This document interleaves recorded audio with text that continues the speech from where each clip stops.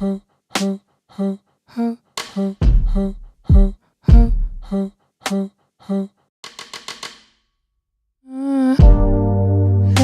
I've been staring at the dark.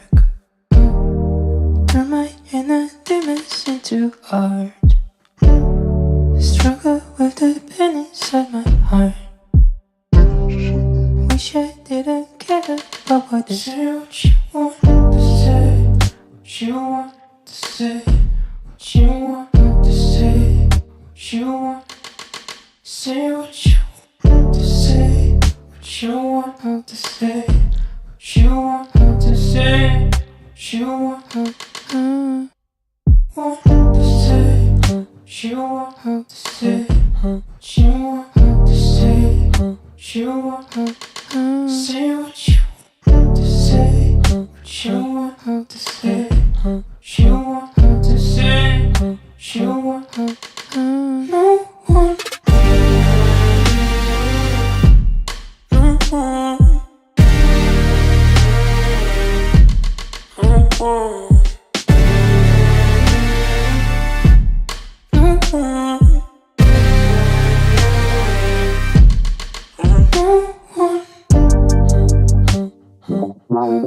no one. No one. No one.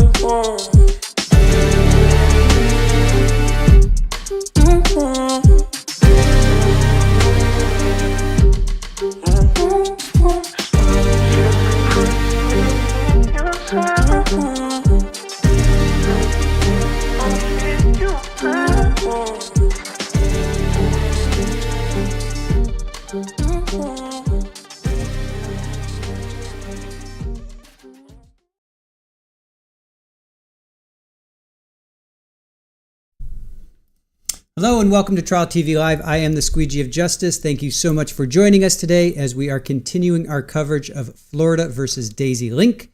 We are into day 3, and as you see, court is already, well, they're there. They haven't actually started yet. But thank you all for joining us, and I just want to get us over here and thank Richard. Richard, I see you stubbed your toe. What happened? Hold on. You broke your little toe last night carrying your dog to bed when I stumped it on the bed roller. I'm so sorry to hear that, Richard. I'm going to give you a shout out for finding that picture of Pedro. We looked high and low, and we could not find a picture of Pedro. And Richard did some sleuthing, and he found Pedro. So there's Pedro's Pedro image. He was arrested, as we found out, as well as Daisy. They both have been arrested before. So that's his mugshot. So there's Pedro. There's Pedro. All right, let's get you over here because they haven't started yet, but they're in the court. Oh, hold on. Maybe they have started. Oh, hold on. Let me get some. Correct. She's also going to. I'm also going to be introducing a jail call through her as well and publishing a jail call. Is there an agreement from the parties on the contents of the statement? That to be skipped over and or redacted? So late last night, I finished going through the entire 11-hour statement. I finished around 2 o'clock in the morning. So I didn't want to call Mr. Tomas at 2 o'clock and wake him up. I have timestamps of what I believe are either irrelevant or inadmissible. Mr. Tomas and I spoke briefly this morning. The only actual issue I believe that exists, there is a point in time in which when Detective Janoris walks in at some point, she goes to Ms. Lang, I have a question for you. What happened on Monday? And I can't remember the exact words that are used, but Ms. Link volunteers that she smashed the window of the truck that we discussed during the Williams rule. Ms. Link's response to all that in context is that was immediately after the victim had pistol whipped her. I can mute that portion in time because obviously the court said that could not be used as a Williams rule. I do think it's relevant in this case, in that context, but if the court's order is that cannot come in, I'll mute that entire portion. So DRS comes back in, and that's an isolated mini conversation. Yeah, it's I have my timestamp here. It is during the full 11-hour statement. It is at 8:29, 8 hours and 29 minutes, and it goes 8 hours, 29 minutes, and 17 seconds. But it is isolated. Correct, yes. That's the only actual portion about the truck that's ever involved, but I do think it goes directly to the state of mind of the defendant. It goes directly to the defense's argument that had been brought out multiple times now that the victim had pistol whipped her prior to, that she was in fear, et cetera, et cetera. I think it goes directly to her state of mind. If the court's ruling still is that I cannot bring that up, I would just ask to revisit it on rebuttal at that point in time, but I understand whatever the court's ruling is. Let's just work backwards. Do you want that in or out, Mr. Gomez? Okay, so it'll be redacted. Sure. Muted, however way. The other parts regarding this person getting arrested, that person getting arrested, are both sides in agreement for those? So I've muted. Well, sorry. Let me phrase it this way. I have my lit support currently working on muting all specific mentions of any actual acts of domestic violence or arrests that are brought up. I intend to elicit testimony from Detective Jimenez that this was a volatile relationship, that there were acts of domestic violence that were occurred, but I don't want to get into the specifics because, as Ms. Link mentions, let me ask you this: how are you going to ask Jimenez about their relationship? Did the defendant tell you that this was a volatile relationship? She actually, the exact words that Ms. Link uses in her statement was this was toxic as hell. Okay. Did she tell you that this was a toxic relationship? Did she tell you that it was volatile? Did she tell you that there were acts of domestic violence that were committed by Pedro Jimenez against Ms. Link? She will answer yes. But all of those words that came out of Ms. Link's mouth are in the recording, right? To a certain extent, yes. Ms. Link gives specific examples. She says she woke up in a bathtub. She doesn't give a time, a date, anything like that, but she says it happened a while ago, which is also corroborated by Ms. Link's statement to other officers that, yeah, Pedro had a past, but that was very long ago. Ms. Link also talks about how, with the bathtub incident, she says, well, that was the last time I got arrested. But why revisit it again with divorce? What's the purpose? Because as of right now, those things really haven't come into evidence, right? The actual acts of domestic violence that are spoken about are not really. But what's the purpose of having divorce highlight? I'm not highlighting. Half a dozen, so. No, I'm not going to have her speak about any of them. And as we talked about yesterday, the only thing that I'm going to have her talk about is did Ms. Link tell you it's a toxic relationship, etc.? Did she tell you there were acts of domestic violence? I don't intend to have her say, yeah, she told me about the bathtub incident. She told me about this. She told me about that. I'm not answering my question. What's the point of having Jimenez repeat these? The jury's already going to hear it from the video. Why? No, they're going to be muted because, again, the court's rulings during the motion in limine that those specific acts were not coming into evidence. The only actual act that was going to be discussed was the pistol whipping incident from 5 days ago. So what I'm asking Detective Jimenez to testify to is, did Ms. Link tell you that there were acts of domestic violence? She will say yes, and then I will stop. Did she say that there were acts of domestic violence that Ms. Link also committed against Pedro Jimenez? She will say yes, and then I will move on.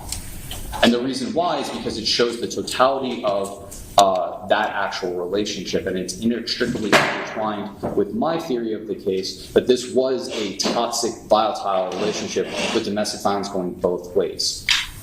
So, Judge, what I would say to that is nobody's disputing that this was a toxic relationship. My concern is we have a statement where Ms. Link talks about why it's a toxic relationship, but we're going to mute that, but then we're going to let this person give a secondhand account of a statement that's going to be in, but it's going to be redacted. I don't see why those two scenarios should coexist. Well, so I don't have to play the statement at all. I don't have. I can publish only even portions of it. The law is incredibly clear that I'm allowed to present evidence as I want to. That this is not applicable to the best evidence rule either. And again, the court has already ruled that those specific acts of violence, either way, are not coming into evidence. So then why would I allow Janoris to say in court, they can't come in? I'm not going to ask her about specific acts. I'm going to ask her, did Ms. Link tell you about Mr. Jimenez committing domestic violence? Did Ms. Link say she committed domestic violence? I'm leaving it in a very broad sense because Ms. Link talks about her actual arrest, which I don't think,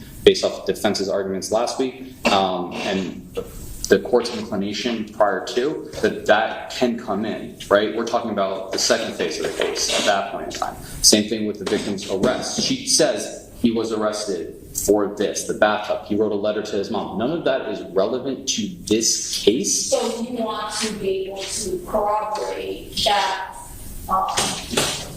there was domestic violence on both sides. Correct. Which is my theory of the case. So what you want to do is the half dozen or so specific incidents from the actual video, based on my ruling, shouldn't come in. But the state still wants to paint a picture that there were acts, not necessarily criminal acts on both sides. And it sounds like a pretty general,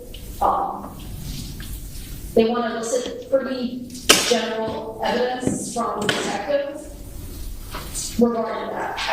I think based on the way that they want to elicit it, it won't be a feature of this detective's testimony. No, it'll be seconds. So what's... Well, if it's limited to the very general questions that he just... Yeah, I misunderstood. I thought you wanted Janoris to say, was there rats in this? Absolutely not, no. Okay, that was my bad. Okay, so if it's limited to those very general questions, then Right, and so it goes into their theory of there were ups and downs. That's you fine. used the word volatile, so I'll allow that. Judge, I want to give you a heads up. I just sent you an email. I copied the state. So there is an order dealing with the custody of the kids. I did locate it. It's part of the dependency case. The clerk will not give me a copy unless you sign an order. So I'm asking. I sent you a proposed order. I don't know if you want to tweak it a little bit, but I tried to cover all the bases there. They don't have the file right now because it just so happens that just yesterday they finally quashed that pickup order, which had been outstanding for a long time. So just so the court knows, now that that pickup order is quashed, maybe Ms. Link's mother will change her mind and provide Pedro Jr. I'm going to be at the state attorney's office on Monday morning to conduct depositions anyways. So if she brings Pedro Jr., then we can resolve that on Monday morning. If she doesn't, I have no control over what she decides to do, but just wanted to make the court aware of it. We'll still need to litigate a few things regarding that child, and then I would also, so I don't know the statute off the top of my head, but there is a statute that says any party, including the court, can move for a hearing on whether or not it will be traumatic to a child witness to testify in front of the defendant.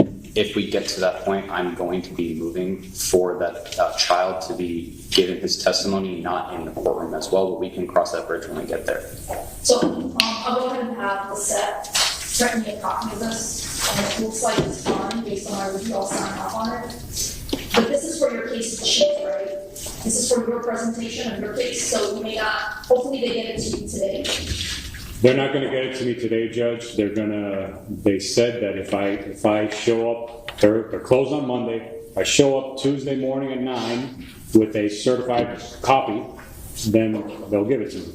I'd ask, We're not today. because they don't have the file because it was in court yesterday, because they just signed that order. Do you know which judge this was? Probably not the same judge anymore, but... How do I say this now? So I asked you, I'm sorry, I just emailed this one. Oh, sure, thanks. I'm not sure which judge it is, Your Honor. You make some phone calls.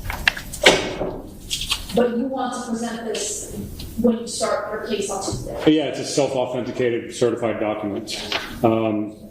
Looks like Michelle Alvarez Barracat signed the order, the old order. I don't know if there's a new judge assigned to it now. It just says cancellation. Still over there, so it's probably. Okay. We'll make some phone calls. And Judge, I'll send you, if you don't mind, once there's a certified order, if there's a way that you can email it to this supervisor clerk, and I'll send you the email. Just, I don't know, so. Once my JD gets it, I'll have her send it over to the clerk. She can copy both sides, and I think I can ask for a certified copy, which probably I'll probably get it before you get it on to. I would think you would. Let's hope they do that. I'm sure they will. I'm sure they're probably giving that professional. Thank you, John. There's one other issue that I spoke to Mr. Tomas about that I think is actually very. Going back to the statement, Sure. We'll just talk about it over lunch. Yeah, absolutely. I have, like I said, I have my own timestamps. I'm asking Mr. Akhtal, the reason why I'm doing this is we don't have the actual statement yet. Like I said, I finished it late last night. I have timestamps, but when I went to my litigation support team this morning, their timestamps are used on a different program that is significantly more accurate than the program that I am given. They're off by about a minute or so. So while we're in the trial, Mr. Akhtal is confirming the actual timestamps, but I have what I have, which I think. What is he literally recording? Basically. Basically. Your Honor, so there's essentially internal timestamps that are already embedded into the actual interview, so I'm just cross-referencing those. And then I'll be able to provide a copy of that to everybody, but I can speak to Mr. Tomas about what I'm actually planning on redacting and removing from that video itself. I wanted to, I'm just going to tell them what to take the jury on that side. Can I revisit a little bit what we discussed yesterday regarding the First Miranda? yes, but also the I'd like to file my email with the court as according to the one. My concerns regarding the spontaneous statement. Okay. Nothing in this email is anything different than what we generally discussed before, but it sort of narrows down my concern about the way that the spontaneous statement came out. And my belief that the instruction I gave to the jury about how the jury should view the spontaneous statement, I think I'm correct. So I just wanted the appellate court to see what I was thinking and the case law that I provided to you all yesterday, so that will be important to the one. Well, in the context that it was said, it's pretty jarring. I understand it may have fallen into the spontaneous statements category. We haven't heard all the evidence yet, and the jury is supposed to keep it in mind. If Ms. Borrello testifies and more evidence comes out about Ms. Link and her self-defense claims, I think that statement is less impactful. Does that make sense, Mr. Tomas? Yes, sir. We still have to look at we're only halfway through the trial. We still have half more evidence, half as much more evidence that needs to be admitted. And there's nothing stopping me from saying something along the lines of the family knew it was quote-unquote a bad relationship, and it's not unreasonable to believe that something bad was going to happen to either side, something along those lines, right? Okay. Not yet. Yes. All right, did you and Ms. Link talk about the Miranda waiver? What is it doing? Yeah, what is the one? Yes, she wants the whole thing in, including. I went back and I looked over the Miranda waiver in the second one. While the police say something along the lines of, so you want to talk to us, we have to go over your rights again. They use the word again a couple times. Which, sorry not to cut the cord off, that's muted. I was going to say, that doesn't indicate that she has invoked her right to remain silent. Just because they're going over the Miranda rights a second time or again, it's not a comment on the silence. So yes, the state is going to mute that. I don't think they need to mute that because this doesn't indicate that. My concern is a comment on the silence. So Yeah, I would just ask they play it, but no commentary, no unsolicited comments from the witness like we had yesterday with that detective. My point is, it's not necessary for us to talk about the first Miranda. Yes. Because the second Miranda doesn't indicate a comment on her silence or the invocation of any rights, number one. And number two, since it's in the benefit of Ms. Link to have this statement come in, I would think that we would want to streamline it. Yes. Do you understand what I'm saying? Yes. So if you, as you and the lawyer, believe strategy-wise, it's better for you to have the statement come in, it looks like it's coming in with certain protections. For example, the jury's not going to know that you were arrested. Does that make sense? Okay. Yes. So what would be the logic in bringing in the first statement where you invoke it? Because they spoke to me outside of the door either way. They were speaking to me the entire time, even though they weren't supposed to. They basically coerced me into signing that second sheet when they took me to the bathroom with an entirely different investigator from the DV department. But at this stage, you're agreeing that what's in the full interview is better for you. Correct. Yeah. For this trial. So why can't we just move on and not from your point of view, understand that you're getting an overall benefit, even though there's parts of it that you don't agree with, the way that they got you to speak, for example. I can understand that. You also understand that there wasn't a motion to suppress filing. So the court didn't have the cops come in and prove to me that your Miranda statement was a knowing voluntary waiver. We didn't have that argument. That's a constitutional motion that could have been filed, just like the standard ground, but that wasn't in front of the court either, right? Right. So that, to me, that's also like a strategic point of view, strategic move by the defense, right? Yes. Okay, so do you want to cover, so it sounds like you don't want to talk about the first Miranda waiver. Yes. Okay, because if you do, you and I have to have an in-depth conversation about what it means for this jury to understand that you invoked your rights, and essentially it's a comment on your silence, which has all sorts of huge constitutional ramifications that need to be weighed in this courtroom for appellate purposes. Does that make sense? Yeah. So why don't you just talk to her real quick about Yeah. us now going into the first Miranda? Because I'm just going to step outside. Yeah, I'll step outside too. Are you off the record, Jason? I think it's a little bit more like seats. I'll step outside.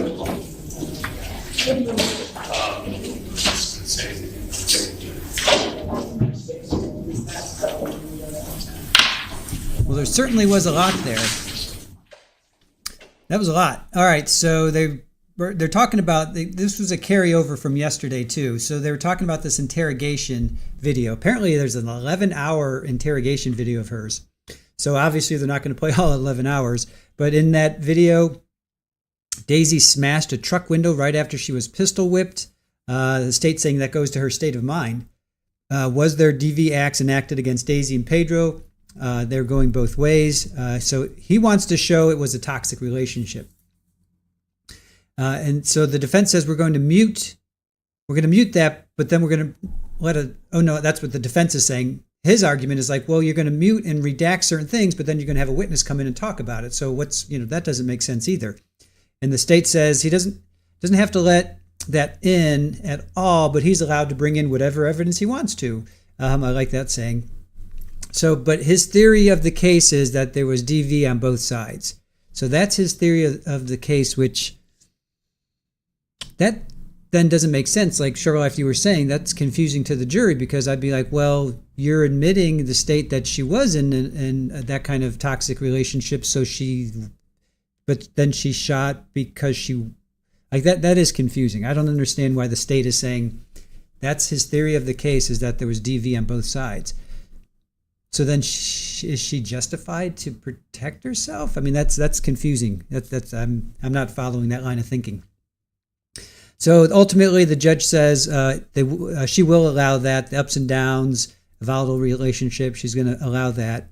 And then they were talking about, defense was talking about the motion for the kid's custody, and that the judge is going to need to sign this motion.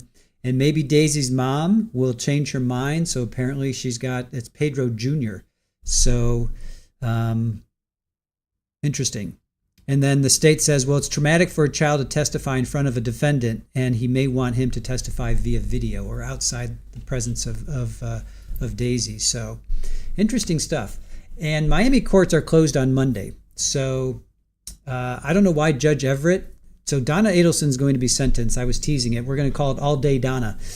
So she's being sentenced. So Judge Everett is opening up his court, but Miami courts are closed. So these guys are closed here. So they're observing Columbus Day. Judge Everett apparently is having people come in for his sentencing. So we're calling it All Day Donna. So we'll be playing stuff up until her sentencing, which is at 3. So that'll be fun. So join us for that. So no court here. Not sure about Bianca, but that's weird because Bianca's, they're not showing live court anyway. So we'll show it afterwards if there is something. Oh, and Kimbers is there. Kimbers is there, and but she said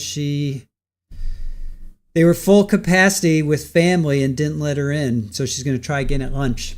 So we're hoping she gets in so that we can talk to her. So don't forget, after this trial ends, we're going to stream Bianca, and we have the full testimony of Bianca's psych evaluation. I think Testra was her name, Dr. Testra. So we have that full testimony, so we'll show that, and then whatever else we can get today. But it'll be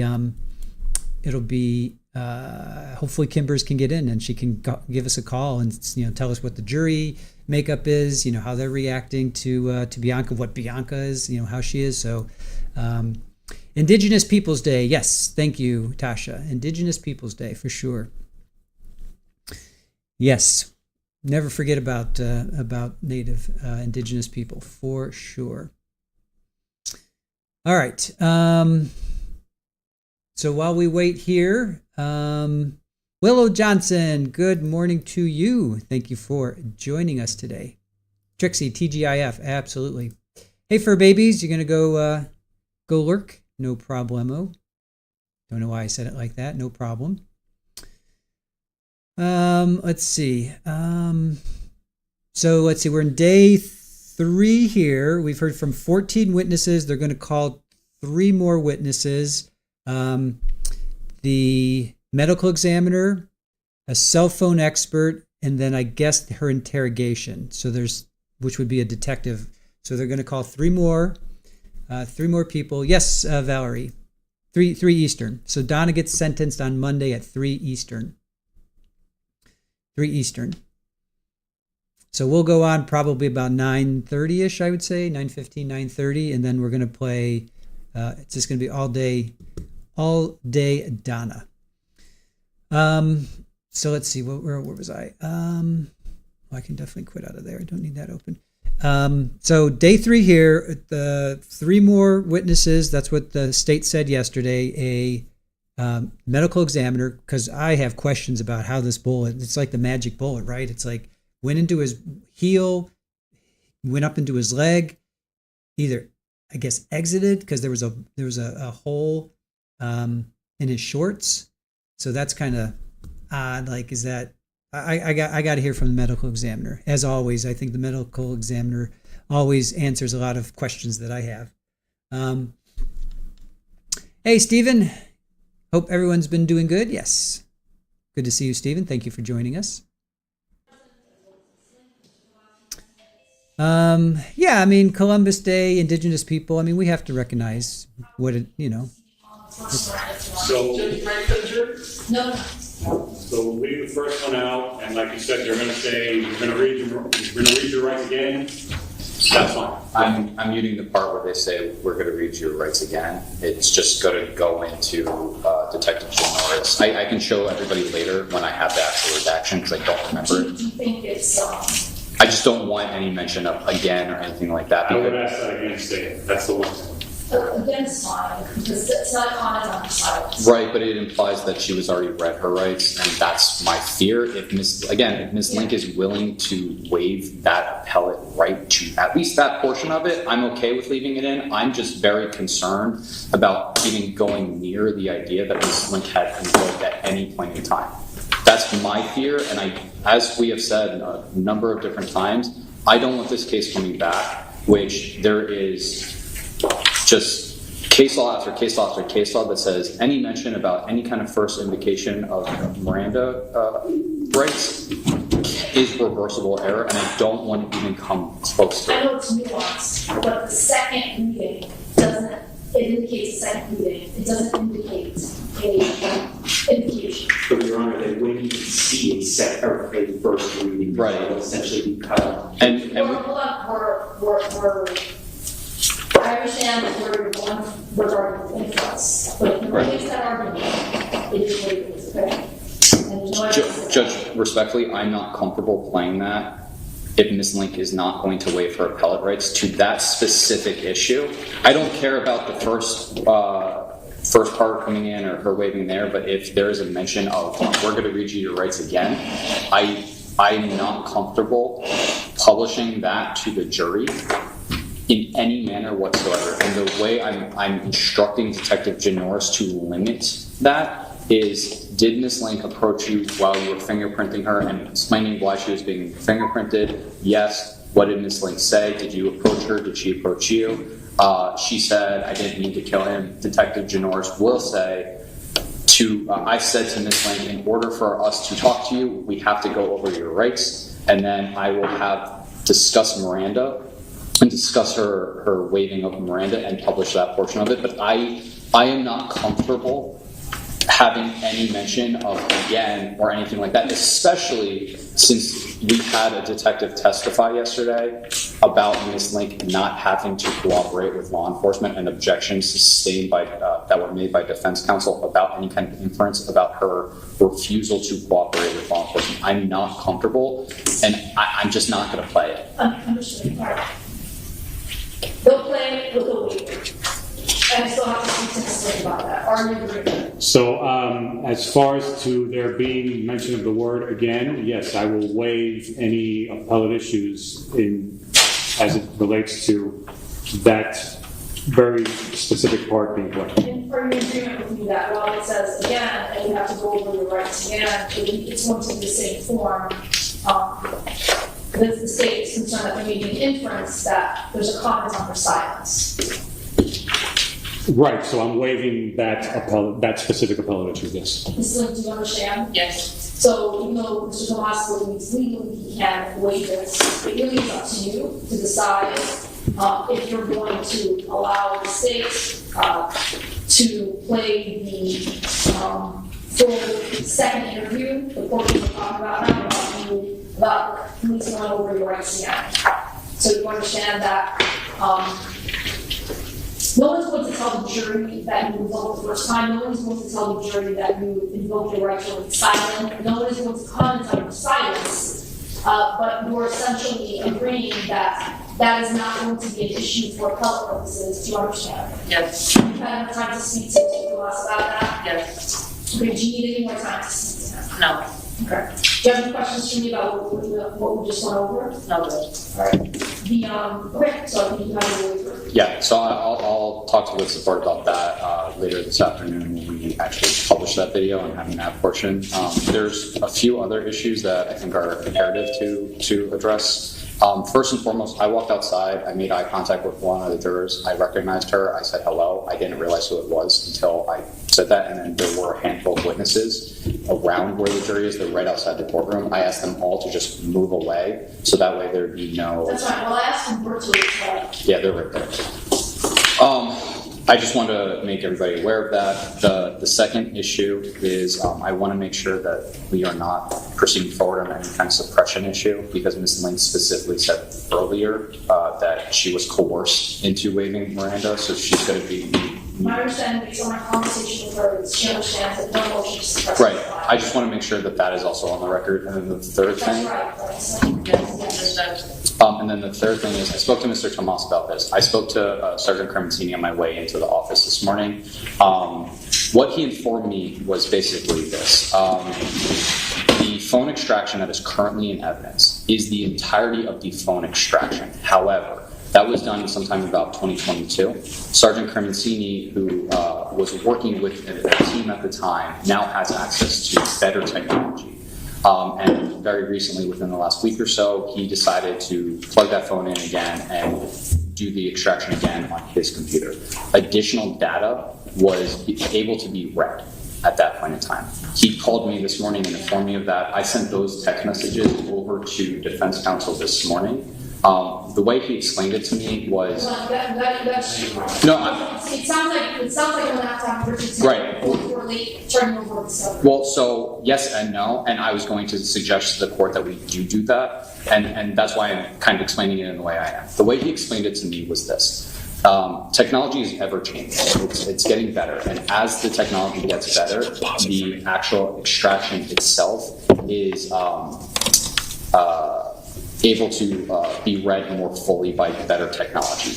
We now have better technology that is able to read that data and different data. The way he described it was basically like the DNA swab. DNA swabs get better over time. It's still the same blood, it's still the same DNA, however, you're able to read more. I sent over what he sent me today to defense counsel, which is a handful of text messages. Please have a word to the jury all the way on the side, please. One man will communicate with me. You're too close to us, please. Those text messages are between Miss Link and somebody by the name or saved in her phone as, I believe, Smoke. Those text messages include references to shooting people, shooting Smoke's girlfriend, etc. As I said, and as the court indicated about the Richardson, I was going to successfully do one. I don't think it actually. Why is Smoke's text message relevant to you? It's not. So that's what I was going to say. It's not a discovery violation because all that data still existed and was turned over. It's just a newer program that is able to read that data more. It's inadvertent because, again, we couldn't read it when this was actually turned over. It's prejudicial because it could affect Ms. Link's cross-examination or her testimony because she says in her statement, for example, that she didn't know anything about firearms, etc., but she's saying this to shoot other people. My remedy to it, I will not use it whatsoever, and it will be excluded entirely, and I'm going to direct Detective Cremencini to discuss on his direct examination the betterment of technology over time, and if he has done anything recently, specifically about the videos on Ms. Link's phone. So it's only relevant. The betterment of technology is only relevant about the videos on the phone. Correct. Have those been played? One of them. All right. Is there something else that's going to be played? Yes. And do you have access to that issue from us? Do you know what it is? I'm not sure if there's any new information that I didn't already have. So there's a few of them. There's the defendant and there's the defendant and the victim exiting the vehicle together, which I'm going to talk to him about the actual timestamp on Ms. Link's phone on that, which is somewhere in the 10:30 time. 10:31. That's the day of the shooting. The night before. So the shooting happens at like 3 a.m. They get outside of the vehicle at 10, which is corroborated by Ms. Link's own statement. There is a video that I plan on publishing later with the children also, them acting as a family, and then the actual shooting itself. I was planning on talking to him about the timestamps. And these are all 1 or 2 days before the shooting. This is the shooting, the night of the shooting. These have already been turned over, and what I'm going to ask Sergeant Cremencini is, were you able to verify the 2022 extraction to whenever you did it recently? Are the videos changed in any way? And he will answer no. He will actually say exactly, I believe he said it was 861 videos that were on Ms. Link's phone are the exact same from a few weeks ago to the day that it was extracted. There's no change whatsoever when it comes to the videos. So, I guess just so the sufficiency of the investigation, they explain it that, which is why the testimony will come about recency and extraction of videos on the phone, even though they had it for 3 years. So it sounds like, at least with the videos, I have all the videos already. The only difference is that they were able to get timestamps from within the data. No, so if you look at my computer, I'll show you. So if you look at, I know the court can't see it, but just for the purposes of the record, if you look on the actual Cellbrite report, which is what is furnished to me, the shooting occurs and there's a timestamp of when it was created at 6/25/2022, and there is a 6-minute and 57-second video. Part of that was published yesterday. It's created at 3:06 a.m. when this link is seen, it's about 6 minutes into the video.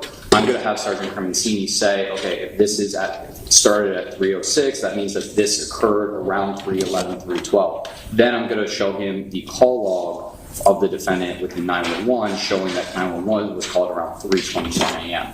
All of this has already been in defense counsel's possession. Nothing with regards to the video has changed whatsoever. The only difference is that the technology changed so that we could better read information, and these text messages that were now being able to be read were now furnished to defense counsel. I do not intend to use them whatsoever. I wanted to make sure that that was on the record, that I am giving the remedy of that exclusion of that evidence, regardless of and the few that you want to play, because you already said that she came looking for him at, what's his name, Brian, what? Kevin Bonilla. Kevin Bonilla's house. It goes hand in hand, that they were getting along. Correct. Until the time of shooting. Yes. So it sounds like it's terrible. So I don't have a problem with the better being able to pinpoint the time that the videos happened based on this new data. That's fine. No. The extraction that I have. This is from 2022. Nothing has changed.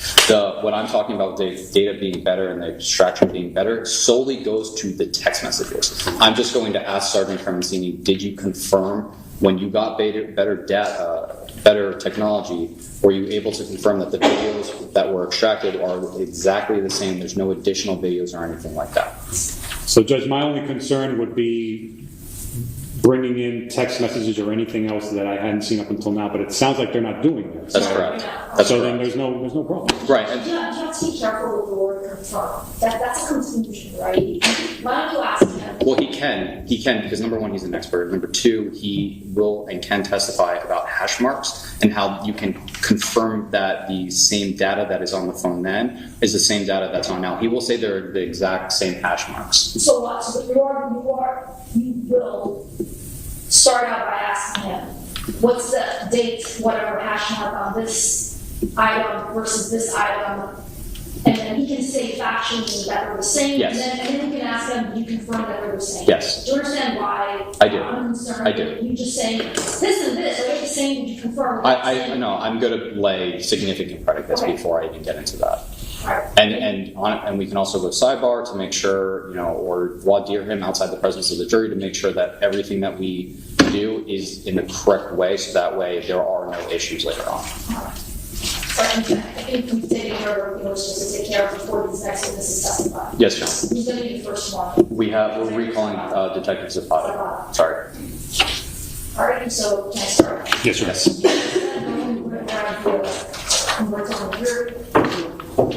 If you need to do something, no, just gonna have to catch that out here. I'll send you a mess. You want to have chairs and I'll keep watching.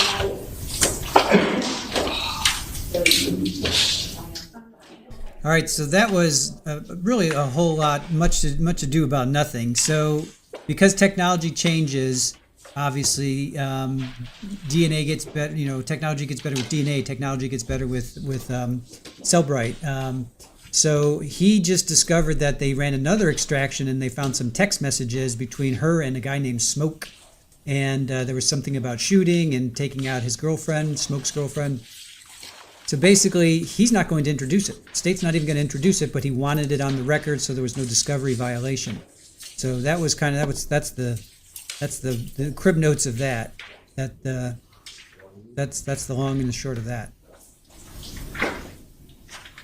So he just didn't want it to come back and say, hey, you've got new information. He's not even going to bring it in. So it's just these text messages.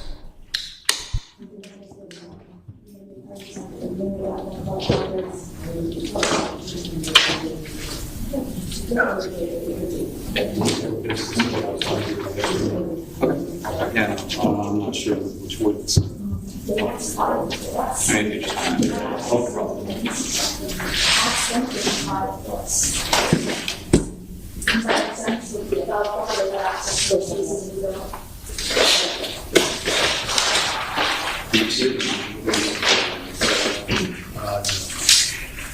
Greg, can I see?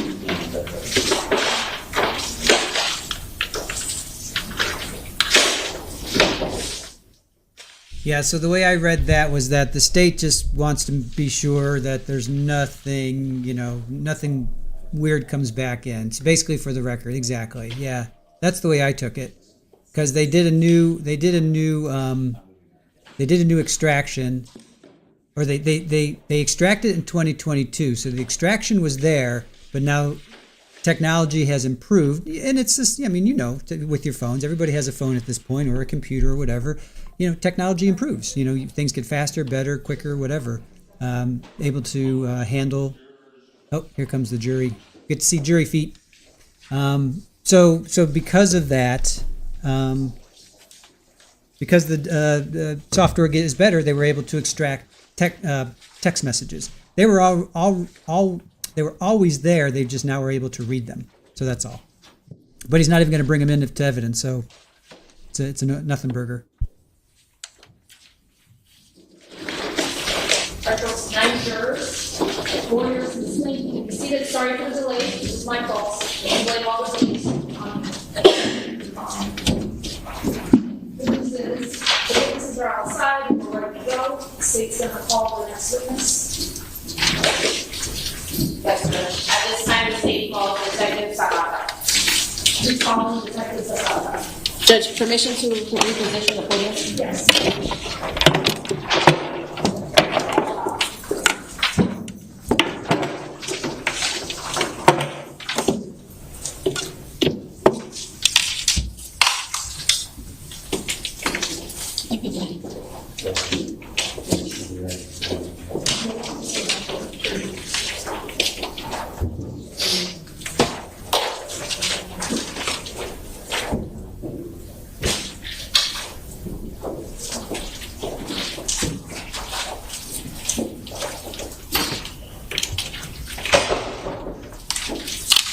You're still under oath from the last time you testified. So we're not going to swear you again, but you're still under oath. Okay. All right, thank you.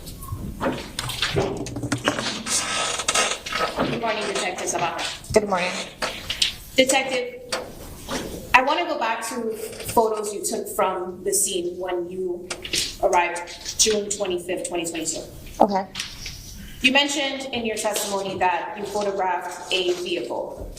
That's correct. I want to focus on the vehicle that was in the alleyway. What kind of vehicle was that? It's a silver SUV. And did that vehicle have blood on it?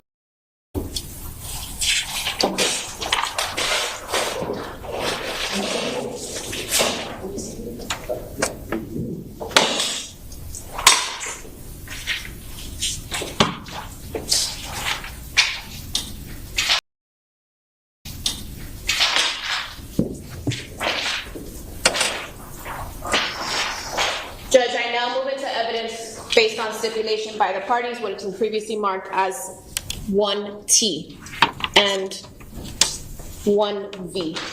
1U, sorry, Judge. Yes.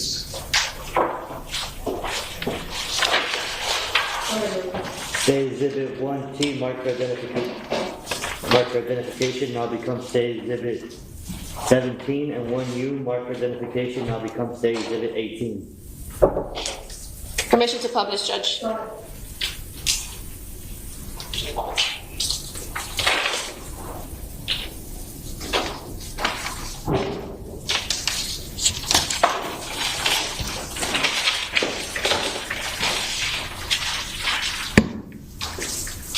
Detective, where is it that you photographed that there was blood on this vehicle? That's on the exterior of the driver's door.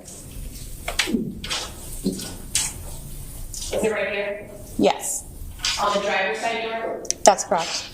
I also want to show you,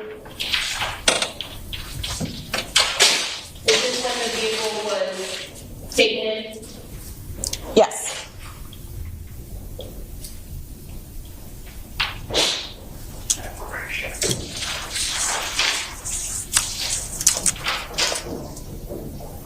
Did you seal off the vehicle, Detective, when you got to the scene? Yes, I did.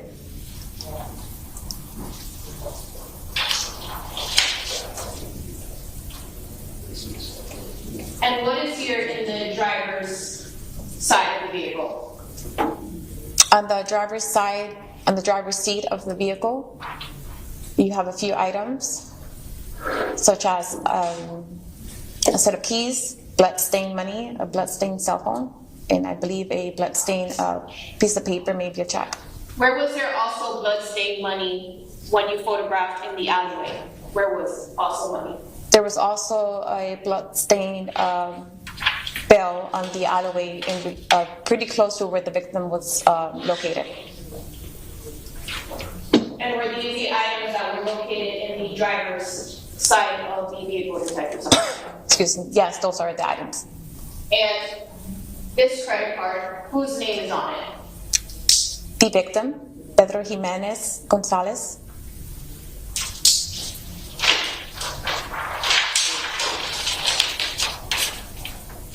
I want to go back to this photo right here quickly. Do we see what's on the passenger side? Yes, that is a blue tank top.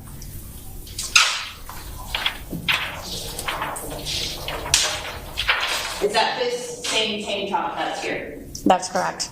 Would you say that that is a woman's tank top or a men's tank top? Woman. Hold on, stop. It's the same. She's gonna ask another question. What about this type of clothing? Was that also found in the car? Yes.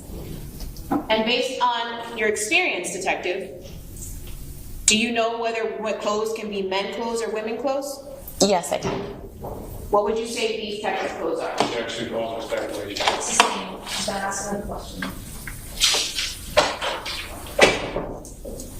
Now, Detective, I want to go back to the blood trails for a moment. Did you have a chance to accurately and thoroughly review your report? Yes, I did.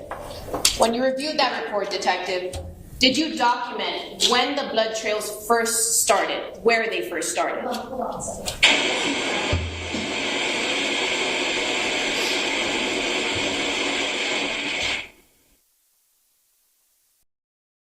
And we got our first sidebar of the day.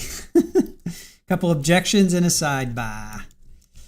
So she's asking about the blood trails. Blood trails, where did they first start? So this is Detective Nara Zapata. She photographed a vehicle, had blood on the exterior driver's door. There was bloodstained keys and money. Remember, Daisy went in and into Pedro's shorts and took out items, took out a wallet, I guess, and some keys. There was a credit card that had, so he was bleeding, obviously up by his groin. So I don't know how. I mean, you guys are talking about, I think Pammy, he's running away, right? And his heel comes up and she shoots him and it travels all the way up. I mean, I just don't understand I cannot wait for the medical examiner, because I'm trying to wrap my head around how this bullet went into his heel and traveled so far up that his pants pockets were his keys and money in his pants pocket were soaked. So interesting. And I lost my closed captioning. I'm bummed. I don't have closed captioning anymore. All right.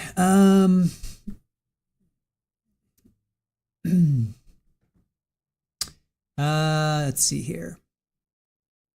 Laws coming in. Good to see you. Yeah, it just started, literally just started, but there was a lot of pre-trial banter going on before. We're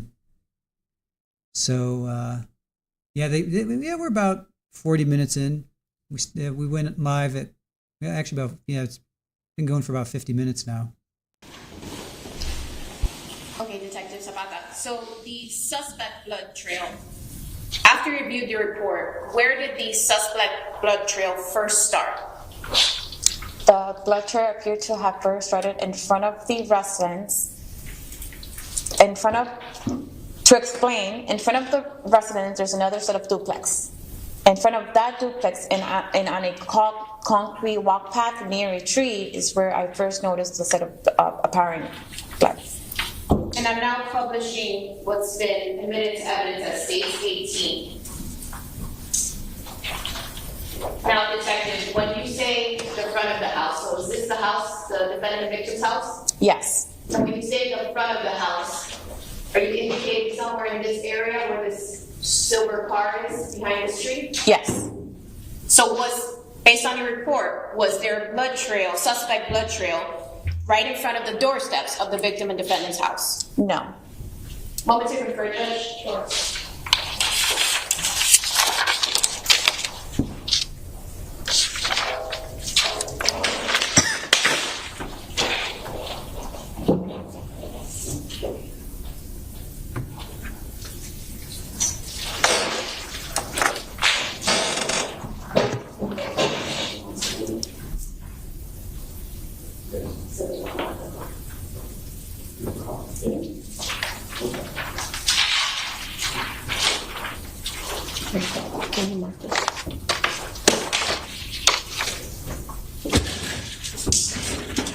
Detective Zapata, was mail also found in the car when it was impounded? I'm sorry, can you repeat the question? Was mail, a piece of mail, also found in the car when it was impounded? Yes, that's correct. If I were to show you that, would you recognize it? Yes.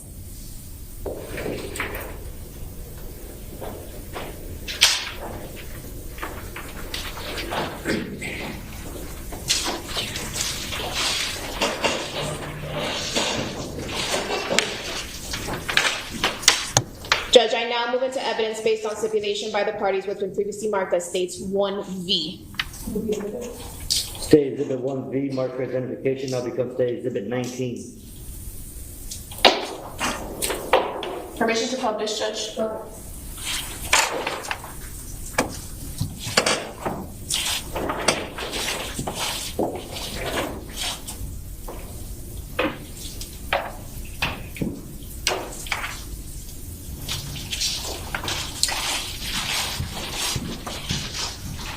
Now, Detective, is this a piece of mail that you saw? Yes. Whose names are on the piece of mail? Permission to approach the witness, Judge?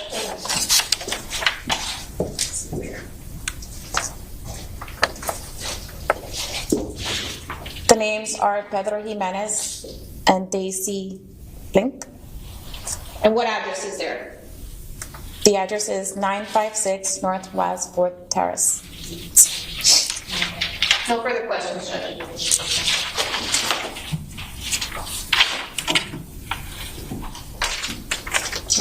In cross-examination for officers about that? Yes, Your Honor, just a moment.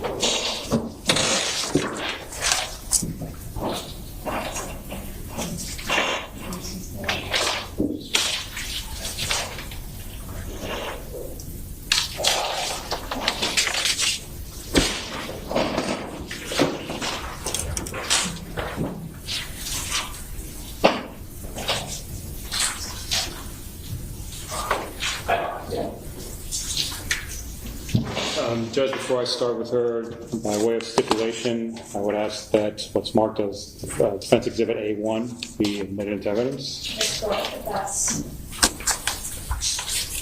Defense Exhibit A1, marker identification now becomes Defense Exhibit A. So, ma'am, we spoke yesterday. I'm going to show you this again. I'm showing you what is already in evidence as State's Exhibit 6.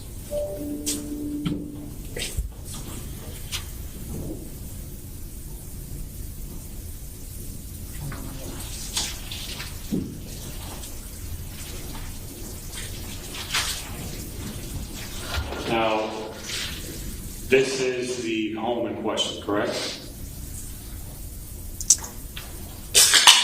Yes.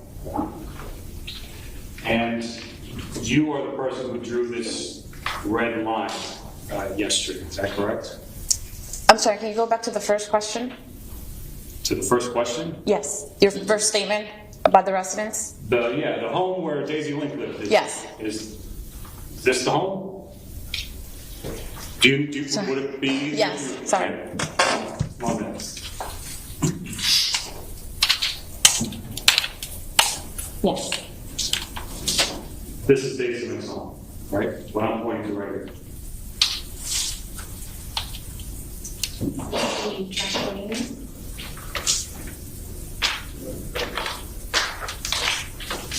I'm not mistaken, this is the residence. Oh, this one? Okay. So I'm gonna show this to you real quick. But, you see the line that you are the person who drew this red line, correct? Yes. And you would agree that it's a little hard to see that it's red, but right here, you drew a line that came all the way here, right to this area, which is where the front door of the residence would be. Is that correct? Sorry.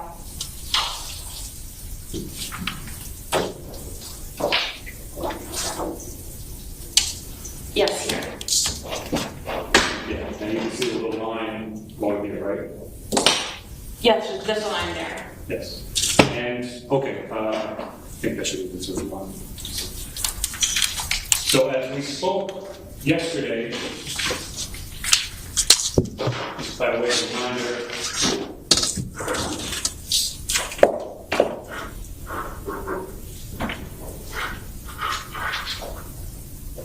there was some, you also drew a line over here, this area here, this area over here, but there was no blood in this specific area right here. Is that Correct, that line was to show the alleyway. Okay. The blood was on the other side, which is over here where all this is, right? Yes, there was blood leading up to where the victim was found collapsed. And as far as your investigation goes and what you were able to determine, the blood trail began in this area here, in this general area here where this line starts. Is that correct? Further, I don't recall the direction, but further, because of the trees, you can't really see the concrete walk path, but it's more so towards the front where there's a tree. You can't really see it in the picture. So it's in front of the residence, not so in front, but in front of the residence and in front of the duplex, where you see the bushes of trees. That's where the blood appeared to have started. All right. So, just to be clear, the blood trail appears to start near the front door of that residence. No. Okay, how far away from the front door of the residence is it? I would say if I'm standing... From me to you? If I'm standing in front of the residence, approximately maybe 15 steps, maybe, approximately. Okay, so maybe a little bit less the distance between me and you right now? I would say a little bit more, maybe. 15 steps is further away than I am from you? I don't know, I'm giving you an approximate. I can stand up and walk toward and count. Well, 15 steps, right? Approximately, could be more. Could be more. Could be less too, right? You're not certain. Correct. So, other than the items that we, other than the items that you discussed a few minutes ago, Mr. Jimenez's license and some other cards and wallet were found also. Is that correct? I would have to take a look at the photos. Sure. Judge, if I may approach, I'm going to show you what's marked as Defense Exhibit 1. Does that appear to you to be the license of, well, actually, 2 licenses of Mr. Jimenez? There's 3 pages there if you want to take a look.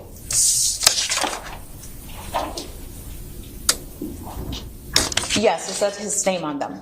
And there's 2 of them, right? Yes. Do both those licenses have the same address?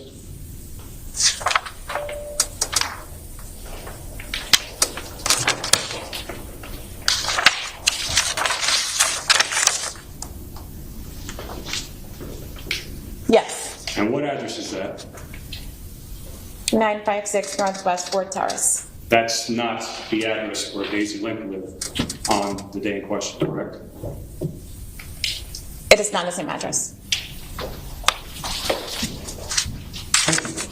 No further questions?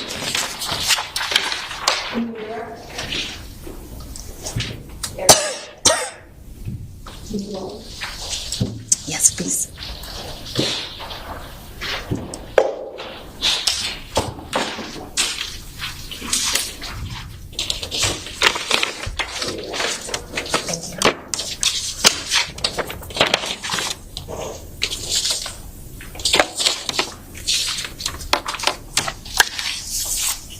Judge, permission to approach? Ms. Zapata, is the address that was listed on Mr. Jimenez's license to your left the same address that was listed on the mail that was found in the rental car to your right? Yes, it is. And does that mail also have Daisy Link's name on it? Yes, it does. And was this mail found in the car that Miss Link was driving the night the victim was shot? That's correct. Objection calls for speculation as to Ms. Link was driving the car that night. Same. You want to ask a question? I already asked, Judge. Is that the same car that was found on the scene next to the victim's body in the alleyway the night he was shot? That is. No further questions, Judge. Okay, you said that.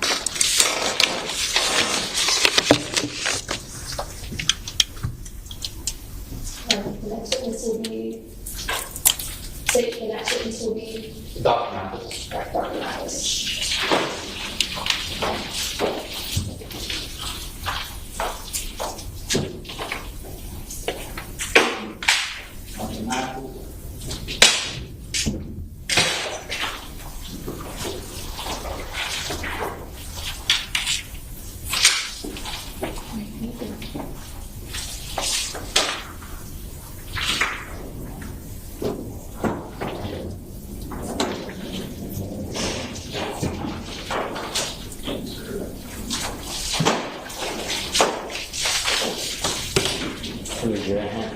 He's on to our friend and testimony about to give the truth, the whole truth, and nothing but the truth. I do.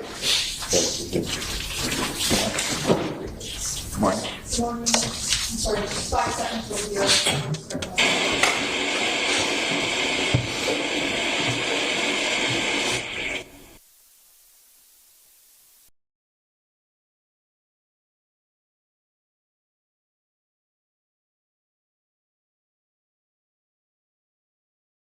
So I believe this is the ME. They said the ME was going to testify today, and this is a doctor. So I'm going with this is the ME. So hopefully this will sort out this trajectory.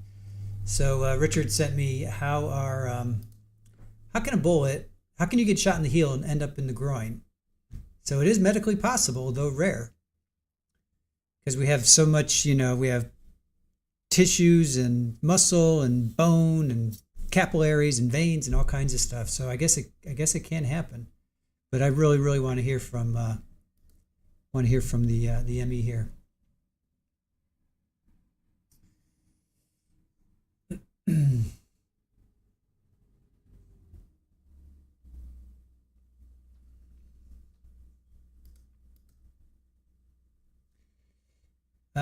You stayed and finished everything last night. Fix the projector, so maybe so.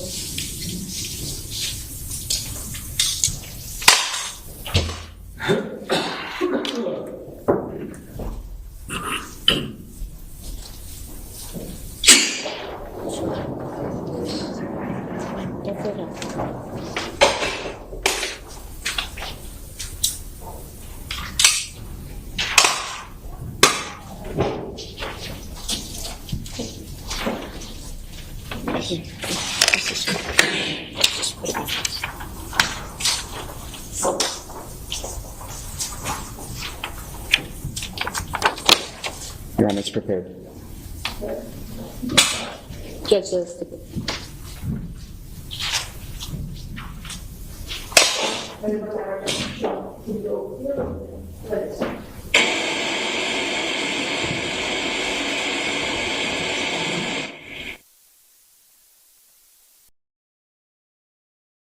Yeah, I totally get that. If he's running away, we all get that, right? So his foot would be facing her. I'm just thinking about like the odds of that happening just blow my mind, right? Like for her to shoot and then for his foot to be in that specific spot so that it goes through his heel, right? I mean, just the odds of that happening are just mind blowing. But that could be. I mean, if his leg is parallel with the ground, right? Like this is your knee, here's his foot, and he picked it up and shoots through. That's just amazing, but we'll see. See what, see. I thought the round hit the ground first. I thought so too, Kelly. I thought so too. I thought she aimed at the ground. That's what she said. She aimed at the ground, it hit the ground and ricocheted up. At least that's what they were saying. I think that's what the state said. Or I'm sorry, the defense. Hold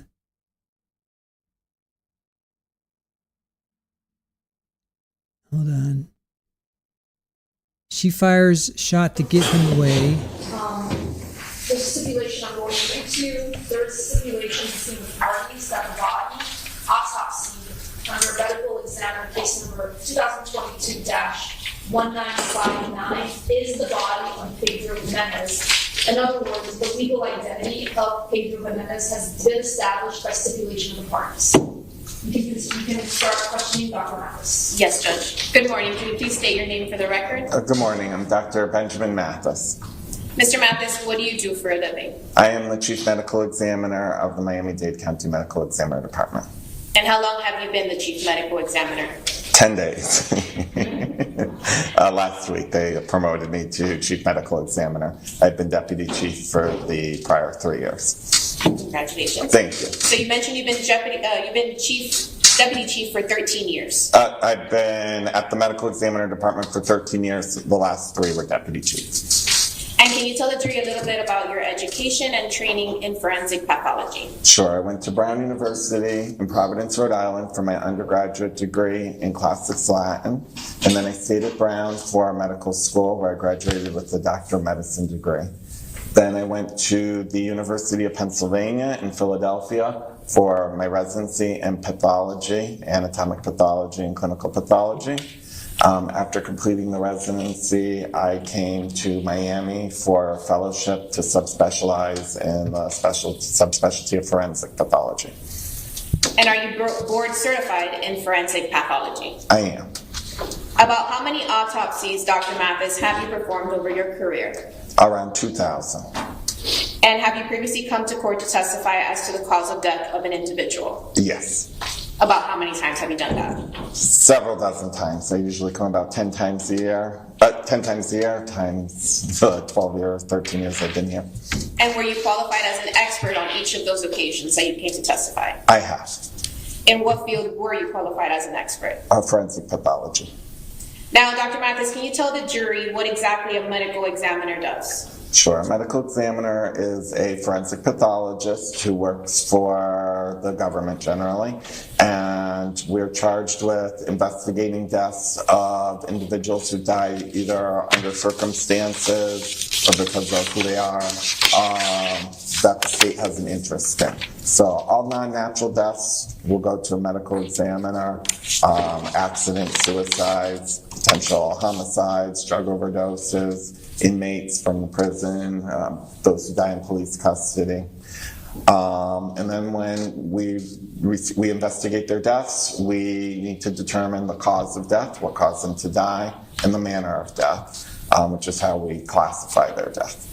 We'll perform whatever investigations or studies we need to do, whether it's a record review looking at their medical records, to performing a full autopsy, performing special dissections, having special tests run, studies done, also that we can determine what the cause and manner of death is. And were you working as a medical examiner for Miami-Dade County on June 25th, 2022? I was. Are you the original medical examiner who did the actual autopsy on the victim, Pedro Jimenez? Yes. So I want to talk about your involvement in this case, Dr. Mathis. When did you perform that autopsy? June 26, 2022. Where did you perform it? At our office. It's a medical examiner department. It's right across the street from Ryder Trauma at Jackson Medical Center next to Miami-Dade College Health Campus. And when the body arrived for autopsy, what was its general condition? He was in a fresh state. He had soiling from blood staining on his legs. And did you observe any signs of medical intervention, such as bandages, anything like that on the body? Yes, he had a tourniquet on his right thigh. Now, can you walk us through the steps you take when performing an autopsy, Dr. Mathis? Sure. So first, we capture the height and weight. We take a receiving photo of the individual. Then, if it's a suspected homicide, we'll get pictures of the hands. Then we'll collect fingernail clippings as evidence. The body will then be washed. We'll take photographs, overall photographs of the individual. And then if there are any tattoos or injuries, we'll take photographs of those. Once the photographs have been taken, then the doctor will take any written notes about the external appearances of the body, of the tattoos, of the injuries. And then at that point, an internal examination, or what people colloquially will call the autopsy, will begin to be performed. So you mentioned a lot of stuff there. Yes. So I want to break that down. Can you explain to the members of the jury what an external exam is? Sure. So external exam sounds just like that. We're taking note of the external features of the body. First is the routine. Their body size, their body habitus, their height, their weight, their eye color, their hair color. And then we will, after all the regular stuff has been documented, then we'll turn toward tattoos and scars. And then then we'll move into injuries. If there are any external evidence of injuries, then we'll document those down as well. So you mentioned that you document tattoos. Did the victim in this case have a lot of tattoos? He did. And was one of those tattoos the name Daisy? Yes. Now, you also mentioned you start with external injuries, so I want to talk about those. What external injuries did you observe on the victim's body in this case? Yes, so he had a through-and-through gunshot wound on his right thigh and a through-and-through gunshot wound on his left foot. Now, Dr. Mathis, you mentioned a through-and-through gunshot wound through the right thigh and left foot. Yes. So I want to break that down. I want to start with the left foot.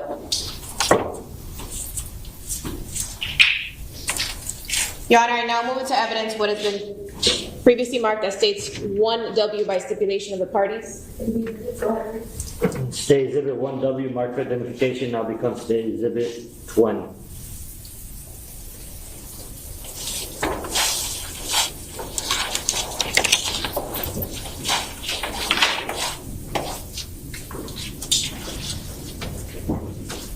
Now, Dr. Mathis, is this the victim's left foot? It is. Now, you mentioned that he had a through-and-through gunshot. Yes. Can I come down? I don't have my glasses.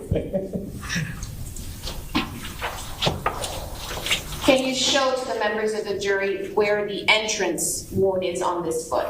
It may be hard for you to see it well, but the entrance wound is on the bottom of the left heel. And how do you know it's the entrance wound? So, in general, entrance wounds are round. They can have a rim of abrasion. In this case, though, his skin is different than the rest of the skin on the body. Regular skin, a lot of it has hair. Foot skin, the plantar skin, the skin on the bottom of the foot, it's thicker, it's more elastic than the rest of the body. Anybody who's done a foot rub can attest to it or had to remove a splinter. So when a bullet goes through the skin of the sole of the foot, the plantar skin, the tissue is very elastic, so it will retract, allow the bullet to come in. So when you have an entrance wound on a bottom of the foot, you're going to see more of a slit-like appearance. In this case, you can even see the halo where the bullet tunneled in, but the skin retracts after it, and it's just the nature of the skin on the bottom of the foot. And in this picture, where is the exit wound? The exit wound is on the Achilles tendon region on the back of the heel. How do you know that's the exit wound? Exit wounds are irregular. Oftentimes you can take them and push them together, the edges together. You can see that this has a kind of slit-like irregularity to it, and that the pieces fit together like a puzzle. And now, Dr. Mathis, looking at the entrance and exit wound, can you determine the path the bullet took when it entered the foot? Yeah, so this is the entrance room, that's where it's entered. This is what we call perforating room through here. So it's entering through the sole of the foot, the left heel, and it is going through the soft tissue and coming out the back of the heel region by the region. Now, Dr. Mathis, you also mentioned that the foot is flat and it has tougher skin, is that right? The sole of the foot, yes. Would a person wearing a shoe, would that move the path of the bullet when it enters the person's foot? Move the path of the bullet. So sometimes when you're wearing clothing or shoes, it can change the appearance of the entrance wound. It can add irregularity to it. It can also help us to confirm what we're seeing. So if you're looking at this or you're less experienced and you don't have a lot of experience looking at plantar wounds on the bottom of the foot, you can look at the clothing and you can, or the shoe, and you can interpret the directionality from the shoe or the clothing itself. And what is this photo here? That's a close-up of the exit wound on the back of the heel on the Achilles tendon region. I'm sorry, it's an Achilles? Achilles tendon region, the back of the heel. And how do we know that's the exit wound? It has all the features of an exit wound. So you can see the skin kind of fits back together with a puzzle piece. If I push the edges together, it has an irregular linear. It's kind of linear, but it's irregular. That makes the features of an exit wound. And what about this photo? That is a close-up of the entrance wound on the bottom of the foot. And how do we know that? Because of the way it looks. So, like I said, normally an entrance wound is going to be round, but because of where the location is on the sole of the foot and the nature of the skin down there, entrance wounds on plantar surface can look linear. The bullet just kind of separates the tissue, comes in, and the tissue collapses behind it. Now I want to go back to, you mentioned shoes, and that can change the shape or irregularity of a wound. Was the victim in this case wearing shoes, do you know? Yes. Did you receive those shoes? I did. What kind of shoes were they? They're like a boot, casual boot. Judge, I now move into evidence what has been previously marked as states 1X.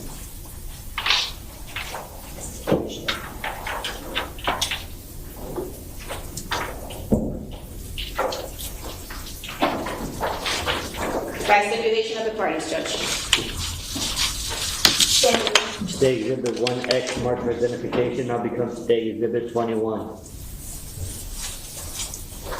Permission to publish, Judge? Yes. Dr. Mathis, are these the shoes that you received from the victim, that were recovered from the victim's body? Yes. And what are we looking at here with the white, where the white stick is pointing? So there is a hole next to the white stick. This is the outer edge of the left heel region of the shoe. And then below it you have red discoloration, which looks like blood to me. This is just a further out photograph, so you can see the entire shoe. What's interesting about this picture, Dr. Mathis? So this is the back of the shoe, and if you recall the wound I kept referring to as on the Achilles tendon on the back of the foot, this correlates with it. This is where it came out from. So it came out of the skin, and then it came out of the shoe, creating this irregular defect here. So that's where the exit wound came out of? Yes. And where was this, what part, is this the entrance or exit wound entry? This is the entrance wound. You can see the fibers of the fabric or leather are pointing inward, and it's creating a defect. So that's consistent with entrance wound from clothing. Now, you also mentioned that in this case, the victim had a wound to the left foot and a wound to the right thigh. That's correct. I want to talk about the wound to the right thigh. Judge, I now move into evidence what has been previously marked as 1Y by stipulation of the parties. Stay Exhibit 1Y, marked for identification, now becomes Stay Exhibit 22, Judge.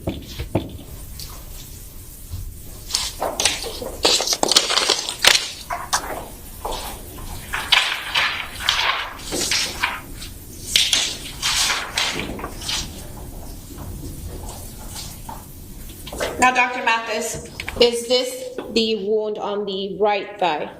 Yes, so what you're looking at here is the victim lying on his belly on our autopsy table. So you're looking at the back of his lower extremities, the back of his legs. His buttock would be here, right above where the picture cuts off. And is the wound to the right thigh, did it have both an entrance and exit wound? It has both an entrance and an exit. And this wound is the entrance? Is the entrance. How do we know that for the right thigh?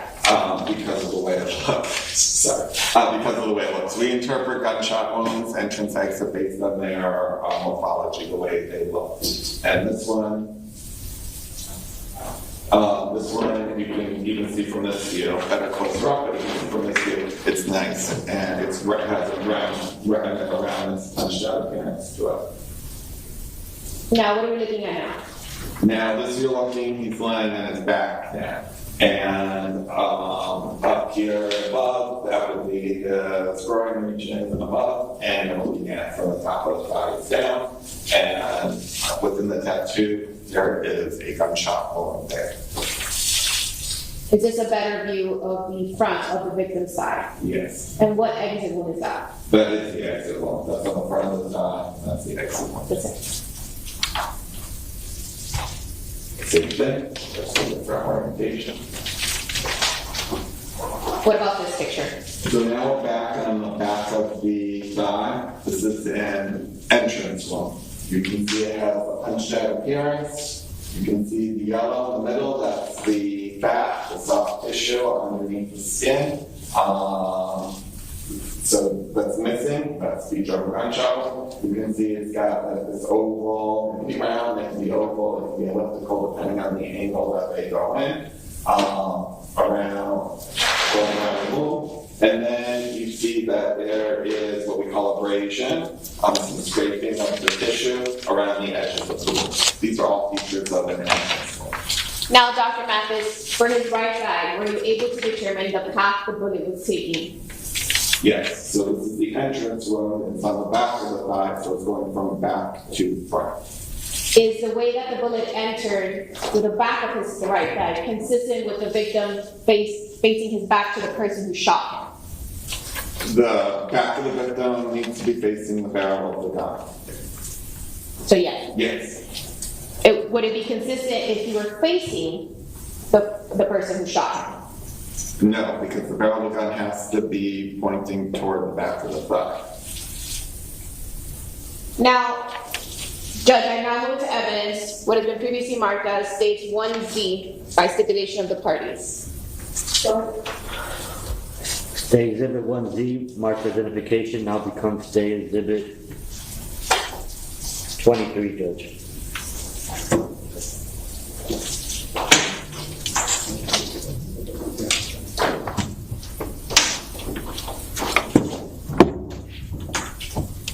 Judge, permission to publish? Yes. Now, Dr. Mathis, what are we looking at here? We're looking at the exhibit line flat on his back on the autopsy table, and I took hospice probes and ran them through, placed them through the pathways of the two gunshot wounds. So this is the wound to the foot. Correct. And now it kind of makes more sense when you saw the shoe and how it looked on him. Harder to appreciate when you're just seeing the whole stuff. With the probe, it makes it easier to visualize. Now, Dr. Mathis, I want to take everything together, what you said. We spoke about the left foot, the path of the bullet. We spoke about the right thigh and the path of that. Judge, I now move into evidence what has been previously marked as 1K by stipulation of the parties. Stay Exhibit 1K, marked for identification, now becomes Stay Exhibit 24, Judge.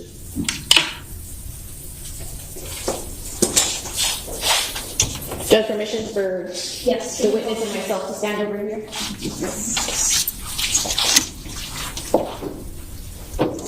Now, Dr. Mathis, can you explain to the jury what this diagram is indicating? Sure, so this diagram here in the middle is the notes I take during the autopsy. We call it a body diagram sheet, and that's where I'm marking down his hair color, our tattoos, and then I noted where the wounds were, what their size is. And how did the bullet first enter the body? How did the bullet first enter the body? So he has an entrance wound on the left foot. That's coming out the back of the left heel region, and he has an entrance wound on the right thigh in the back that's coming out the front of the right thigh. How is it possible that the way the bullet entered, how is it possible with that angle? How would the victim have had to have been standing for the bullet to enter the way it did? From the bottom of the foot? Yes. So that's bottom of the foot. So to get an entrance wound on the bottom of the foot, the gun has to be under the foot. So if the foot is on the ground, it has to be, I guess, on the upper floor and coming through the ceiling, or the foot has to be in the air in order for it to go in. So since that scenario doesn't really make sense, the left foot needs to be up in the air in order for it to be facing the barrel of the gun. Could that be consistent with if the victim was going to try to run, that his foot was up? Would that be consistent? Yes. Now, once the bullet enters the left foot and exit, where does it go? So then it comes out the back of the left foot. And then where does it go? And then it's going to continue in the same trajectory along a straight line until it hits something else. And then can you just... Or just drop to the ground. And then for the thigh, can you talk about how when it left the foot and it enters the thigh, how that's possible? So, yes. So the same bullet could cause both wounds. It can go from the outer edge of the left foot, the left heel, to the back of the left heel region. And then the foot's up in the air, it can go into the back of the right thigh and out the front. So it goes through the foot and then through the back of the thigh and out the front. And you're indicating that the record reflects that the witness had his left foot up and his front was facing the judge. Right, so your right leg has to be forward, your left foot is up, and you could create that pathway. And your back has to be facing the person who's shooting. Yes, so this is the back of the foot, yes, but that's where it has to come inside. Now, Dr. Mathis, looking at the wound tracks, is it possible that a single projectile did this? Yes, in the way that I just described. And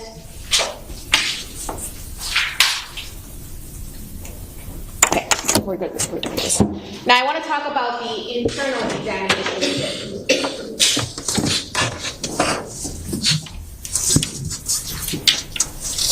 Did you perform an internal examination? I did.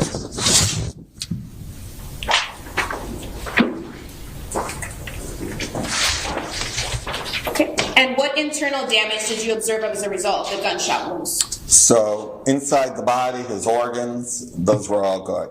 I had to do a special dissection on his right thigh to document the injuries going on within the soft tissue. And he had a lot of blood and bleeding in the muscles of his right thigh in the region of that gunshot wound. And he had holes in his femoral artery and femoral vein. You mentioned he had holes in his femoral artery and vein. Did the bullet strike or sever those major arteries? Yes, the bullet struck those arteries. And now, Dr. Mathis, based on your expertise and experience, would an injury to the femoral artery, such as a gunshot wound, cause rapid or severe blood loss to someone? It will cause severe blood loss. The blood comes from the heart, is pumping. The femoral artery comes off after the aorta branches into the iliac. The femoral artery is one of the branches that comes off the iliac artery, and it supplies blood flow to the rest of the leg. So it's a very important blood vessel, and it will bleed, and you will lose a lot of blood from it. And are you able to estimate about how quickly a person can lose consciousness or die from such bleeding? So when we're talking about a femoral artery, it will take longer than, say, if you have a hole in your aorta or a hole in your lung or a hole in your heart. It's a bit downstream, so it can take several minutes. And then there are things that can mitigate it. If you're applying pressure, or if for some reason the muscle tissue is compressed around the wound, anything that's going to apply pressure to that area can slow down the bleeding. Now, you also mentioned that several things can mitigate that. Let's say, Dr. Mathis, that there was no mitigation. There was no covering or trying to prevent the blood loss. If pressure is not being applied correctly, how fast would the victim take to die from this type of wound? It can still take several minutes. And is based on your knowledge, was that consistent with what happened to the victim in this case?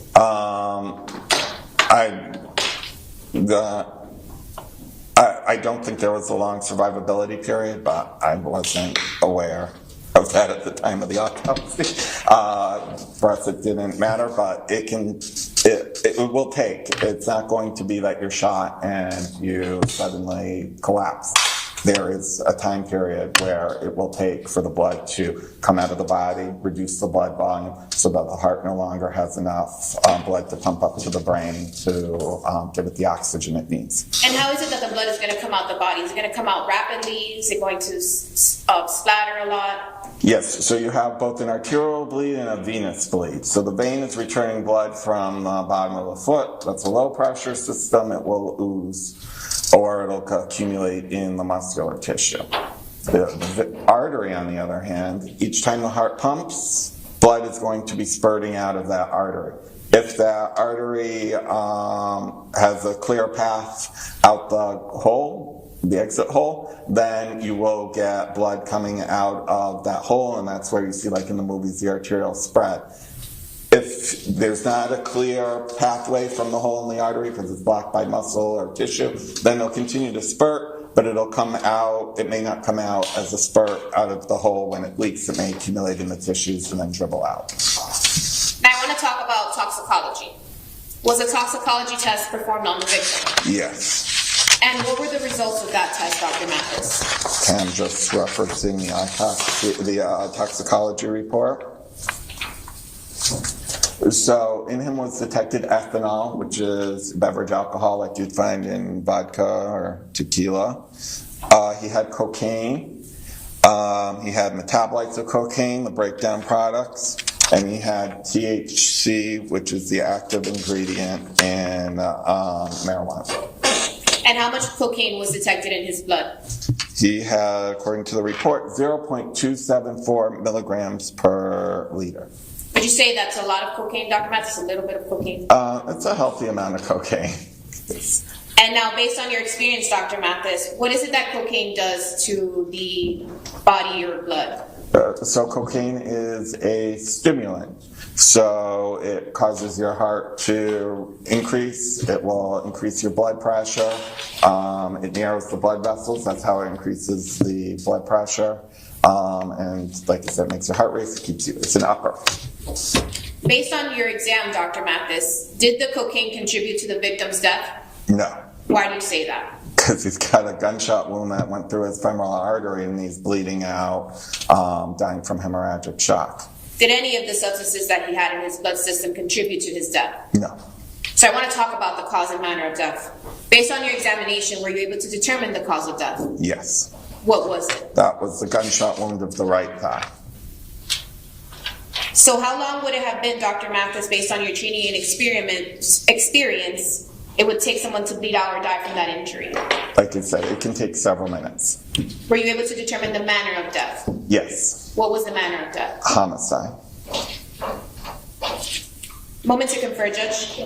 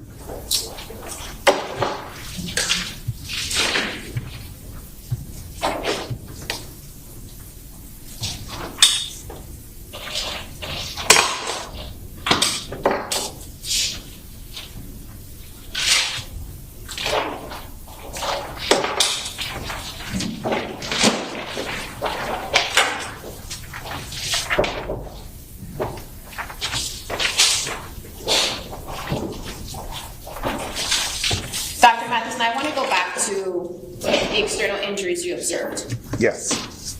If the victim was running away, I'm doing this. Yes. He's running with his left foot up. If he's doing this, is that consistent with what the shot that you observed, the wounds you observed on his body? If he's in a running position, yes. The left foot has to be in the air and the right foot has to be forward. So if he's running away, that's consistent? Yes.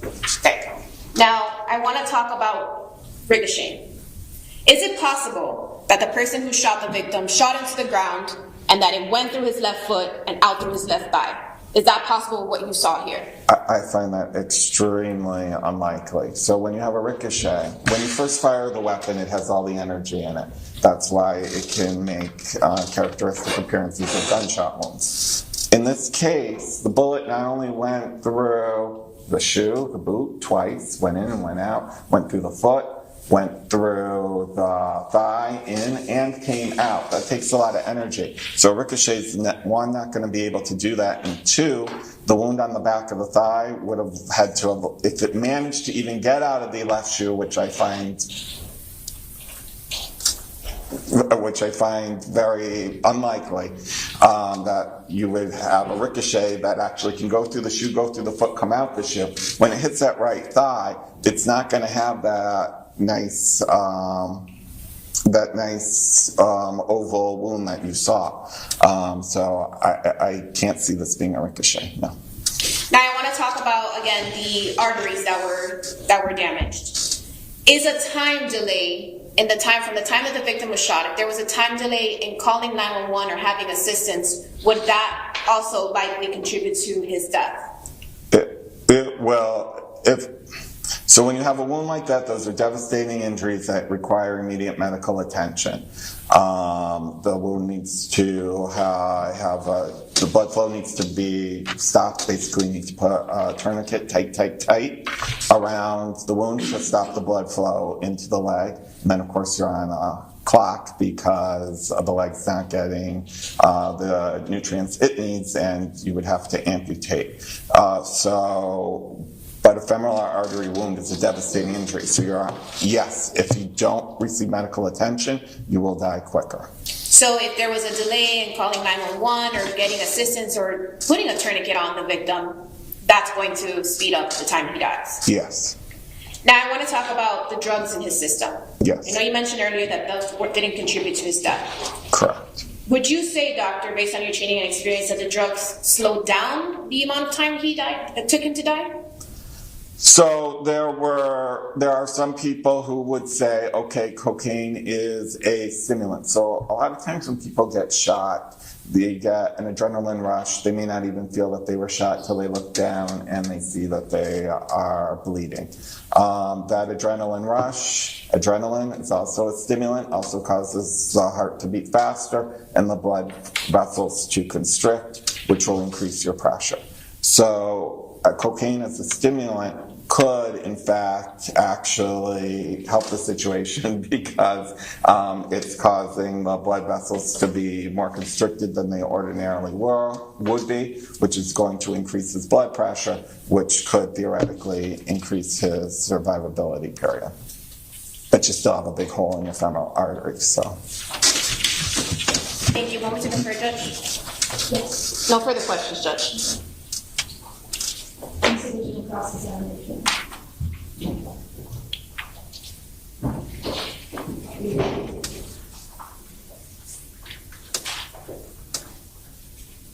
Morning, Doctor. Good morning.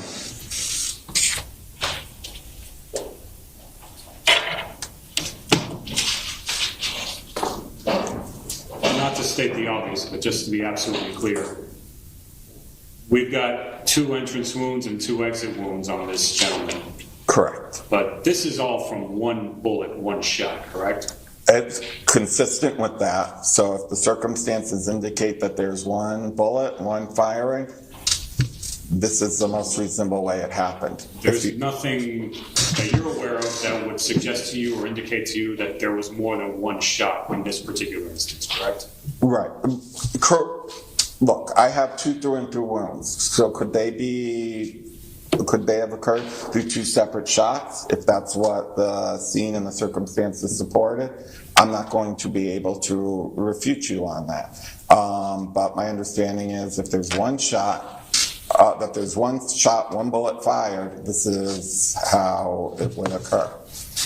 So what we're talking about here is a bullet that went in through this man's heel, came out of another part of his foot, and then went into his leg and came out of another part of his leg. Is that correct? Yes, the right thigh and then out the front of the right thigh. How many autopsies have you done? Probably is 2,000. As best you can recollect, have you ever observed or do you have any knowledge of a single gunshot wound taking that particular trajectory? I've had single gunshot wounds go through both legs. I've had them go through the arm and the chest, through a foot and then the leg, a foot and then the opposite thigh. One does not come to mind. You would agree that this is a highly unusual trajectory for one bullet, correct? I wouldn't say unusual. It makes sense. I wouldn't say it's unusual. I would say it's not a pathway we encounter every day. Okay. Now, when someone has an injury like this man had, and aid is being rendered, am I correct that one of the first things you want to do is put a tourniquet on the person's leg? Yes, you want to mitigate the blood loss. So that's going to be pressure, tourniquet, stop the blood flow from stop the blood flow above the level of the injury. And that was done in this case, correct? That was administered? He came in with a tourniquet on, so at some point one was placed on him. Now,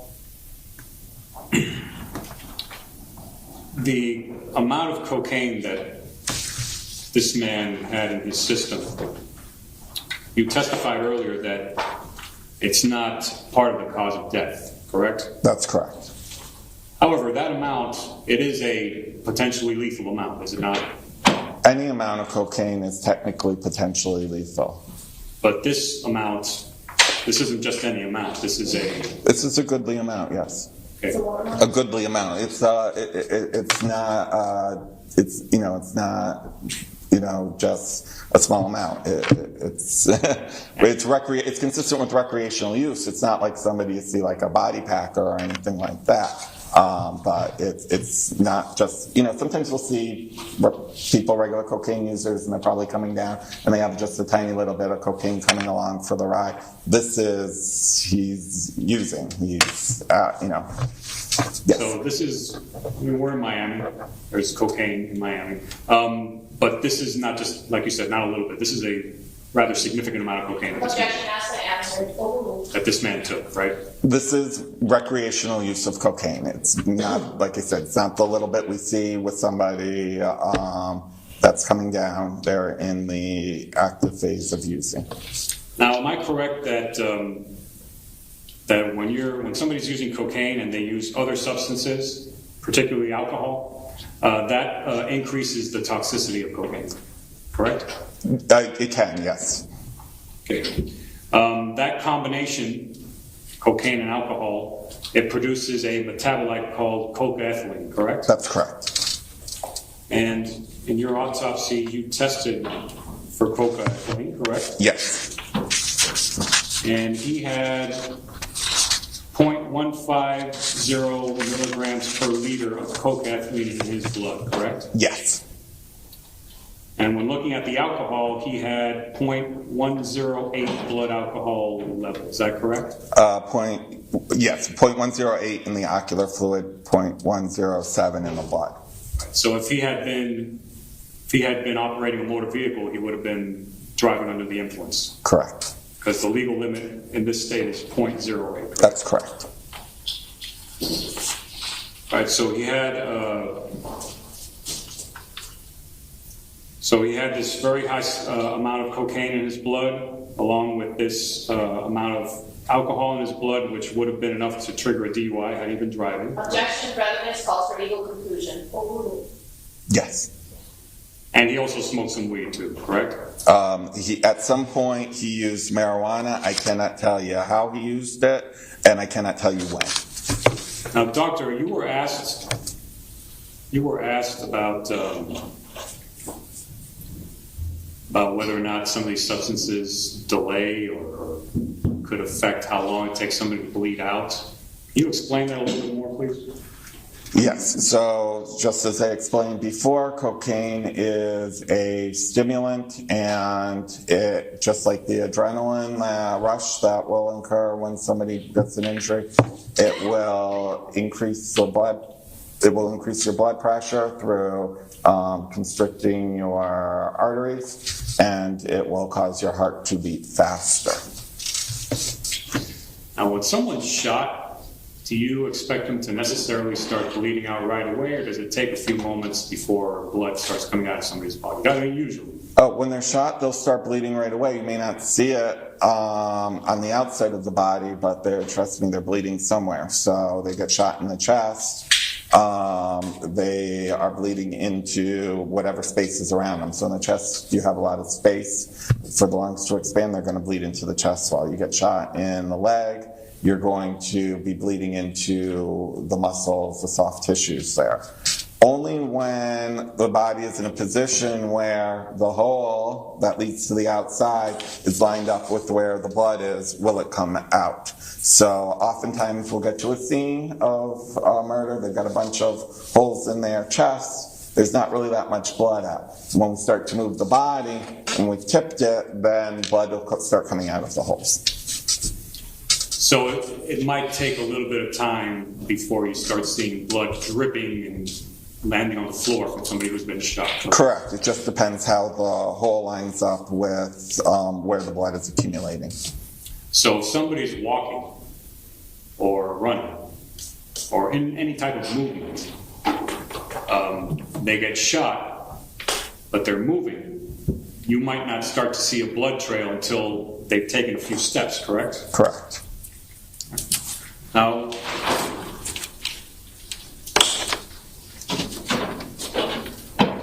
so you were asked about whether certain things are consistent with your findings. I want to give you a scenario, and you can tell me if it's consistent with what you found here. Okay? Yep. Right. So let's assume that we have somebody who is very high on cocaine and alcohol and THC. And that person is running around stalking somebody outside their home. Okay? Yes. That person is told to leave. They don't leave. At some point, there's a confrontation,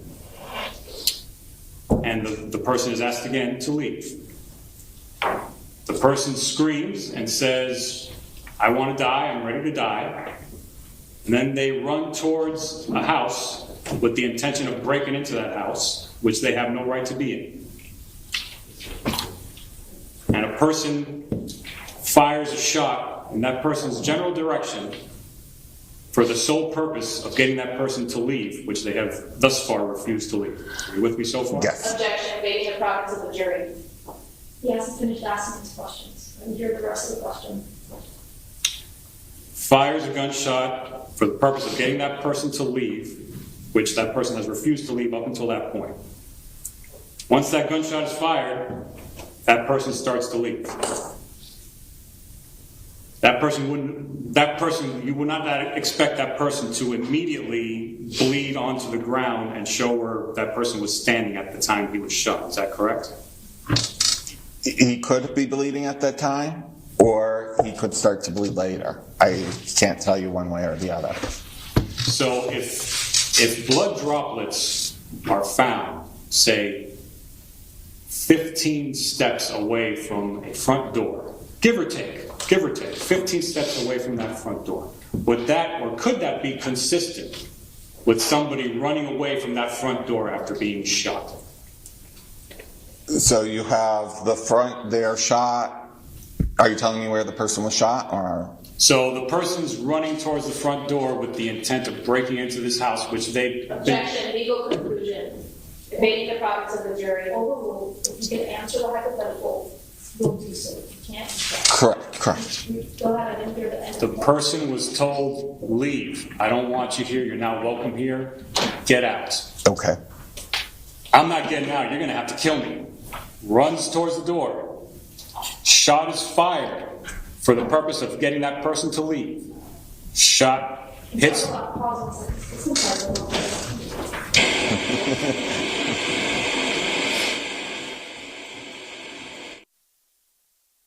Yeah, he's getting into some serious theoreticals there. Running to the front door with the intent to break down the door and was told to leave. Get out. I'm not getting out. You're going to have to take me out. And he's like going, I mean, it's possible. I guess it's possible. He's trying to get this in. All right, once we have a proper break, then I'll show. I've got some photos, and he was definitely running away. He was definitely running away, unless he was laying face down. That's the only other way. Yeah, unless he was laying face down, and she had the gun. Like if this is the ground, and she had the gun like that. That's the only other way. So.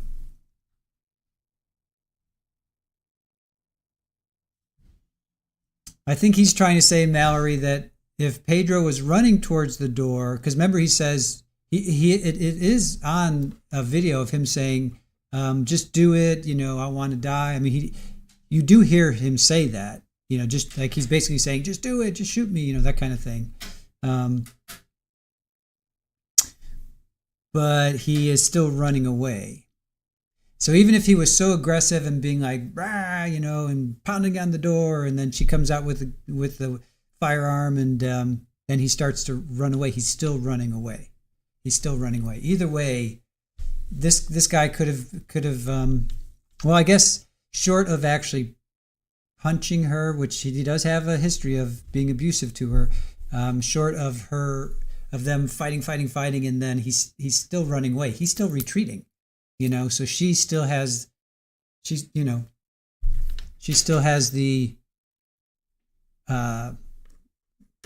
she still has to not pull that trigger. If somebody's running away from you, that's it. You don't have to. They're running away. They're retreating. The threat is gone. So there we go. So let me just ask you again. Yes, please. This man is whacked out of his mind on cocaine, alcohol, marijuana.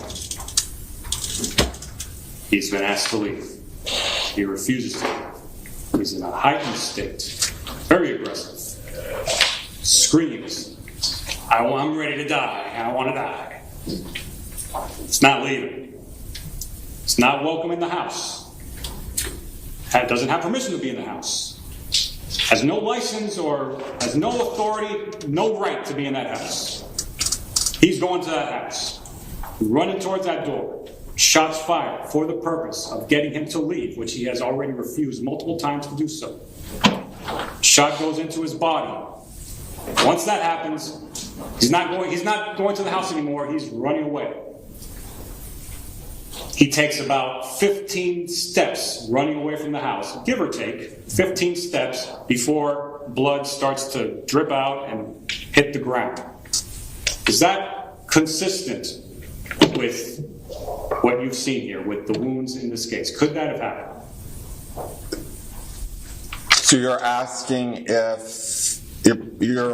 could he have been shot while still inside the house before leaving? He didn't get inside the house. He was running towards the front door. Running towards the front door is shot, and now the shot is what caused him to abandon his attempt to go into that house. Okay. So now he's running away from the house. Okay. And he makes it about 15 steps, give or take, 15 steps away from the house before you start seeing a trail of blood on the ground. Okay. Is that consistent with this? Does that make sense? It can happen that way, yes. Okay. Like I said, he could start bleeding immediately, or it could take several steps to begin to start bleeding. So the scenario that I just laid out for you, this is not a wildly impossible or unlikely or ridiculous scenario. This is consistent with what you've seen, correct? Yeah, it's one way it could happen. I can't tell you for sure that he didn't start bleeding for 15 steps. I also can't tell you for sure, he would have started bleeding immediately. And nobody knows for sure except for the people who would have been there, right? Correct. Thank you, Doctor.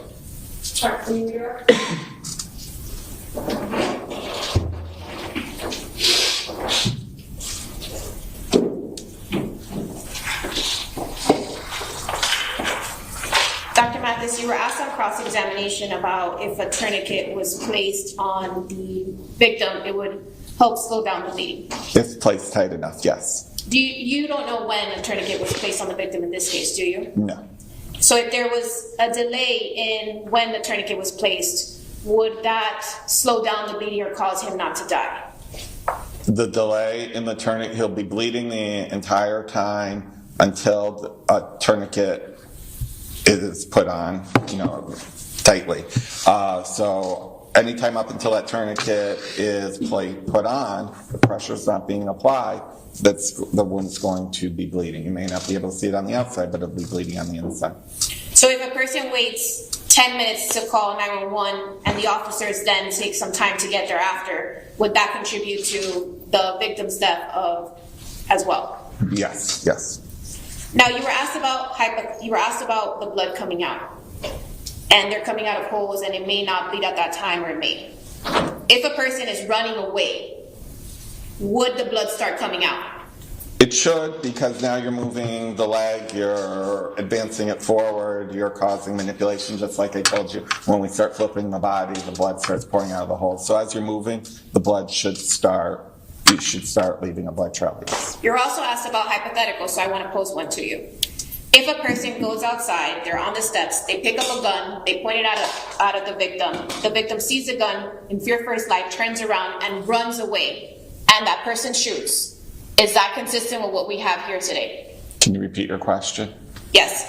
A person picks up a gun, aims it at the victim in fear for his life, turns around, runs away, and the person shoots the victim.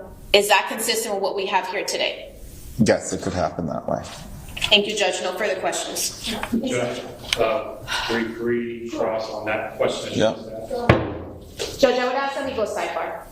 I haven't heard anything yet, so not at this time. Go ahead. You were asked about a victim who's in fear for his life, running away, right? Yes. That's the question she just asked. Would you expect somebody who's in fear of their life to say, "I'm ready to die"? Objection, Judge. Speculation, maybe province of the jury. Can you answer that question?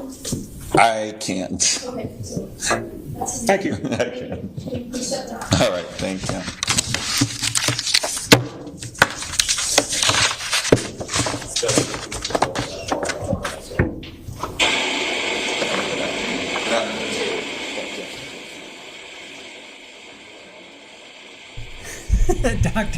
The doctor's like, he's having fun up there. He's like looking at the jury, laughing, smiling, while these two are like, would you expect someone who's in fear for their life to yell, "I want to die"? It's like, "I want to rock." I'm sorry. That was funny. That was good. Now I need to hear that song. I want to rock. I want to die. Oh my God, I'm sorry. I'm sorry to be laughing at this man lost his life, but that medical examiner, Dr. Mathis, that was pretty funny. All right. Once we have a true break here, we break for lunch. I'm going to do a demonstration. I got some photos and everything.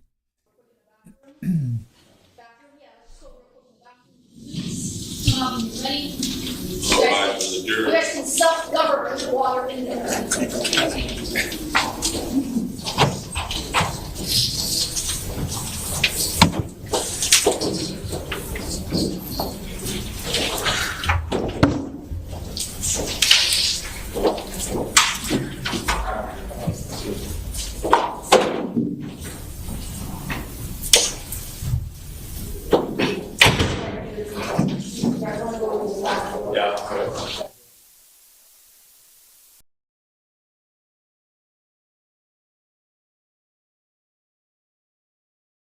I'm not sure if this is their lunch break.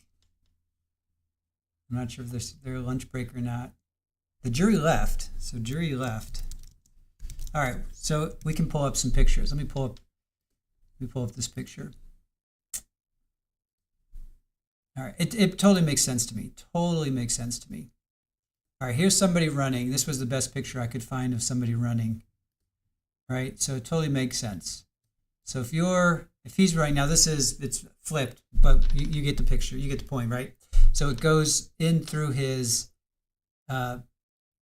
outside foot, through his Achilles heel inside, then into his back thigh, opposite leg. So to me, it makes total sense, right? It makes total sense. Now we can look at that. And we can look at, here's the trajectory.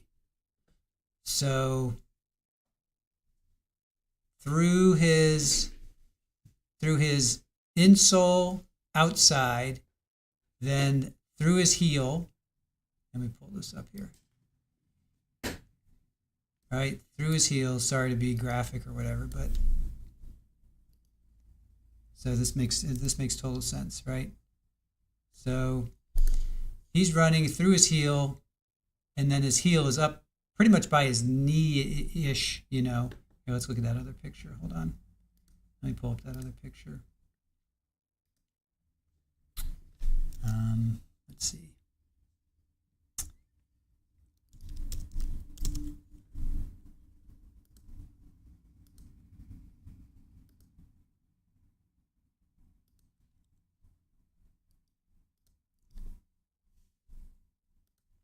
All right, so if he's running, if his heel is up like that,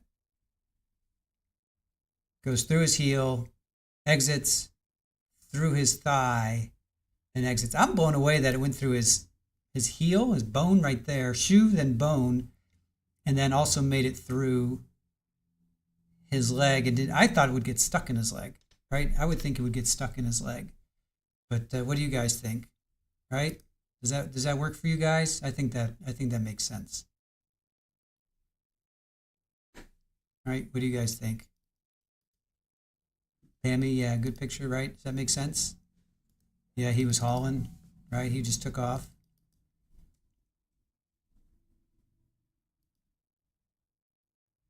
But I mean, it just amazes me what. You know, she was shooting at his legs, at least. I mean, she wasn't shooting at his head or back. He could have gotten shot.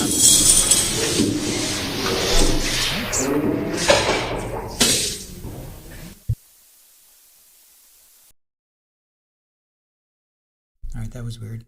So let me pull that back up again. So, I mean, she could have shot higher. She could have gotten him in the back, fully on the back. Could have gotten him in the head, you know, body, but she was shooting. I mean, I hate to say it, but to her credit, if you will, she was shooting low. So she was shooting low, like at his legs versus his back. She could have got him right in the heart. She could have got him right in the back, in the lungs, back of the head, you know. But she was shooting low. So again, to her credit, such as it is, she was shooting low. So. He ran from the gun and she shot anyway. Seems like it. Yep. Did they say how far away he was from her? Did not. Only that there were stains that were found about 15 steps from any kind of doorway. They're about 15 steps from any kind of doorway. Little Lulu says, hold on, I got to pull up featured chat above. It missed the femur bone and just went through the soft tissue of his thigh and hit the femoral artery.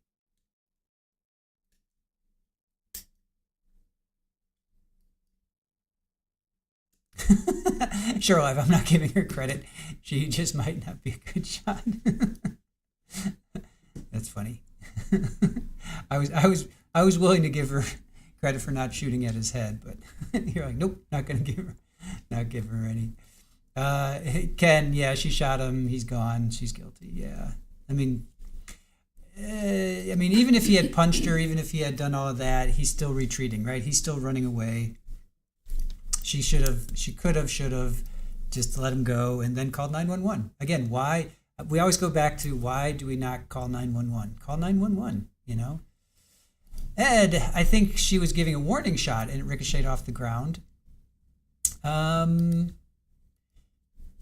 The ME pretty much refuted that, but if, you know, hey, that's what the defense is saying, that it ricocheted off the ground, but for it to ricochet off the ground, it would have hit the ground first, so it would have caused the bullet to be deformed, and then if it did hit his, so you're saying she hit the ground, bullet then ricocheted, that the physics don't make sense. The physics don't make sense because in this diagram, it seems like the only way that this bullet could have happened would be him running and the leg to be like that, the foot to be like that. That's just the only way that I can see it happening, other than unless he's laying flat on the ground like he is on the table there. Unfortunately, there he is, and then she's laying on the ground too. That the physics just don't add up for him for it to be a ricochet, because a ricochet would be hitting the ground and then ricocheting up and then hitting his foot and then taking that just doesn't make sense, because don't forget it exited his foot. So after it exited his foot, it'd have to hit something else then to go back inside, right? It just doesn't make sense. Yeah, I'm just not seeing that.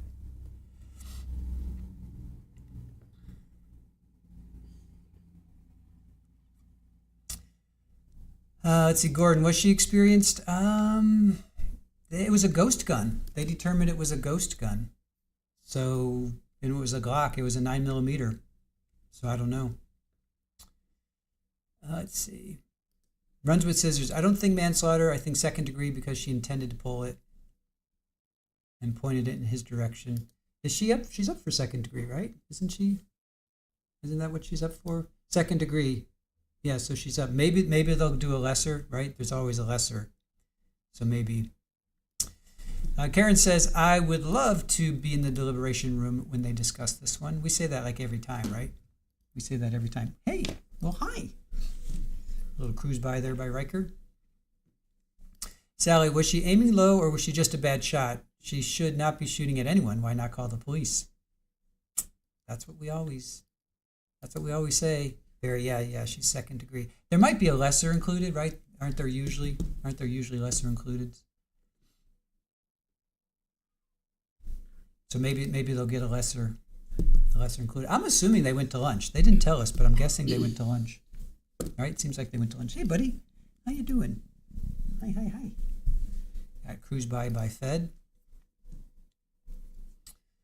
I think anytime you're shot from behind, that's always like, what are you doing? What are you doing? You know? Yeah, it just makes total sense for it to be, you know, just does physics just don't, you know, a bullet isn't going to ricochet off the ground, hit him on the outside of his foot, go through the inside of his foot, and then no, it just doesn't make sense, because if it hits the ground, ricochets up, it's traveling up, and in this scenario, for this to happen, it has to be going straight. The bullet has to be going straight. It can't be going at an angle at all. It has to be going straight from, you know, left to right or right to left. A ricochet just doesn't make sense.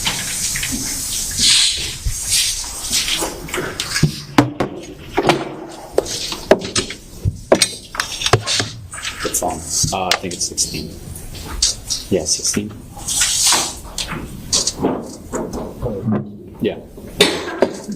Good afternoon. Can you please introduce yourself to the members of the jury? Yes, my name is Sergio Cremesini. And where do you work? The Miami-Dade Sheriff's Office. And what's your title there? A sergeant at the moment.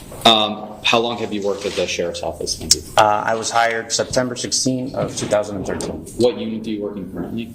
The Homicide Bureau. And do you have any training or experience on cell phone extractions? Yes, I do. Can you please tell the members of the jury what that is, your training and experience there? Sure. So within my current role within the Homicide Bureau, I'm the supervisor of a specialized unit within the Homicide Bureau. And within that unit, myself as well as some of the detectives that are assigned to me, we've attended various trainings in the areas of digital forensics, specifically cell phones, as well as just general cellular records as well. And in order to work in that unit, do you have to go through that training? Yes, in order to conduct the work that we do, there are prerequisite and required trainings. And I think you already said this already, but specialized training specifically for cell phone extraction, that's something that you have to do? Yes, so there's a few different trainings in regards to actually conducting the cell phone extractions that I've taken, specifically by a company called Cellbrite, which is the primary, one of the primary softwares that are utilized in conducting these extractions.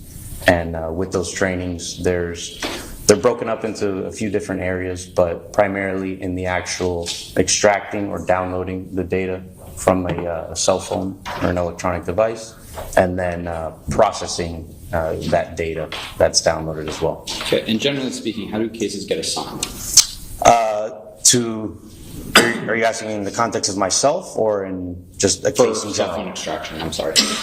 So in the case of, or in the circumstance of a cell phone extraction, it could be as simple as the detective, whoever it may be, just picking up the phone and calling and just informing us of whatever assistance they may need. Okay, and generally speaking, is this, let's say a detective calls you up and says, hey, Sergeant, I want you to extract the phone, or is it randomly assigned? So within my unit specifically, it's myself and a detective, one other detective that I supervise that has the training and the equipment to conduct that. So within my unit, the phone call would ultimately end with either myself or that other detective. Okay. Now, were you involved in a case PD 220625210513? Yes, I was. How did you get involved in that case? So in that case, I was provided ultimately with 2 cellular telephones to attempt to conduct forensic extractions. Who provided those to you? The relevant telephone is from a detective, Daniel Morales. Now, you said relevant phone. What are you talking about there? So of the 2 phones that were provided, one of the phones I was able to obtain a full extraction from due to the password being provided. The other phone was an iPhone that was password protected, and the password was not known. And due to the state of the phone, an extraction was not able to be conducted on that other device. Now, I want to talk about that for a moment. Did you attempt to extract that cell phone? Yes, I did. Were you ever able to extract any data from that cell phone? No. Okay. Were you ever provided a password to that cell phone? I was, but it was unsuccessful. Okay. Now, when that detective got you the phone or gave you possession of that phone, was that with a warrant or did you just unlock it yourself? No, it was the device with the accompanying property receipt as well as the search warrant. Now, how do you identify a phone that you are going to extract? Well, depending on how it's provided, but typically in an instance where a search warrant is provided, it would be whatever is identifying features are explained in the search warrant, and that then in conducting a physical review of the device to ensure that it's the correct device that accompanies the legal process. Now, after you confirm that you have the correct phone, what do you do, if anything? So typically you take that device and you just do a visual of it, ensure that it is that it's working, that it's powered on, and then from there take it to a specialized equipment and then begin the extraction of that device. Okay. Can you explain to the members of the jury what a Faraday room or Faraday box is? Yes. So pretty much think of it as a large room that any signal cannot get into. So if you were to take your phone inside, it would be completely shielded from any Wi-Fi, any cellular, or any sort of connection that could communicate with the phone. So it isolates it completely from any sort of outside signal. Okay, and generally speaking, does data change on the phone? It can, yes. Okay. How does it change, or what? Is there anything to stop it from changing? So, with any cell phone, there's always going to be things that change on the phone, just by the way that phones work. There's always things happening in the background. There's always applications that are open, and there's always things that are continually evolving. That doesn't mean that the files themselves change, but there are additional files and additional logs and records that occur just with the phone being on. Now, I know that we talked about this briefly, but once you plug a phone into a computer, what happens with that? Do you download the phone? How do you go about that? Is there a program? Yes, so in this case, I utilized a piece of equipment manufactured by a company called Graykey. And with that, after unlocking the phone and connecting it to the equipment, it downloads a full extraction of the entire file contents within a phone. Oh, sorry. So essentially, you can think of a phone as a library, and the contents being the individual sections. So that equipment takes and it stores and copies all of the contents that are on that phone. Once a phone is actually extracted, do you do anything to verify the data that was on the phone that you properly extracted it? Yes. So upon all of the data being downloaded, there is a process that's called a generating of a hash. And a hash is pretty much consider a digital fingerprint that can be run or compared against any file. And if just one bit of information, the most minute thing changes, there's going to be a different value that's generated. So that's a way that once that extraction is complete, the state of the extraction and the data that was downloaded can be verified that it is the same and that is continuously the same and does not change. Okay. Let's talk specifically about when you first extracted this phone. Did you do that and confirm that the data that was extracted was the same data that was on the phone? So the hash initially is generated automatically in the process of extracting the phone, and then when I take that data and upload it to a second software which actually interprets the data, a hash is generated again and compared to the initial one, verifying that that it is in fact the same data and that what was utilized to generate a report is from the same contents. Okay. And once that phone actually is extracted, what do you do with that data? Do you give it to somebody? Do you keep it yourself? Yes. So after uploading it into secondary software that actually takes that file from the phone and turns it into something that you can read, I generate a report and provide that over to the detective to review the contents. And did you do that in this case? Yes, I did. Okay. Judge, permission to retrieve evidence and permission to publish. Thank you. Detective, I do not know if you can see how my screen here because it's a little small, but can you tell us what we're actually looking at right here? So this is what's going to be called a Cellbrite reader, and this is it's the end product, so to speak, of what the extraction and the data contained within the phone ultimately, how it ultimately appears. Now, you mentioned a moment ago that there was a phone that was provided to you by Detective Danny Morales. Is that this data?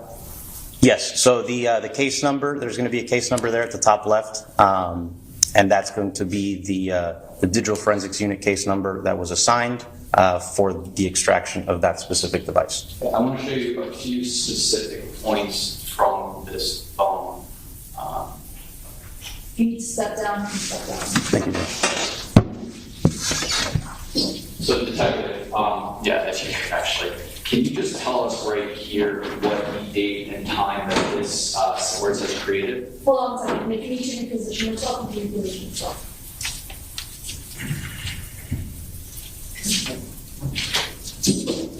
So this particular file, June 25th, 2022, 3:06 a.m. Okay, and we see that this video is how long? 6 minutes and 57 seconds. And we see. I'm sorry, I hate to interrupt. Is this in evidence? Yes. Do you have to mark it? It's already in evidence. It's been moved yesterday. Oh, what number was it? 16. 16. Okay, so remember, folks, this is in evidence. So if you need to look at it in the future as you deliberate, it is accessible to you. Go ahead.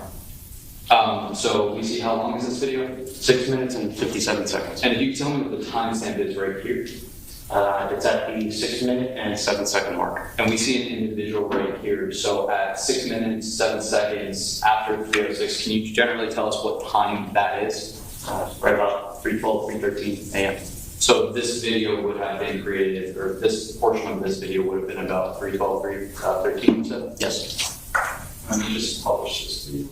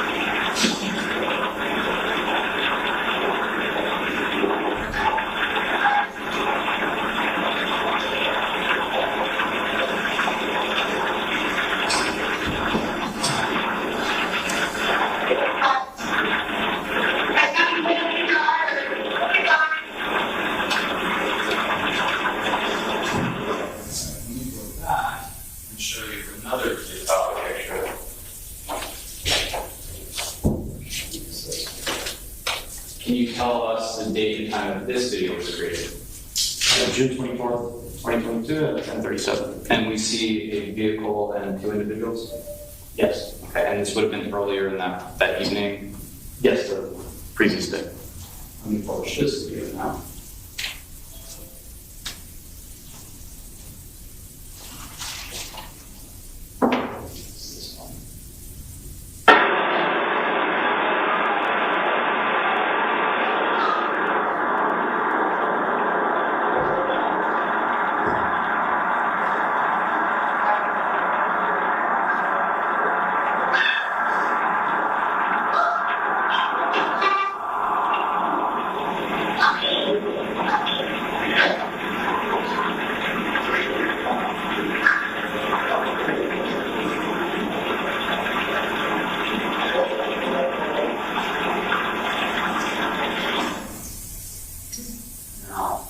Finally, we have this one. Can you tell us the date and time that this video was created? June 24th, 2020 at 1:43 p.m. And so again, that 3:06 video that we saw, this was earlier in that evening as well? Yes. I'll publish this video.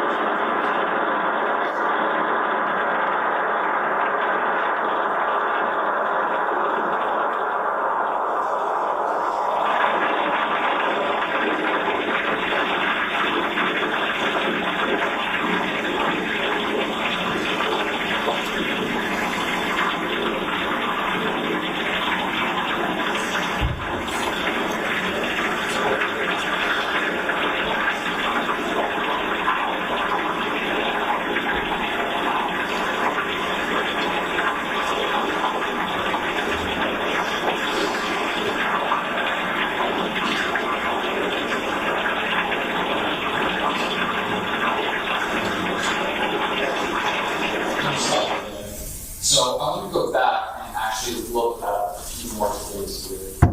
Let me open the follow-up.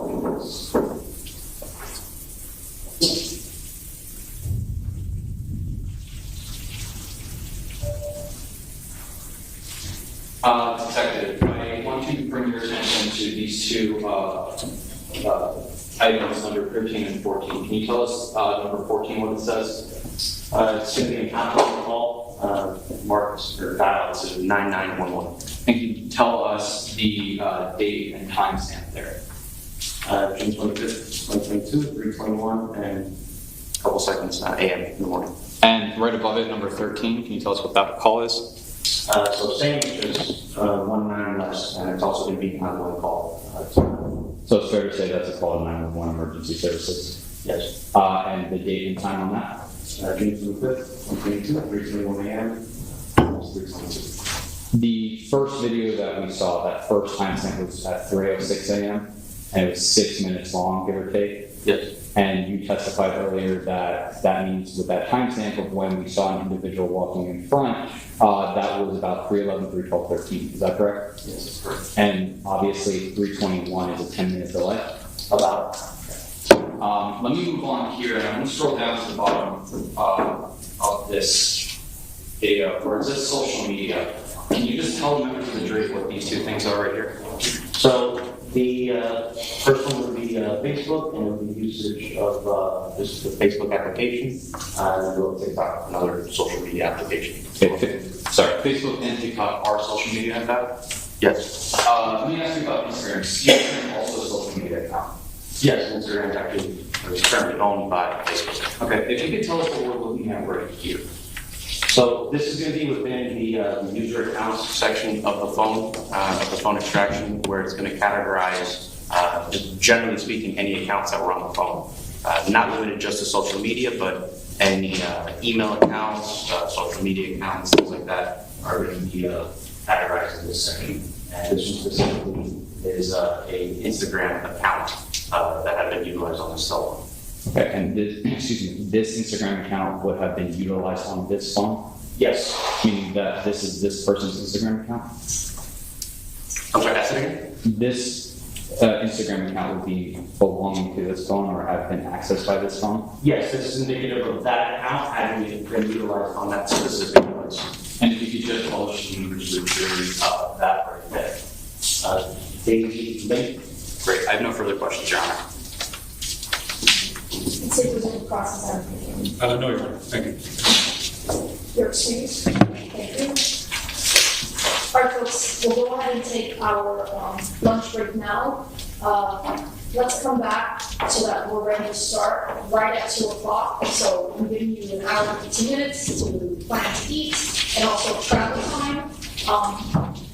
There should be less foot traffic in the building today.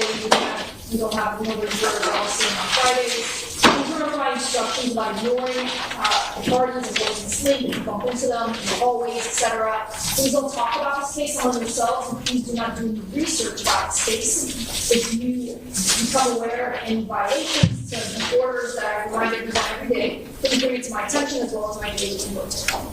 He will take your notes, just like he's been doing all week, and he'll tell you where to meet him so that we can reconvene and start talking at 2 o'clock. At third floor, please. All rise for the jury.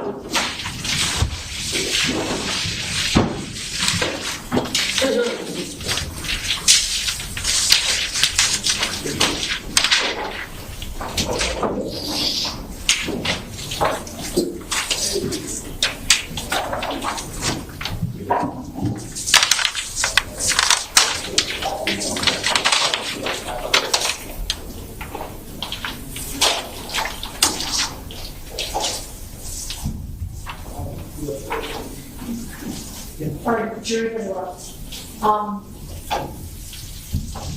What Clemency just testified to, the jury can't take it back with them, right? Well, so this is her phone. What we can do is Mr. Thomas and I can sit down and agree on certain items, but into a demonstrative to send back to the jury, because obviously there are stuff on this phone that cannot go back.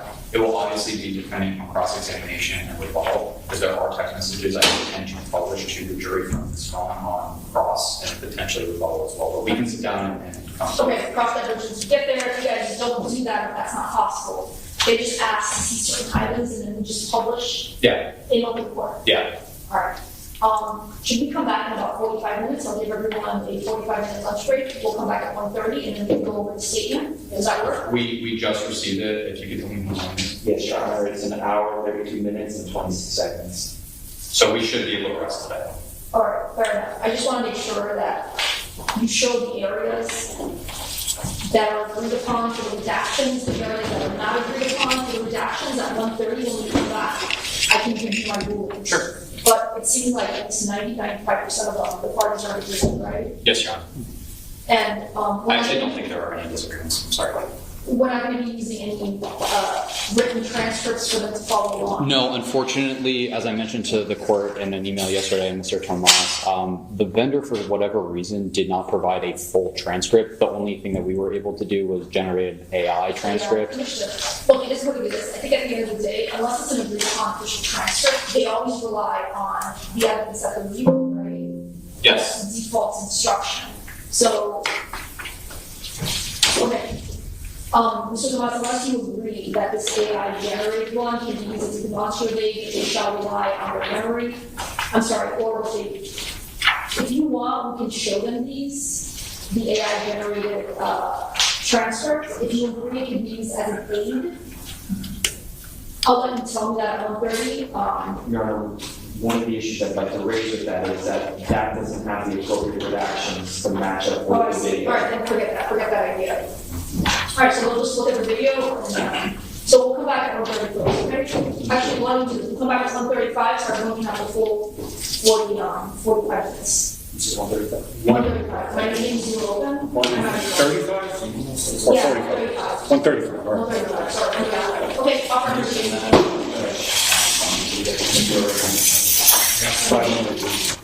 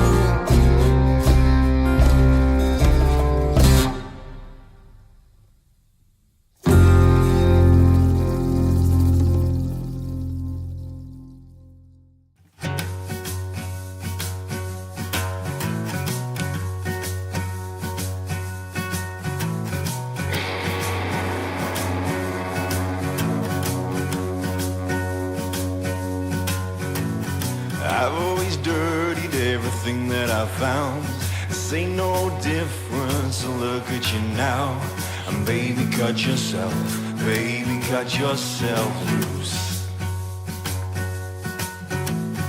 Save all the things that I said that night. Playing it cool, but I never got it right.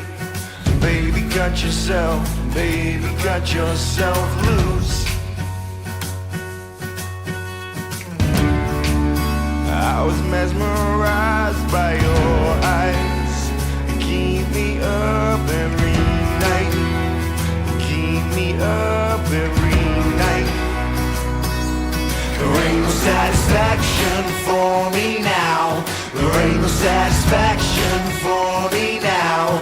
There ain't no satisfaction for me now. Now that you're gone, now that you're gone, now that you're gone.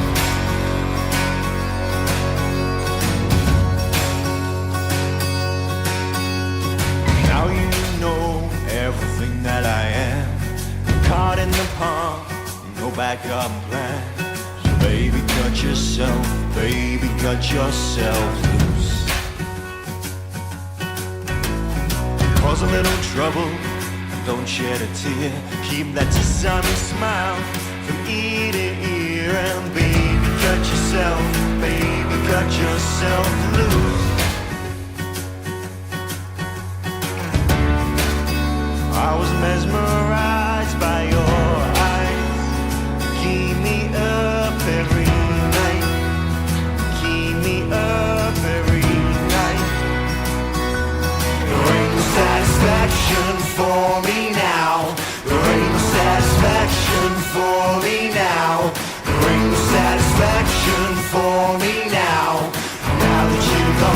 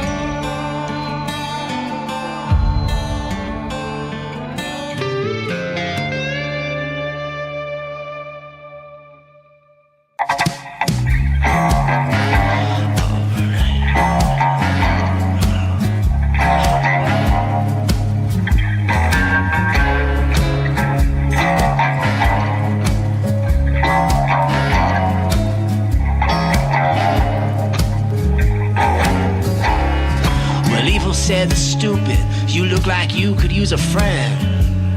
And Stupid says, that's great, I ain't never had me one of them. Then Stupid said to Evil, how does this friendship work? And Evil says it's easy, you just stick your head down in the dirt. So Stupid dug a hole and stuck his head down in the sand.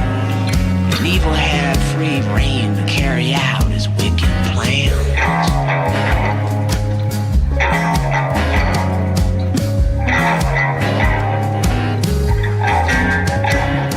Well, Evil saw that Stupid was truly stupid, and he had time to tear the world apart and split the people into tribes. He said that war can have a winner, and that greed is not a sin, and that man can judge another man by the color of his skin.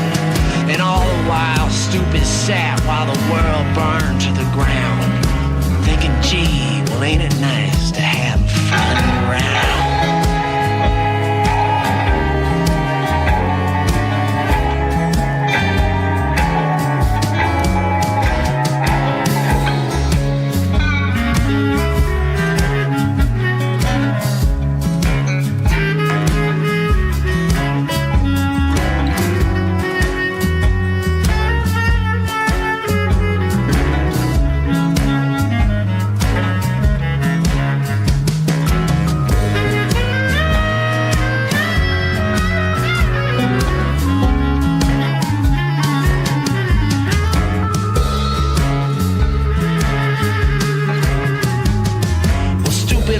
Up his eyes one day and he saw that he'd been tricked. The rich had all grown richer while the poor all took a hit. And his friends were all in jail and he lost all of his rights. And the people were divided and the earth wasn't even fit for life. And he wanted to go back, but by then it was too late, because Stupid followed Evil and there was nowhere to escape. Stupid followed Evil and there was nowhere to escape.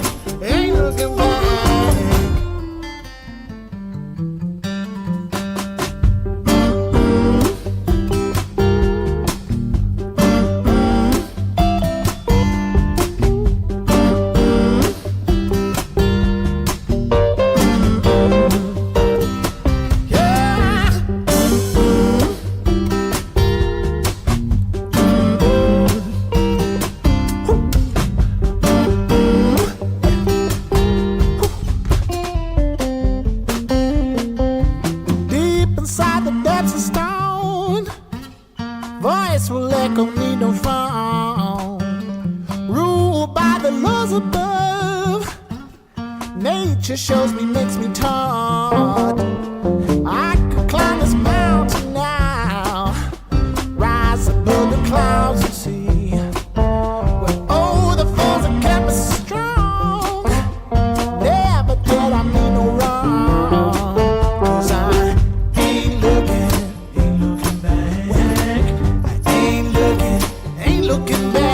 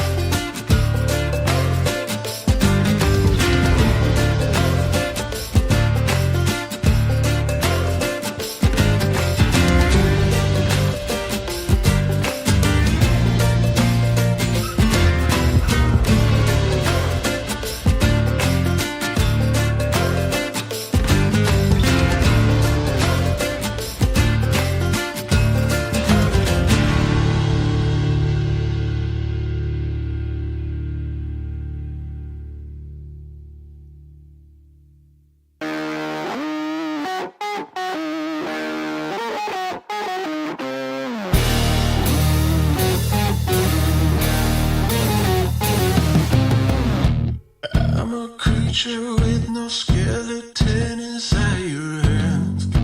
Got no home address, I come and go as you command. And it's fine with me, and it's fine.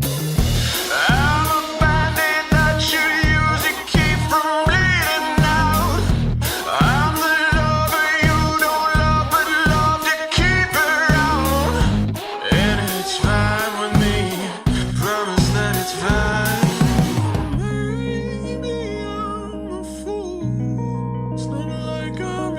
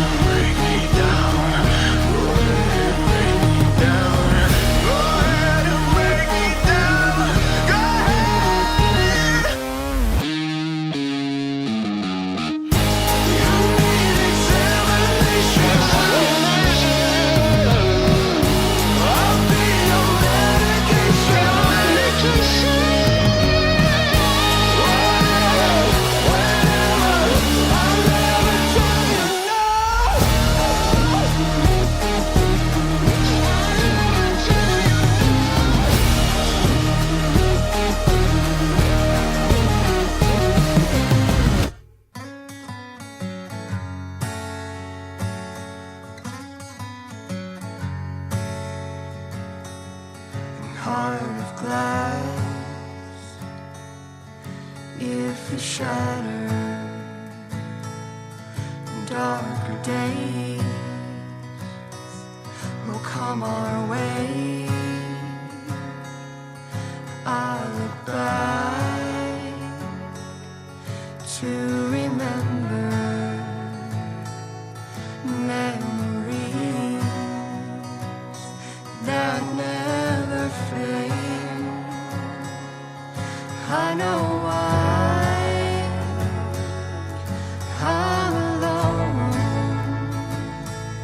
Mistakes that I've made have burned this home. I pray for a redemption to heal my troubled ways, blinded by perception. Is there no other? Is there no other way?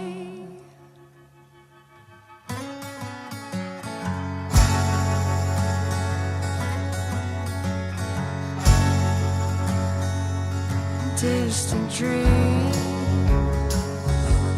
a clear horizon, open seas. Why can't we please? I know why this world's alone. Mistakes that we've made have burned this heart.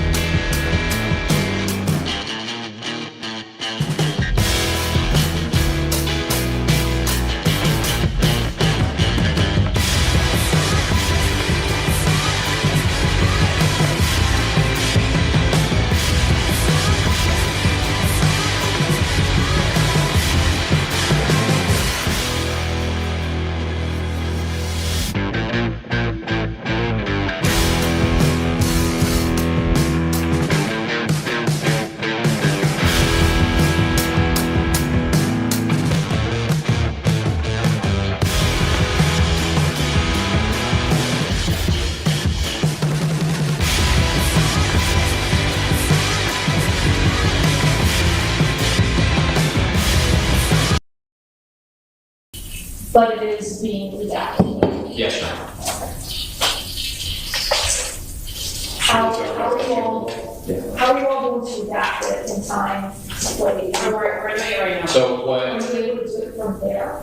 No, Judge, but we're absolutely. It's going to take some time anyway for me to get to the point in time with Detective Janor, so we can figure that part out. And then I did inform Mr. Tomas at the jail call that a portion of it I intend to introduce. It is entirely relevant to phase 2.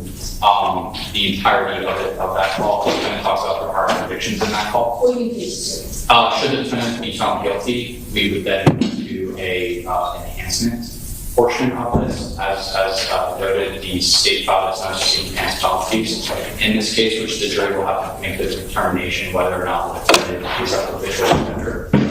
This call is entirely relevant to that. Because she talks about her prior convictions. The portion that I want to elicit in testimony for during Detective Janor's testimony is a portion in time in which the defendant, there's conversations about what essentially she is facing, but there was a conversation about 15 years, and she says the prosecutors changed their mind and they said no, 25 years. The defendant says, well, if I would have known that, I would have chopped up that motherfucker and spread them all around Florida. Let's just go with this right now. Why would I let the jury hear that she admits to her crimes? No, I'm not introducing that portion. Like I said, the only portion that I'm intending to introduce for this portion of the testimony is what I just said. If I knew how much time I was facing, I would have done this. The reason that I want to introduce that is because, number one, it goes directly to her intent and will directly refute the statement that I'm about to introduce as well, that this was a mistake, that this was a misunderstanding, that she was protecting herself. This goes directly to that, and specifically elements 3, I think, of this crime that depraved mind act. That goes directly to this. That's on the jail call. Yes. Okay, what's your response? So, Judge, this jail, I don't know exactly when it was, but it's my understanding that it was, what, in the last month? Last couple weeks. Last couple weeks. So we've got that, a lot of time has passed. She's talking about what she's facing. So, first of all, this conversation, this very small part of a 15, 20-minute conversation, I would submit that it's far more prejudicial than probative. I don't think it's probative of anything. But if the court were to allow it, then it opens the door for her to explain her state of mind and why she said it. And if you do that, then we're talking about, well, facing life. This other guy got 25 and he was charged with a lot more. I don't have an objection to that. Said that in jest, things of that nature. So I think it just opens up for a lot of problematic issues. I don't have an objection to her talking about that. About the time that she's facing and the state of mind in which she said. You don't have a problem. I have zero problem. I have a huge problem with that. Judge, there's no pending. When I use the word liberty in front of the jury, why did I go through that? And I use that very diplomatic, neutral word instead of prison, minimum mandatories, enhancement. We talked about that during voir dire, that they would not be a part of the sentencing phase. Your Honor brought it up. I brought it up. I forget the gentleman who mentioned that something about how he would be uncomfortable sitting in judgment of it because he could potentially be taking somebody's life away. And then we discussed that this was not a capital case, that she is not facing the death penalty. So why would I now allow them to hear that she's potentially facing? Judge, I'm not making. Nobody has made a motion of limine to limit that portion of this case. Normally, the state brings that up in a motion of limine because it is inflaming the passions of the jury to say, well, this woman's life is in your hand, and if you convict her, she's facing this. I do not have a problem, and I am not making a motion in limine to limit that. I don't think that it would be a compelling closing argument to make, but regardless of that, this call is, number one, a business record. Number two, it is the defendant's statement, so it's not being introduced for the truth of the matter asserted, for a statement by party opponent as well as a business record, so it's admissible as such. And then number two, the reason that it's more probative than prejudicial is because, again, element 3 of this crime is that the defendant committed this act with a depraved mind, which goes directly to this case. The defense's argument, theory of the case, I'm introducing her statement in which she says this is self-defense. Mr. Tomas, during a number of different testimonies, has elicited the testimony, especially with Dr. Mathis, about how the victim was charging at the defendant, screaming at the top of his lungs. I think during opening statement, he said this was a guttural, vicious, almost demonic statement that the victim made, which Ms. Link, in this jail call, well, if I knew how much time I was facing, I would have chopped him up and spread him all around Florida. The reason why that's so important is because she says this was an accident. She didn't mean to do this. This wasn't her intention. This goes directly to that and the depravity of her mind at the point in time that this crime was committed. I have zero problem with Ms. Link when she testifies, because I think we're all on the same page here that she is going to be testifying. I have zero problem with her explaining that call, and she should. Okay, your request is denied. It is highly inflammatory, highly irrelevant. It happened 3 years after she was arrested. The context of which she's making that statement is during a breakdown of plea negotiations. It's also not connected in any way temporally to the commission of the crime or any statements she made post-Miranda. Well, Judge, it's also more, nope, pleadings are closed, no more argument. You started first, you went second, you're going third, and that's it. It's also more prejudicial than probative. That's my ruling. I understand your ruling. I just want to put 2 things on the record. Number one, during the court's ruling right now, I can see it on the computer screen. Ms. Link is rolling her eyes every time I open my mouth. I would ask the court to admonish Ms. Link once again. I know that we had a conversation sidebar about that in the next of kin. I think that this is becoming a feature of what Ms. Link is doing during this trial and trying to, get her 15 minutes of fame. And number 2, I think this goes directly to the defendant's consciousness of guilt, of what he would have done. Thank you. You have answered. Ms. Link, I cannot go in the mind of the jury. I think they're paying attention. I think they're dedicated. The fact that they're here early almost every day and they come back for lunch, we've been doing the case, not them. You're not allowed to make any facial expressions. I already said it before. This is a tragedy all around. You're allowed to be emotional. You have to control it. Because I literally told the next of kin, through Mr. Bermuda, that I could see their emotions, and I asked him to have them limit their emotions. It was cumulative over a few-day period. I haven't been looking at you. I don't know if you're rolling your eyes or anything of that nature. I know that you got emotional when the body-worn camera was played. Just about everyone did.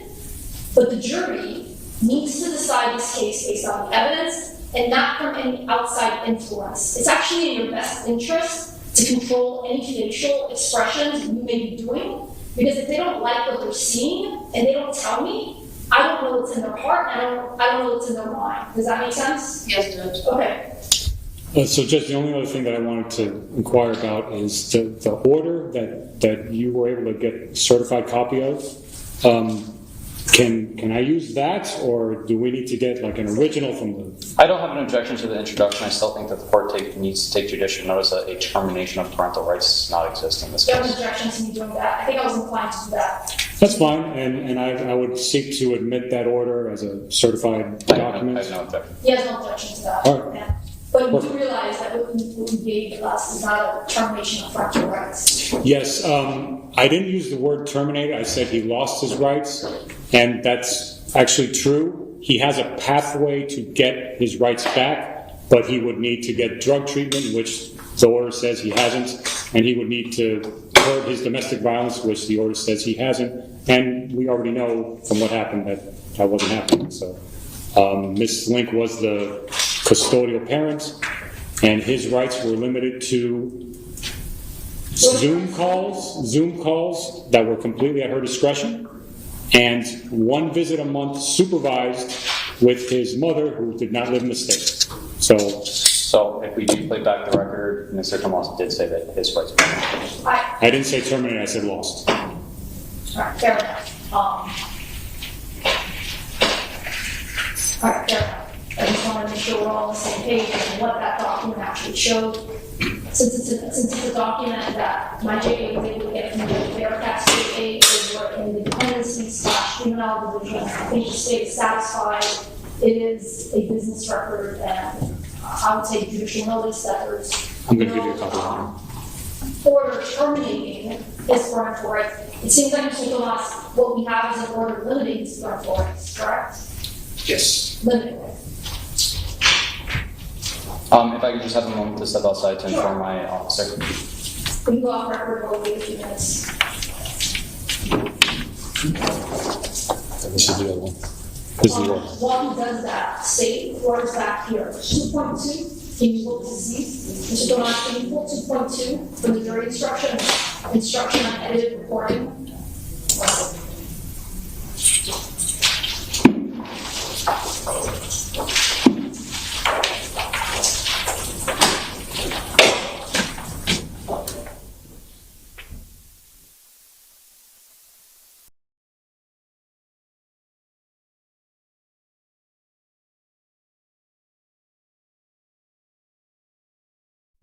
All right, just want to let you know that we're dual streaming, so we've got Jose Soto Escalara's sentencing going on right now. So I'm split between those two, but Crochet Nana, if you the music playlist, I just dropped a link in there if you want to go check that out. So glad you guys like it. And Trace, I looked up it's Judge Jody Lodi Jean, and she was appointed in 2020. I was trying to find out how old she is. She does look like she's like maybe late 30s, mid to late 30s, early 40s maybe. But she was appointed in 2020. There's not a lot of information on her, but other than she's the first Haitian-born judge, I think, appointed. Let me look her up again.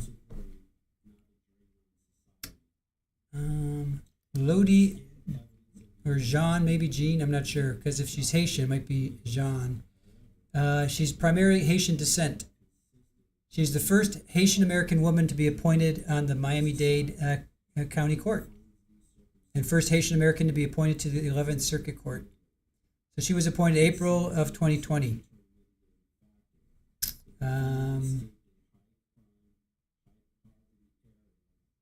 Yeah. So she served with the state attorney from 2004 to 2012. So I couldn't find out when she was born, but she does seem relatively. She was born in Port-au-Prince in Haiti. Interesting. So there you go. All right. So until they come back, I'm going to go back over to Jose Soto Escalara. So I'll be back.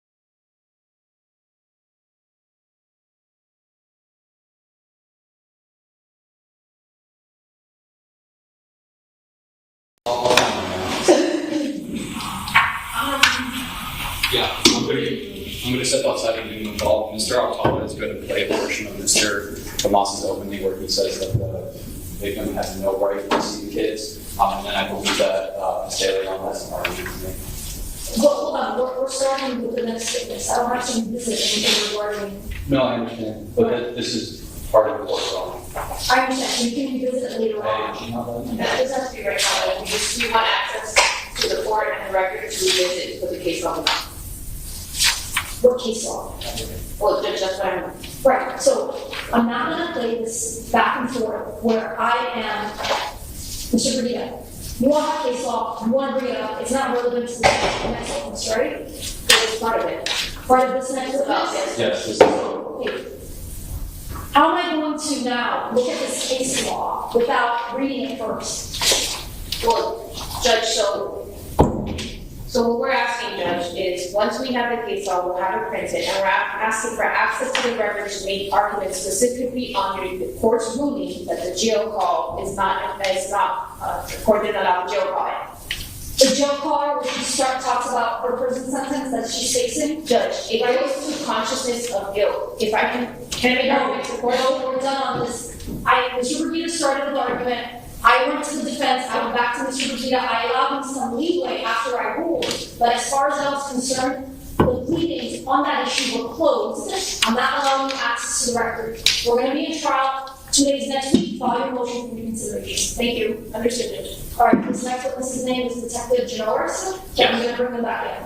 I'm going to bring him in, so. The statement.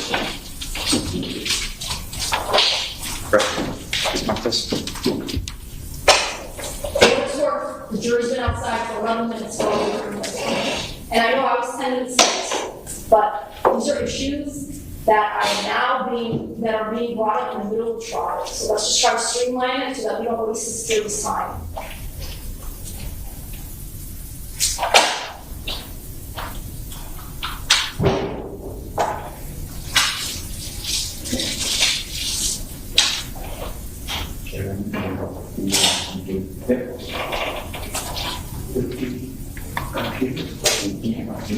I'm just doing the computer. With the software. Not with the software, but just with the getting it to work. I can't do it. No, don't worry about it. All right, adjourned.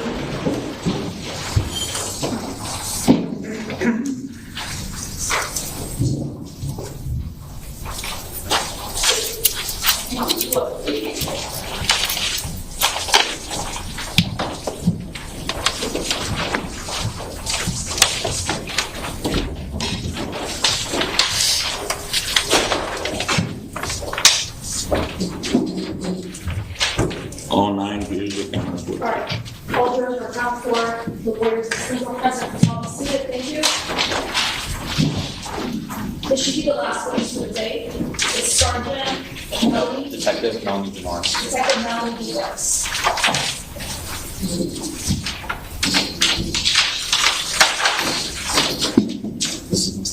Right. This is messed up. Yeah, thank you.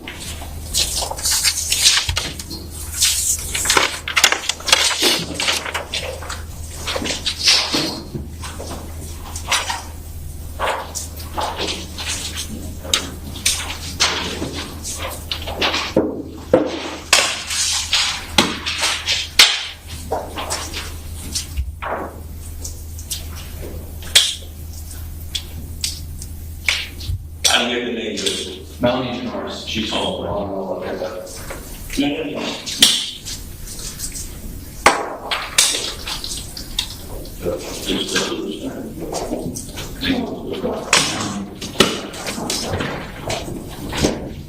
Raise your right hand. You sign to affirm that the testimony about to give the truth, the whole truth, and nothing but the truth. I did.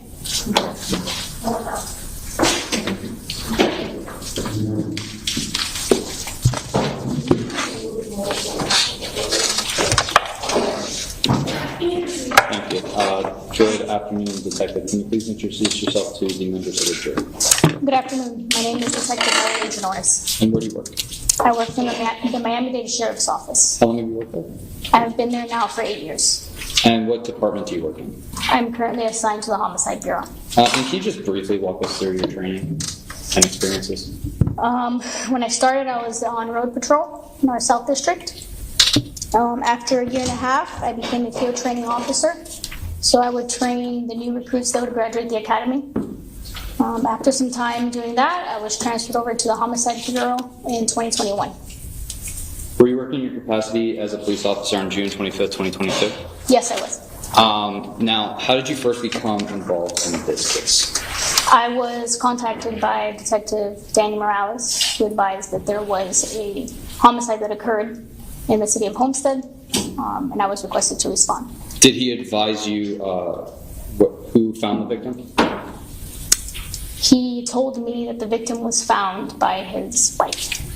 Okay. And did he advise you what, if any, injury he was suffering? He had a gunshot wound to the leg. Okay. Are you aware if the victim was declared deceased on scene?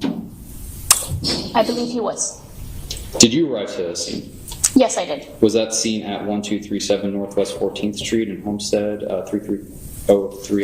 Yes, it was. Is that a Miami-Dade County? That is with the Miami-Dade County. Okay. When you first arrived on scene, who, if anyone, did you make contact with? I made contact with my supervisor, Sergeant Jason Waite. And what, if anything, did he advise you of? He advised me that Detective Joseph Cruz would be the lead investigator on the case. Now, before we move on, can you explain how homicide teams actually work? Yes, so we are a team consisting of one supervisor, who's a sergeant, and we have between 3 to 5 detectives on that team. When we are assigned a homicide investigation, there's always going to be one detective that's the lead investigator. And because the multitude of the cases and the amount of work that needs to be done in a homicide investigation to be thorough, the whole team will assist and handle different leads that are assigned by the lead investigator. Now, you said that the lead investigator in this case was Detective Cruz, correct? Yes. Now, are you making decisions on your own, or is he giving you assignments? No, all decisions are made by Detective Cruz. Prior to me making any decision, I would advise Detective Cruz what I came across, what I have, and at that point he will guide me in what he would want me to do.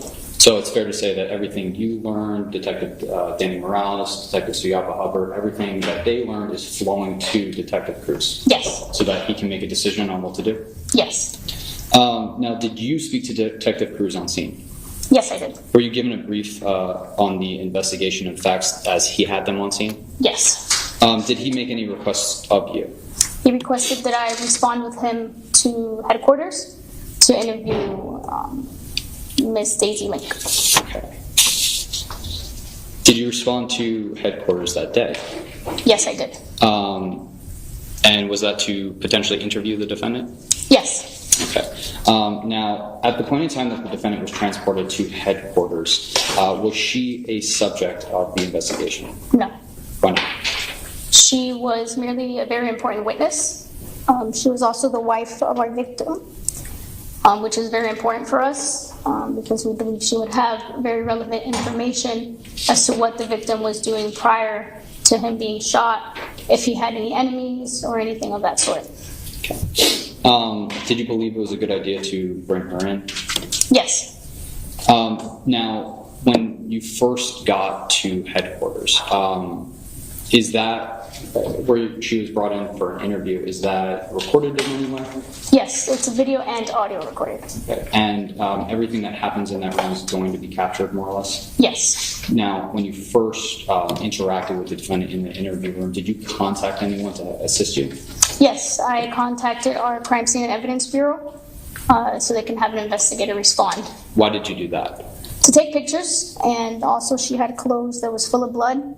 I didn't want her sitting in the interview room for a long period of time in clothes that had blood that was potentially her husband's. So I wanted to make sure I could get her to change and photograph her before that. Can you explain what the defendant's demeanor was like when you were first interacting with her at headquarters? She's very defensive during that interaction. Did she say anything to you? She said, and not exact quoting, but something along the lines of... Judge's speculation if she doesn't remember. Just the words she said. Okay? So the objections overruled. Why was I treating her as a person that shot the victim? Okay.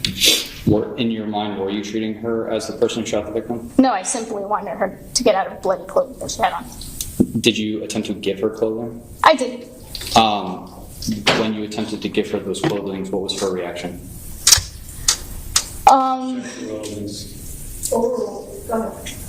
Excuse my language, but she said, I'm not going to put that shit on. Did you offer her anything to eat or drink at that point in time? I did multiple times. Did she accept? No.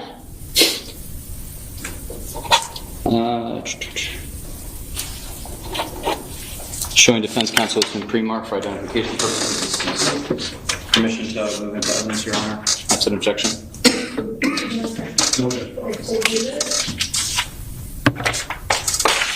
Stay Exhibit 2C, marker identification, now becomes Stay Exhibit 25, Judge.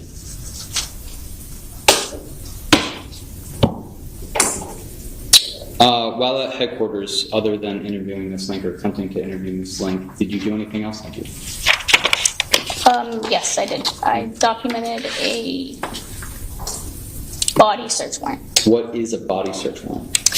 A body search warrant is a warrant to gather DNA, clothing, and this particular incident was for the DNA and the clothing. Okay. What DNA and what clothing? It was going to be for Ms. Link's DNA and for her clothing. Okay, we briefly talked about this yesterday, but can you explain to us what the process is of obtaining a warrant? Yes, so us as detectives, we document a statement of facts, which is the facts that are known to us at the time of us writing that search warrant. Once we type that, we submit it to our supervisor who reviews it. Once our supervisor is done reviewing it, we will submit it to a state attorney. The state attorney determines whether or not we have enough probable cause to move forward with that warrant. Once they determine that we do, we submit that warrant to a judge who gives a final approval on it. Okay. And was a warrant for Ms. Link's DNA approved in this case? Yes. Was that executed as well? Yes, it was. Okay.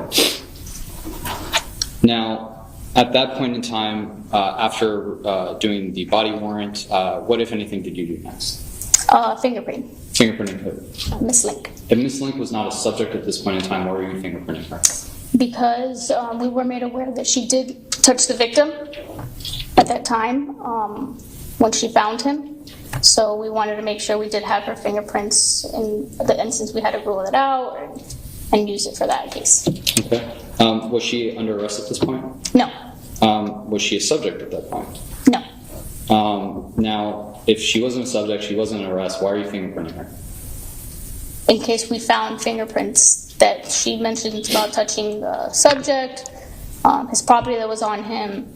So we find fingerprints, we have to submit those fingerprints for testing in case it could have been someone else that touched the phone. So having her fingerprints will help us in ruling out, okay, these are Miss Link's fingerprints, and we know that these are her fingerprints because she did touch the victim at the time.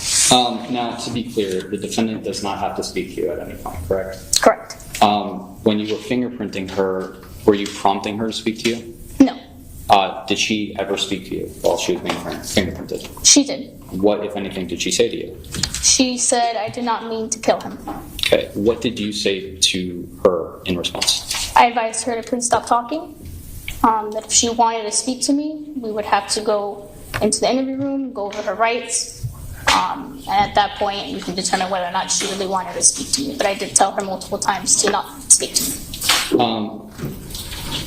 Can you explain to the jury what Miranda rights are? Yes, it is a form that we use. It explains the right to individuals that they have a right to they don't need to speak to us, whether they want an attorney present or not, and that's pretty much a little summary of what Miranda rights are. Okay. Judge, by stipulation of the party, the state moves into evidence that's been pre-marked for identification purposes is 2D. All right, go ahead.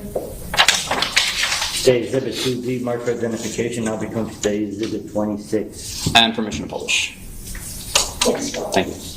I'm using a demonstrative which is pre-marked for identification purposes as 1J. I know this is very far and the writing is small, so I'll read it.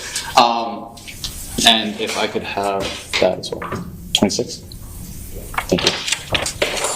So, Detective, I'm going to put this in front of you real quick and use the same form here. The top of this, is this the Miranda form that you read to Ms. Link, or Ms. Link read? Yes. Okay, let's start at the top. Before you are asking questions, you must understand the following rights. Let's start at number 1. You have the right to remain silent, and you do not have to talk to me if you do not wish to do so. You do not have to answer any of my questions. You understand that right? There's a yes, there is a no.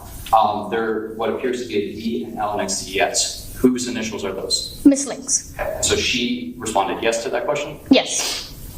Number 2, should you talk to me, anything which you might say may be introduced into evidence in court against you. You understand that right? There's a yes, there's a no. Again, a DL on yes. Is that Miss Link's initials? Yes. And she initialed yes? Yes. Number 3, if you want a lawyer to be present during questioning at this time or any time hereafter, you are entitled to have the lawyer present. Do you understand that right? Again, yes, no. Again, initials. Is that Miss Link's initials? Yes. Miss Link understood that right? Yes. Number 4, if you cannot afford to pay for a lawyer, one can be provided for you at no cost if you want. Do you understand that right? Yes, no. Again, a DL. Miss Link understood that right? Yes. Those are her initials? Yes.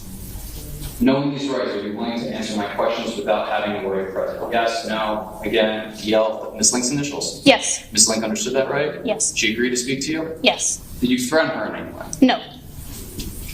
This statement is signed of my own free will without any threats or promises having been made to me. There's a signature of the date and time. That date is 6/25/2022, and the date appears to be it's either 4 or 6:22 p.m. Is that correct? 4:22 p.m. Yes. Okay, and whose signature is that? Miss Link's. And on the left-hand side of this, it says advising officer. Who was the advising officer? That was me. And can you tell us the rest of it? It says 6/25/22 with what appears to be 6567 above it? That's my badge number. Okay. And then right underneath it, there's a witness, J. Cruz. Yes, that's Detective Joseph Cruz. Thank you very much.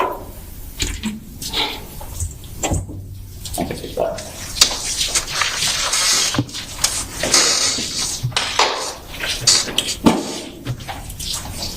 Now, I want to briefly talk about the defendant's statement. What, if anything, did she tell you? Just briefly.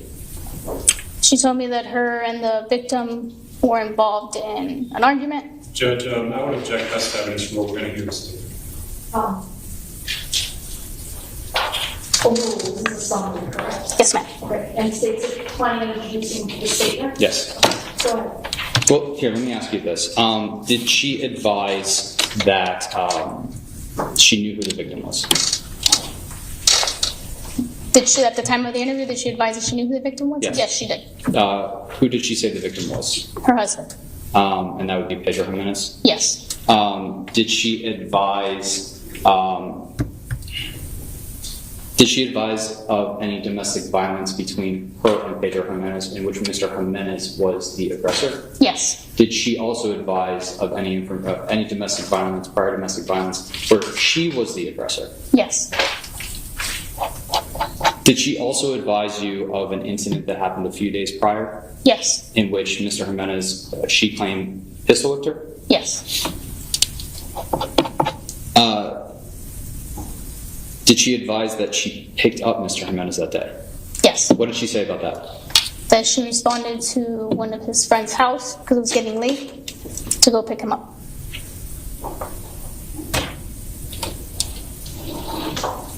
Did she say if he threatened her at that point? No. Did she say that he had any weapons on her? No. Or him? No.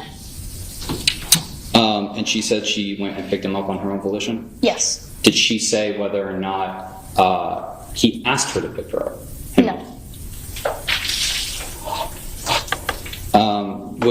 Did she ever tell you about any conversations that they were having that night? Yes. And what was that conversation about? Conversations about the victim making allegations that Miss Link cheated on him. Did Miss Link deny that to the victim? In the beginning, yes. Okay. Did she advise a little later on about what continued to transpire that night? Yes. And what was that? They continued to argue about the same situation until eventually Miss Link advised the victim that she did cheat on him. And did Miss Link advise that the defendant had left at that period of time before she admitted to the infidelity? Yes. Did Ms. Link advise if she had a firearm? Yes. And at what point in time did she say she had the firearm? She was looking for the victim, didn't know where he was at. She grabbed the firearm from inside and then sat outside to smoke a cigarette. And so the victim was nowhere to be found at that point in time? No. Did she say why she grabbed the firearm?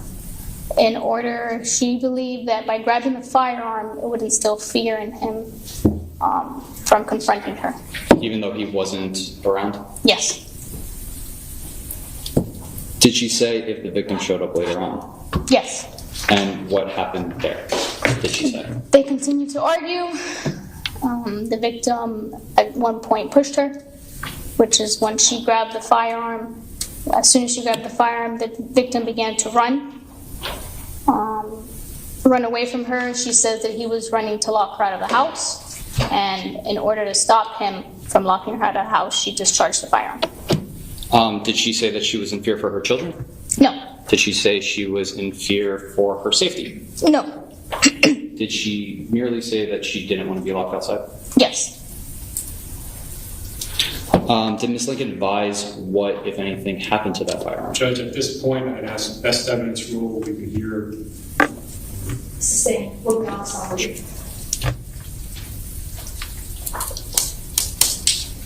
Did you ask Ms. Link to draw anything for you? Yes. And why'd you do that?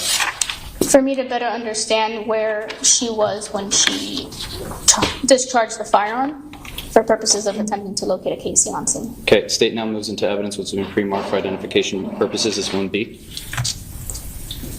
2B, I'm sorry. State Exhibit 2B, marked for identification, now becomes State Exhibit 27.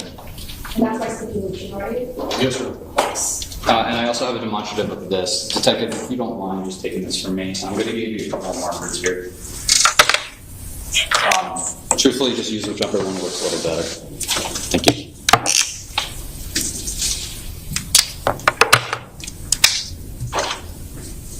Or both. If you don't mind just holding that up for the jury. What exactly are we looking at here?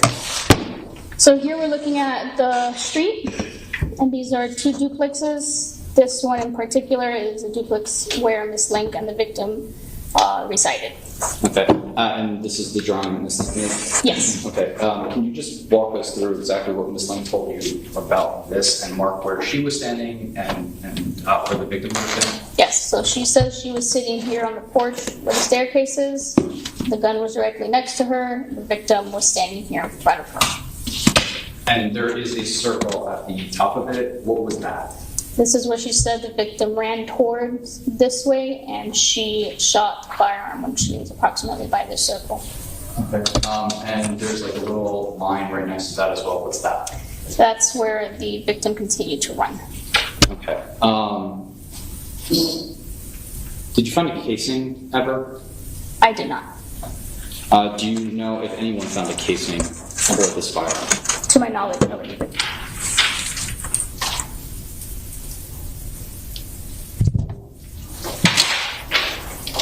Now, while on scene, and I've moved to. It's in the right? This is a demonstrative. So we want to do that. Just preserve it for closing. Sure.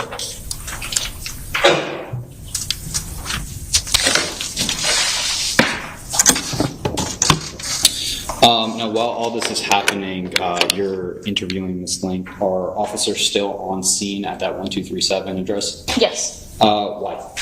They are still conducting their part of the investigation, which is the scene, the body, whatever portion everybody was assigned. Sorry. They were documenting they were documenting the scene, the body. They were still conducting their investigation on scene. Are you aware if canine officers responded to the scene? Yes, they did. Are any other detectives on scene as well? Yes, our homicide detectives are on scene. And that would have been Danny Morales, Yapa Hubbard, whatever other officers were on scene? Yes. And are you guys speaking while you're interviewing the defendant? Yes. Why are you doing that? They're relaying information that they're finding on scene that's relevant for us in case they have any questions that they need us to ask Ms. Link. What, if anything, did they tell you was going on scene? They found a... anything? It goes to state of mind, effect on listener as well. All right, you can answer. They advised me that they discovered a ring video camera footage where Ms. Link made a statement on it. That's all. Yeah.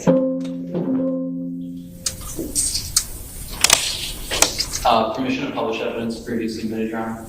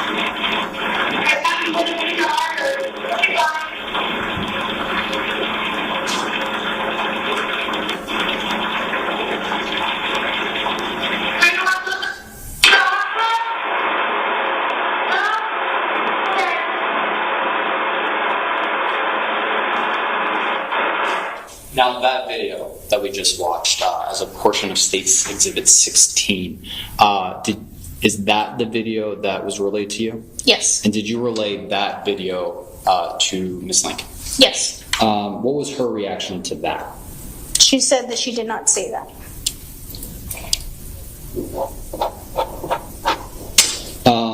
Now, do you know when exactly, or a rough estimate of when that incident occurred? That was approximately 10 minutes prior to the 911 call. Okay, so there was a 911 call in this case as well? Yes. Did officers learn who made that 911 call? Yes. Who made that 911 call? Ms. Link.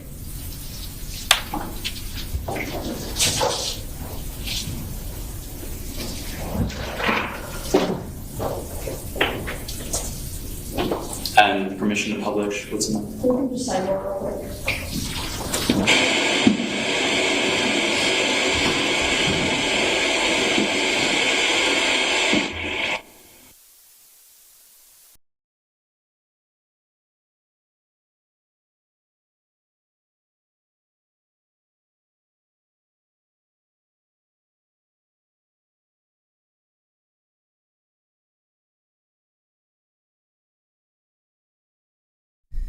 All right, I guess they're taking a quick sidebar. So interesting. So I posted a poll. If he was running back to the house, does that change your opinion on her? So to me, it sounds like she's saying that he was running back to the house. So she's sitting on the porch, having a cigarette, has the weapon, the firearm. He comes back. So if he was running to the house versus away, does that change your mind? I mean, she still shoots him in the back, and Hellrider, I can show I'll quickly show this. We can talk about this later.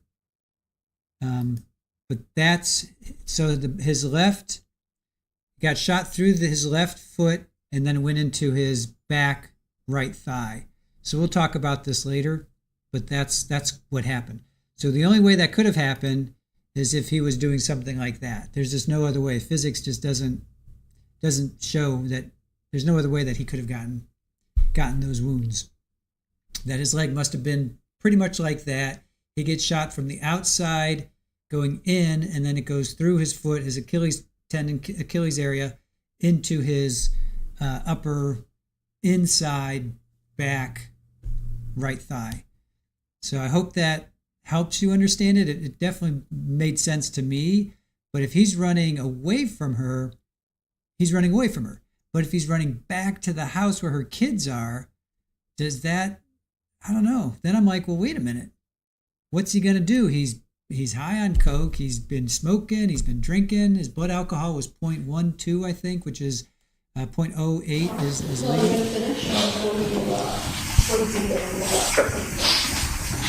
What's the 911 call exhibit number? I don't know. Can you tell me the exhibit number for 911? One. Claim now states exhibit 1. Saturday, June 25, 2022, 03:21 and 57 seconds. Are you ready for anything to fire? What is the emergency? I don't know why I just hear a guy screaming. Okay, stand on there. We're going to check your phone to see where you are. Okay. Do you know what happened to him? Stand on there with me. Is he awake and breathing?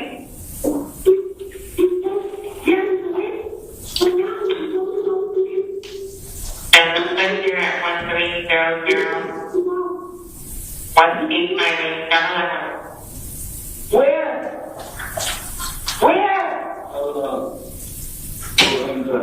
Are you in Homestead now? Yes, I'm Homestead.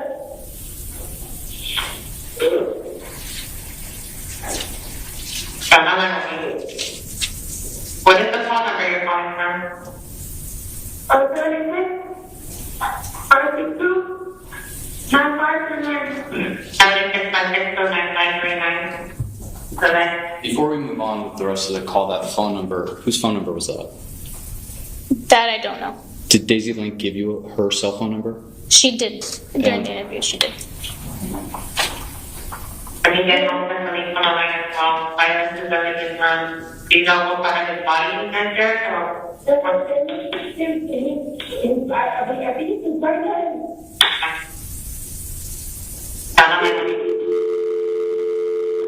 Does he have a clean dry cloth or towel or blood pressure so where he's bleeding from? It's okay. I know that is a funny day for me. The address is via mapping. She was, the address is 1300.1153. She's alleged that she found a metal down on the floor and bleeding all over. And I'm curious to see if she can look and see where his blood, the blood is coming from. She says, okay. No, happened. I have her on the line.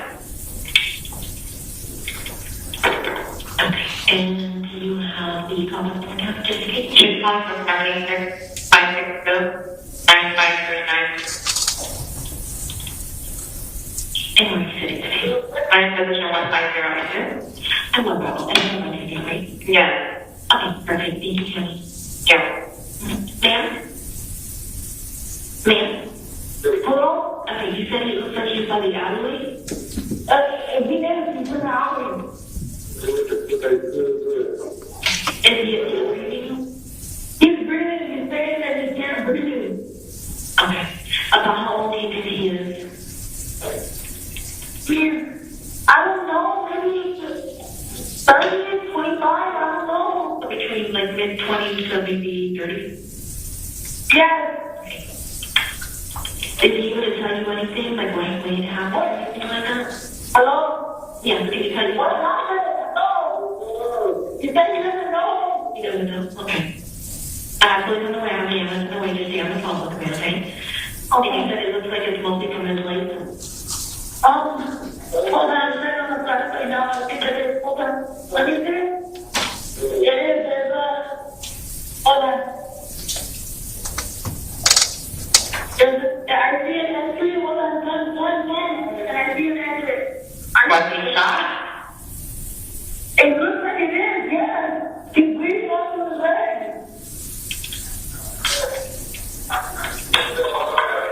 I can't pick you up. So just let him know that help is on the way, but you can't pick him up, okay? Just let him know that help is on the way. Are you breathing? Ma'am, were you able to get a clean dry off the towel, the blood pressure? And his leg? I took his shirt off and I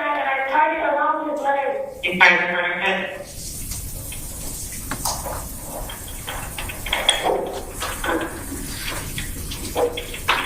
Hey, hello, hey, Joan, are you okay? What the fuck happened? Is he still breathing in?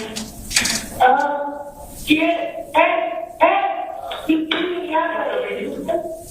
Or not yet? They're coming through now. I see them coming through now. Just let me know when they make contact with you, okay? Yeah. Do they see?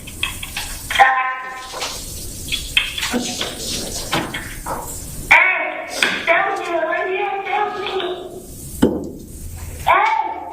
Hey! Down here! Hello? Down here, hey? That's you. Down the way?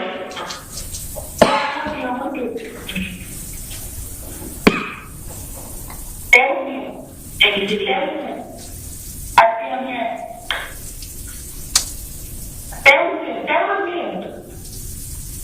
Stay with me. And you did the they're here. Stay with me. Okay. I'll go ahead and finish. Okay. Saturday, June. Detective, did investigators find out who made that phone call? Yes. Who did? Miss Link. Now, after Daisy Link admits to shooting Pedro Jimenez, what, if anything, did you do with her? Was she under arrest at that point? Yes. And I know we talked about this briefly before, but that body warrant, the DNA warrant, that was executed as well? Yes, it was. Did you author any other warrants at that time? A ring search warrant Why? to obtain video that was captured on the ring camera. And to be clear, that warrant was through the same process that we talked about beforehand? Yes. The video that we saw a few minutes ago, that was part of that warrant? Yes. There's a few other videos that I want to show you and ask you if those were also part of that warrant. And this would be a part of State's Exhibit 16.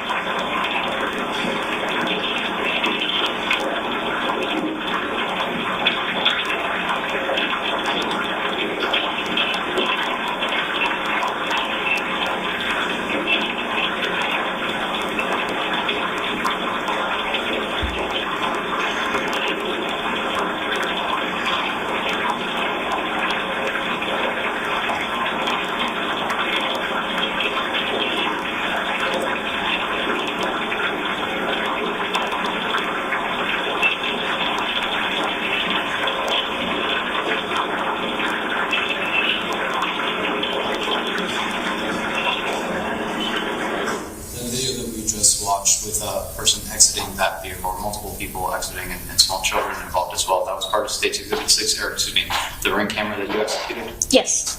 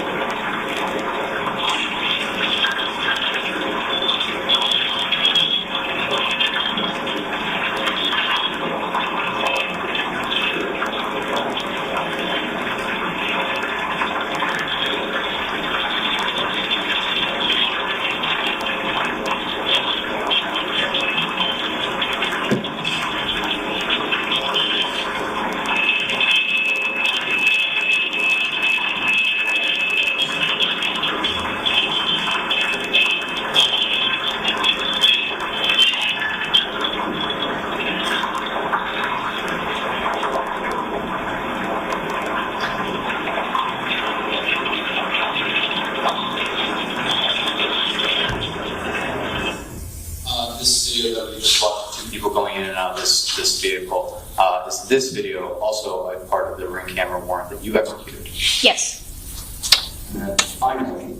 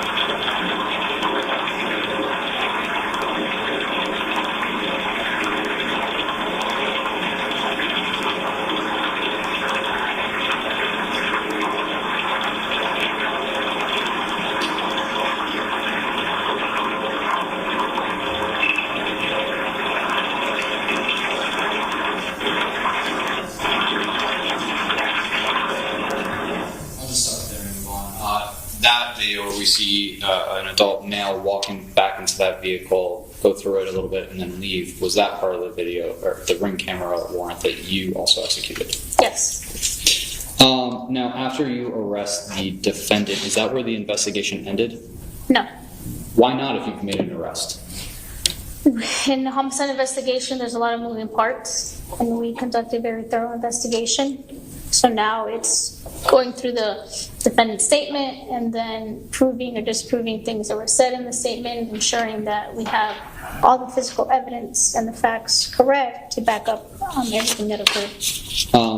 Did you yourself speak to additional witnesses? Yes, I did. And that was after the fact? Yes. Did you respond to 1300 Northwest 15th Street? Yes. Did you meet with the homeowner? Yes. Was that Robert Cisneros? Yes. Were you with anybody when you responded to that scene? Yes, Detective Danny Morales and Detective Chiapa Hubbard. Why did you respond to that scene? To gather video surveillance footage. Okay, and did you watch that video surveillance? I did not.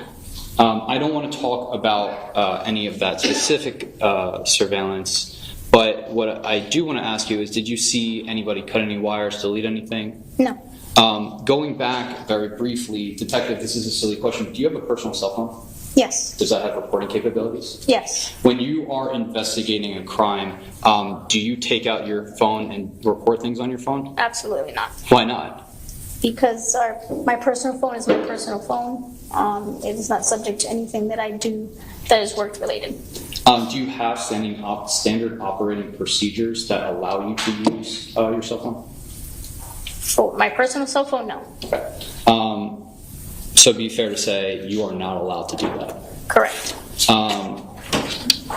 Is there anybody that you reach out to in order to gather any kind of video surveillance evidence as well? Yes, we have a video forensics unit that is certified and takes specific trainings in retrieving video surveillance footage. If you have the capability to record something on your phone, why are you reaching out to them to collect evidence? That would be the proper way to do it. These individuals are trained. They take trainings how to properly extract video and maintain its integrity. Now, Detective, I know you weren't here, but Danny Morales and Chiapa Hubbard and yourself all wore suits while you testified. Why are you not in a uniform? This is my daily attire for work. So as a detective, a homicide detective, you are wearing a suit as your uniform? Yes. Do you get body-worn camera? No, we do not. Why not? That is simply only assigned to road officers.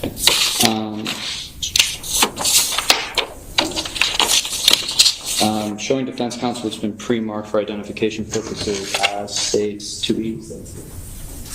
Can I take a break now? Yeah. All right, we're going to take about a 10-minute coffee break. It'll be a comfort break. The video that will be played is about an hour and a half long, so just be prepared. If you need to take a comfort break in the middle of that hour and a half, you can do so. You all will just raise your hand. But just so you know what's coming after this break now. Okay, it's the video that will be played. Judge, can I just move it into evidence? All right, for the jury. I'm sorry, real quick, as we move into evidence, let's just have Green mark it. State moves into evidence with some pre-marked for identification purposes is 2E. State Exhibit 2E, marked for identification, now becomes State Exhibit 28, Judge. Thank you. That has to be said on the record in front of you all. All right, you can go back in there.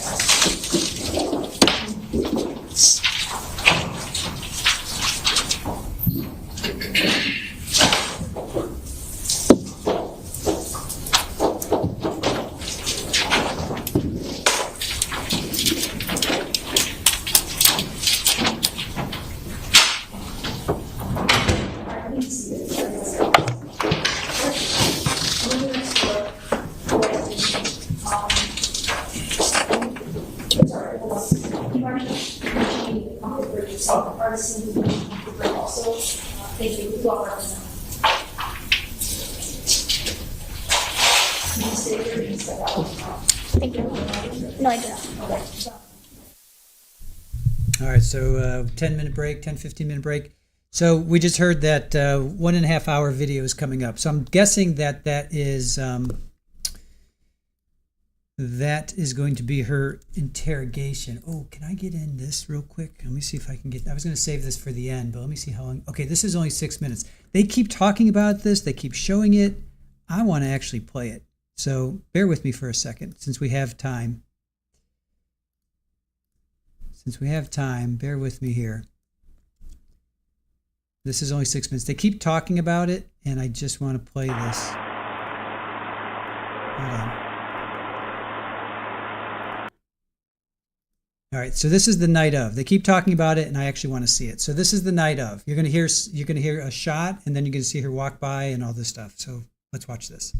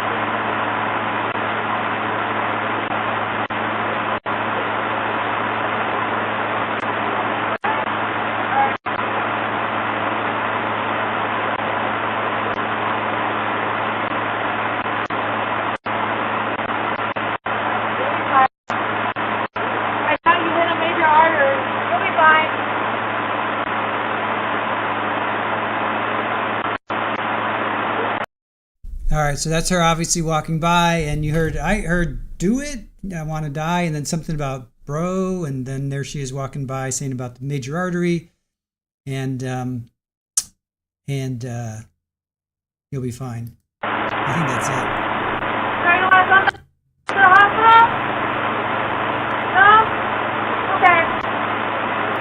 Sure you don't want to go to the hospital? No? Okay. All right, I'll play it again.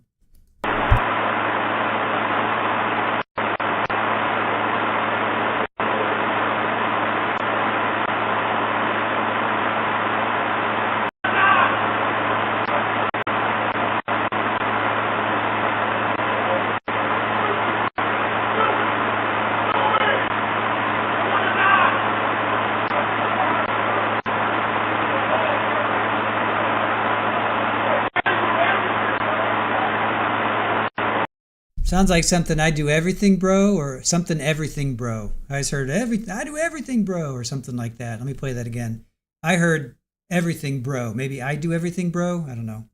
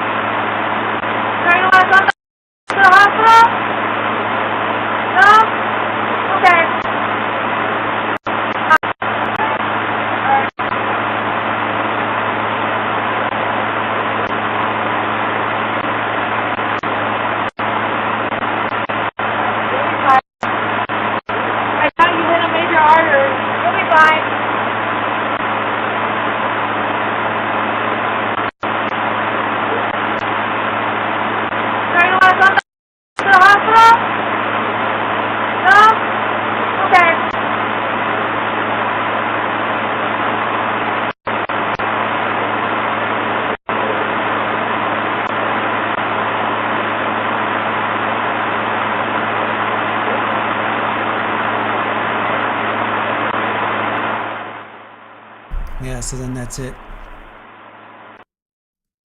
So interesting. So widespread, yes, that's what they've been showing. They've shown that I think a couple times now to the jury, but because the camera or the angle to the TV to the camera that we're just seeing just a white blown out whatever, we're not seeing it. So that has been shown to the jury. I'm pretty sure at least twice now. I think that's been shown to the jury at least twice. So you guys are hearing, I don't want to die. I thought I heard, do it, I want to die. I don't hear, I don't want to die. I hear, do it, I want to die. Not, do it, I don't want to die. Yeah, I'm not hearing don't in there. And then I heard everything, bro, or I give I can only guess, I give you everything, but I hear everything, bro. And then he's calling his wife, bro. And then I didn't hit a major artery or something in a major artery. You'll be fine. And then you want to go to the hospital? No? Okay. So the jury's seen that pretty sure twice. I think they just saw that. And I think they saw it before with another witness. So yeah, the jury has seen that. The jury is that. I hear do it, I want to die. Yeah, that's what I heard too. But she definitely doesn't seem scared. I agree, Northwest. She doesn't seem scared. Because she thought she just shot him and she's just like, yeah, whatever. You don't want to go there, you'll be fine, It's like, she I don't know, it's like oh, you just tripped and fell. You'll be fine. Don't worry about it, Yikes. So it also doesn't seem like, well, it's hard to tell from that, but it doesn't seem like he was running back to the house. And the only reason I posed that question is, will that cause any kind of doubt to a juror by saying, well, she had her kids in there, he's not on the lease, there is a history of DV between the two of them, maybe he was running back to the house to like grab the kids, or what she's saying is he was going to barricade himself, he was going to lock her out. That's what she was afraid of. He was going to run back into the house, and it's like 3:00 in the morning, and he's been drinking, smoking, partying, whatever. She doesn't seem like she was. She seems like she was relatively somewhat sober there. So she was afraid. She said she didn't want him to go back into the house and lock her out. So if he's running back to the house, now I'm just saying, well, is she afraid he's going to do something? Well, not do something to the kids, but she's afraid that he was going to lock her out. So, all right, seems like they're coming back. All right, do we have jury feet? All right. Let's see. Right. Wait. Nope. Crunchy, she's done. Sure Life, here's a Band-Aid. You'll be fine. Need two here. Right. Moonchild, I wonder if she is the aggressor. Yeah, you never know. Rich says, in the video, I don't think she would travel. Right. She had it. Yep. Sharon says, Ed, I think she hit him on the foot. Yeah, I mean, it's pretty clear how, now that we saw the medical examiner, it's pretty clear. It's pretty clear what happened.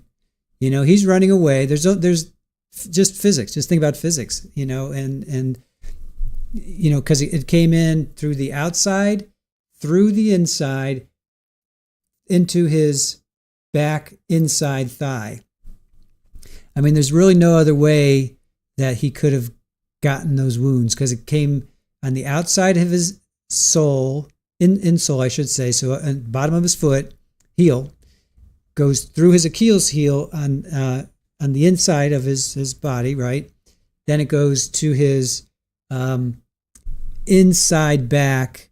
That's more inside than back of his opposite leg, and then through there. Then it exited through there. So remember, they said there was a hole in his shorts. We never really did find out where that hole was. So there must have been two holes. There must have been two holes in his shorts, because it was through and through. So it went through his leg. I'm sorry, through his foot. So outside to in, inside to out. So you've got outside to in, inside to out. I mean, that's the path of the right there, where my thumbs are and my pinkies. I can't get my thumbs, but that's the way it traveled. It traveled. There's just no other way. It couldn't have ricocheted. It couldn't have bounced off of it. Well, that's a ricochet. There's no way. It traveled like this. So again, let's see. Okay, there you go. So thumb, so outside in, inside out. So there's just no other way that could have happened, right? There's no other way. So what do you guys think? Let's see. Richard says maybe he had those long length shorts that would explain the hole. Yeah, that's right. We don't know how long his shorts were. That's true, Richard. We don't know how long his shorts were. I don't think they were showing some articles of clothing, but I couldn't quite tell. So I would say, yeah, he could have had longer. Yep. Yeah, here I am thinking they're short. No, they're probably, you're right. They're probably to his knees, or cargo pants, kind of thing. So. Yeah, I mean, look at the shorts I have on, if I'm hit with, if I'm hit here, if I'm hit here, it's definitely,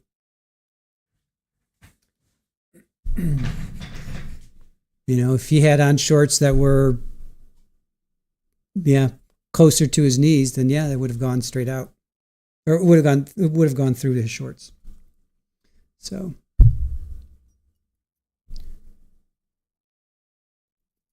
I don't know why I'm thinking they're like runner shorts, like they're short shorts. No, they're probably like cargo shorts or whatever, or shorts that are, or at least almost to your knee, if not just right above your knee.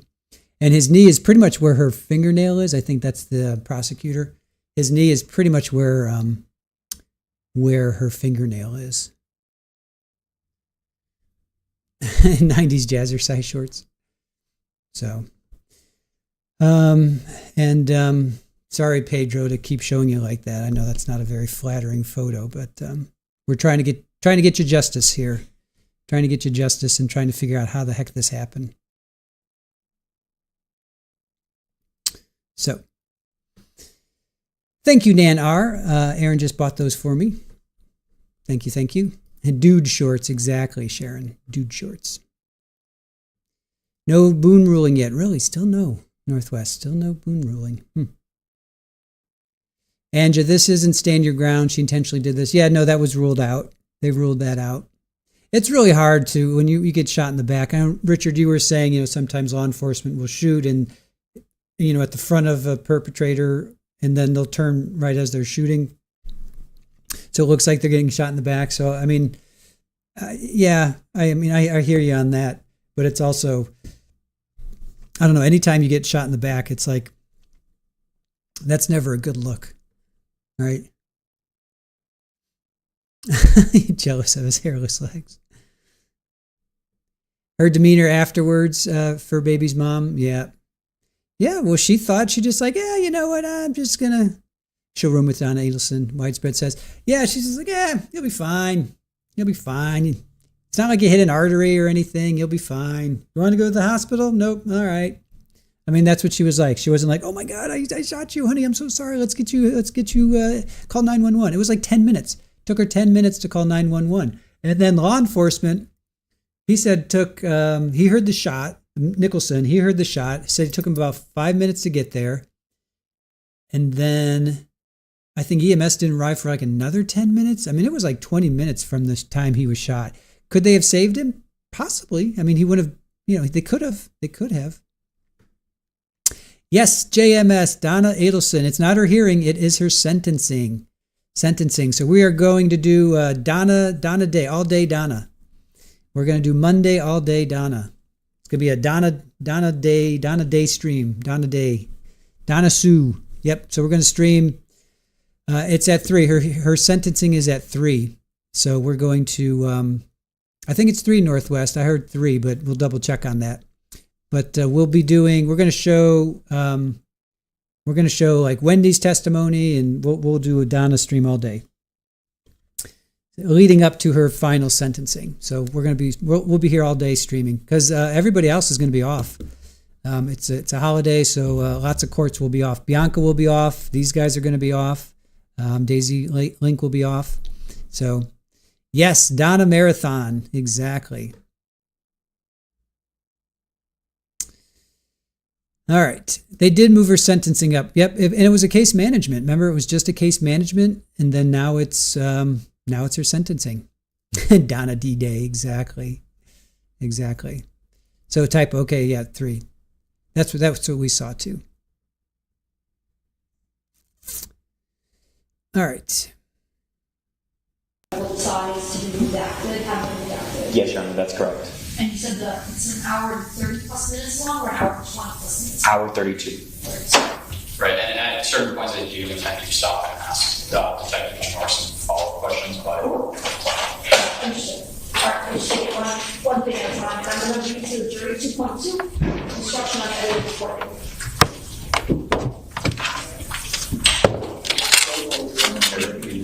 All rise with the jurors.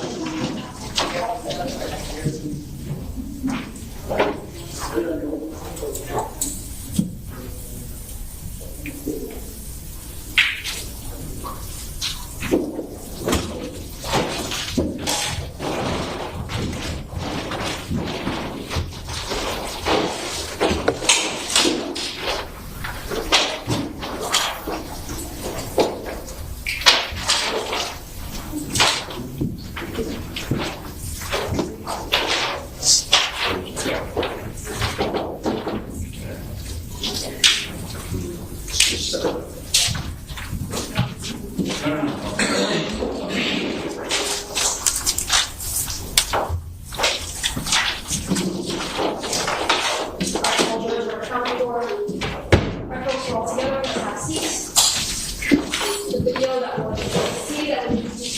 evidence is a video recording. I have to continue with instruction on what you're going to see. Members of the jury, you are about to view and listening to a video recording.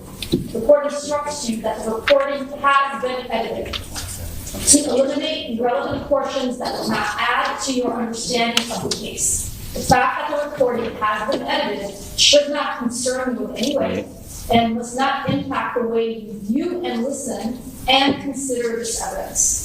All right, go ahead, Mr. Rubio. Thank you, Your Honor. Publish. Yes.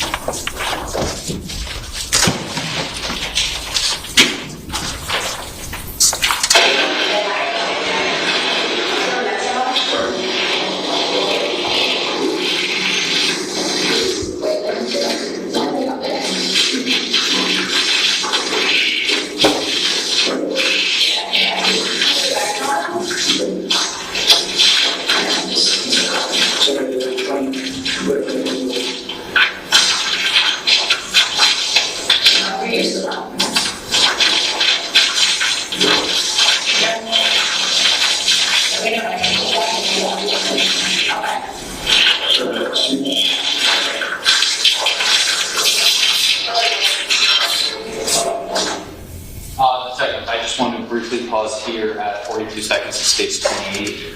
We saw Ms. Link enter and she has these brown paper bags on her hands. Why? That is to preserve, because she touched the victim, is to preserve if there was any gunshot residue.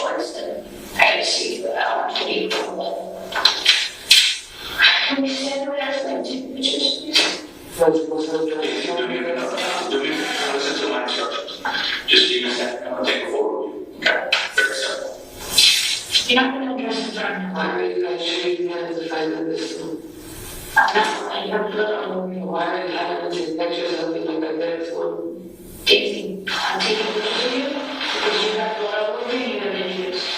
Everything is here. That is good for viruses that are happening. So that's fine. We're going to take pictures. He's going to do something to your hands. Okay. And then you're going to change your clothes so you can have not bloody clothes on. I don't want you to sit here and close this clothes on. Right?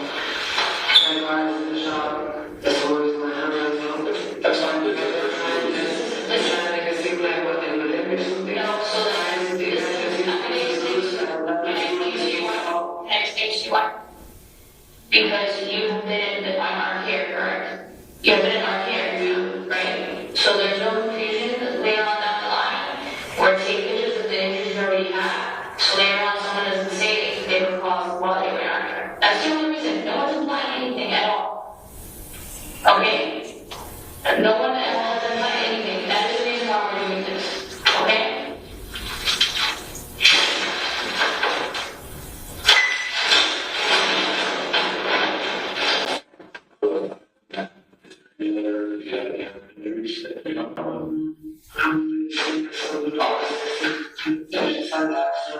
No worries, no worries. Do you think just what you have to do with this?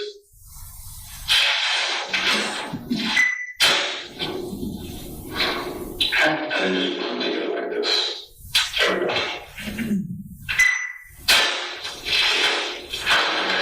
Take a deep breath. And 40.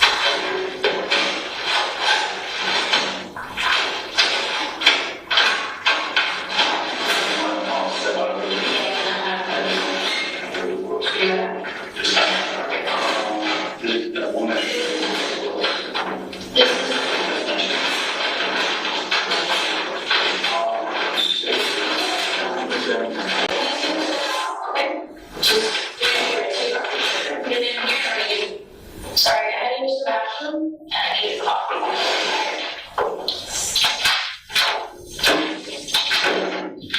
This is my partner. You already? Now, I know that you said in that video, well, let me ask you this, to be clear, that's you. Yes. And you said this is my partner, Joe. Is that Joe Cruz that we were talking about earlier? Yes. The lead detective in this case? Yes. Thank you.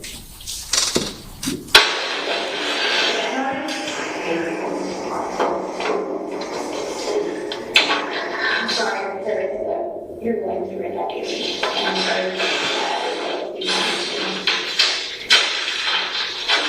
Bear with me, we just gave you all the care information, this information.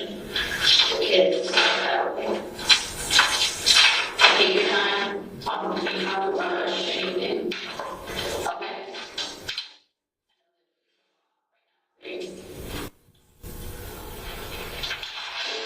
Yeah, like I told you earlier, Your sister? yeah. Yes. Your kids are with your family, they're going to take care of the dog, okay? You guys have 2 kids together, right? Okay, what's your first kid's name? Pedro. What's his last name? Jimenez. Junior?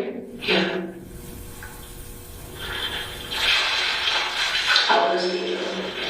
He was 7. What's his date of birth? 87, 14. And you said, yeah, it's another son? Yeah. Pedro. MIA? Detective, the 911 call that we listened to earlier, which I believe is State Exhibit 1, in that, whoever the person who made that phone call, they said that the victim in the case had an injury, but they weren't sure. Is that correct? Yes. Ms. Link just gave an actual date of birth for the victim, though. Is that correct? Her son. She gave the date of birth for her son. What's his last name and as well?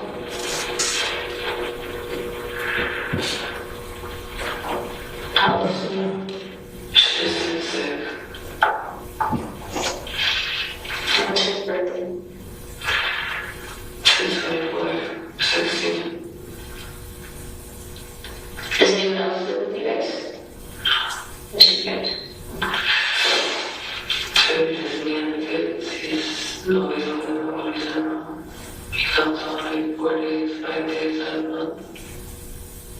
And how long have you guys been living with that mattress for? 5 years.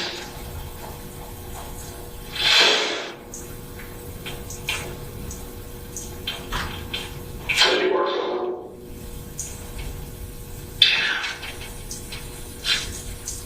Okay.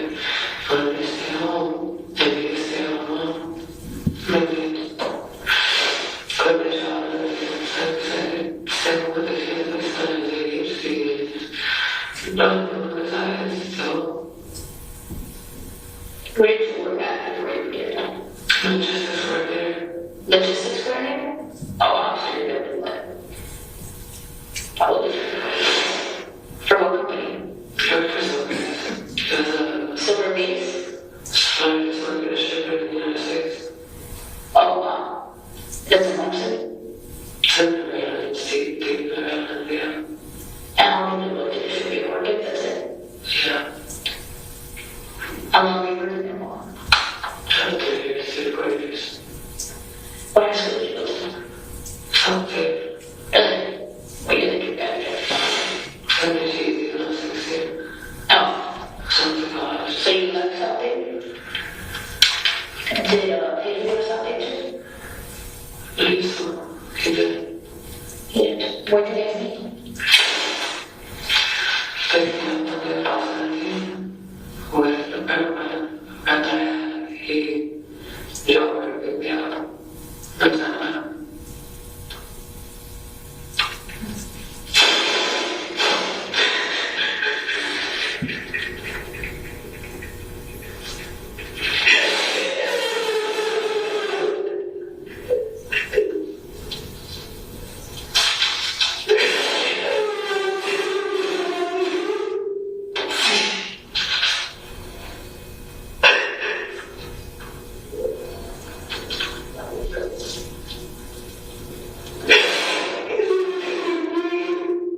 Hold it to that, right?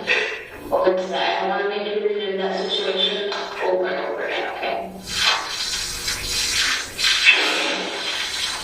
Where did you guys live before you guys moved to this house? 5 years ago, where did you live?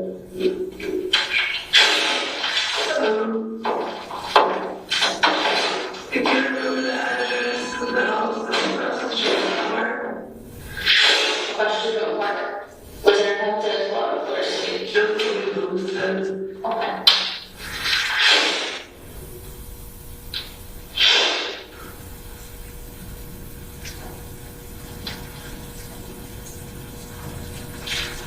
And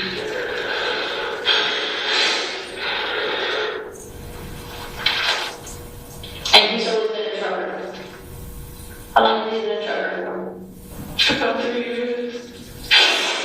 Detective, you just asked the question before you both lived at the address. Who are you referring to? Miss Link and the victim. Did Miss Link deny living with the victim? No, That the victim lived there? no. Thank you.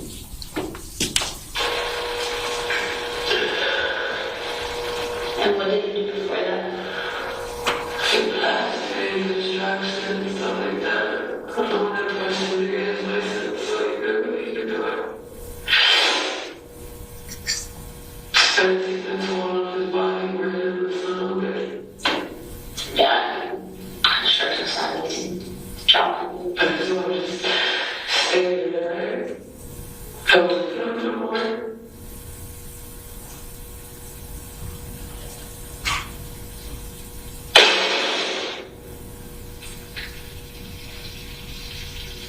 So bring your tissues, okay?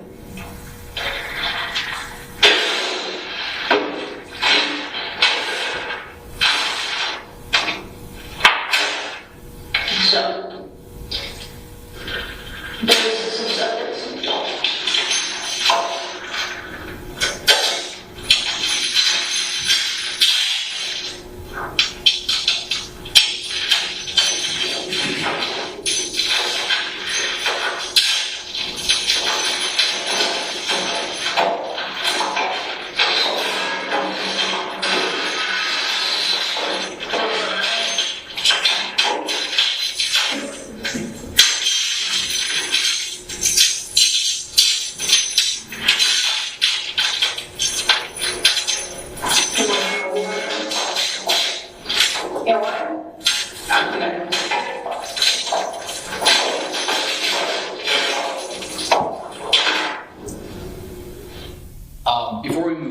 Detective, you asked a bunch of questions about the defendant's children, where her and the victim lived, a couple other things, how they met, and things like that. Why were you asking those questions? Those are preliminary questions that we ask. Is there any specific reason to get some background information or anything like that? Background information as well to know. At that point, we were aware that the children were in the residence at the time of this incident, and that's something that we need to document. Thank you.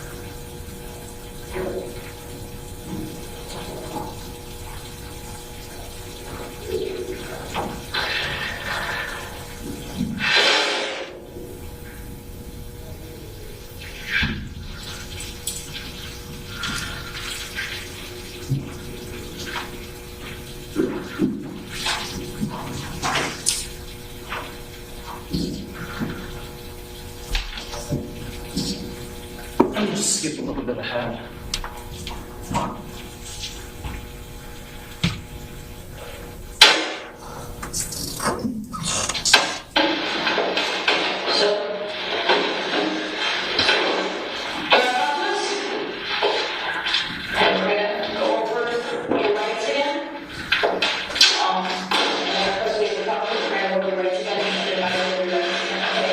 Stay in the same form. I'll read it to you again, and then we'll go from there, okay?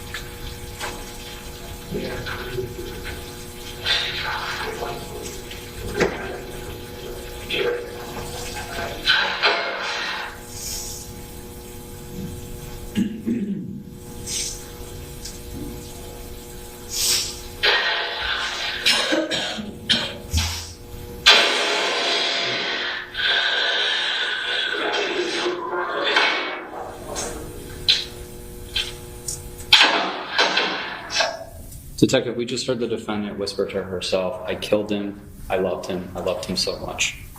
At that point in time, had the defendant made a confession of killing Pedro Jimenez to you?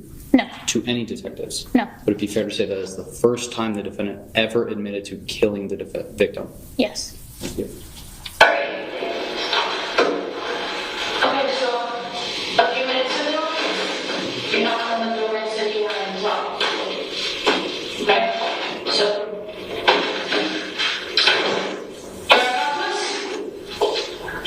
and we're gonna go over your rights again. And of course we have to talk, we're gonna go over your rights again, and then I'll go over your rights again, okay? It's gonna be the same form, I'll read it to you again, and then we'll go over there, okay?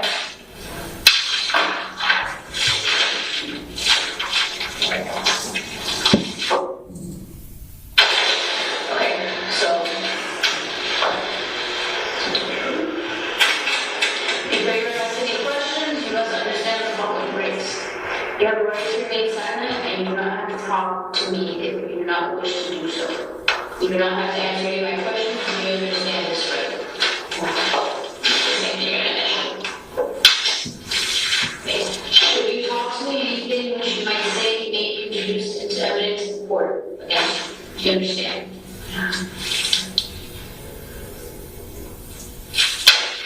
If you want a lawyer to be present during questioning at this time or any time hereafter, you are entitled to have a lawyer present. Do you understand that right? If you cannot afford to pay a lawyer, one will be provided for you at no cost if you want one. Do you understand that right? Knowing these rights, are you willing to answer my questions without having a lawyer present?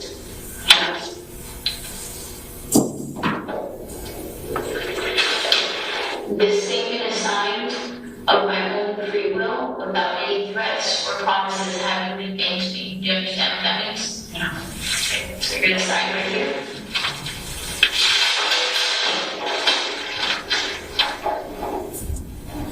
And the date is 6/25/22, and it is 4:22 p.m.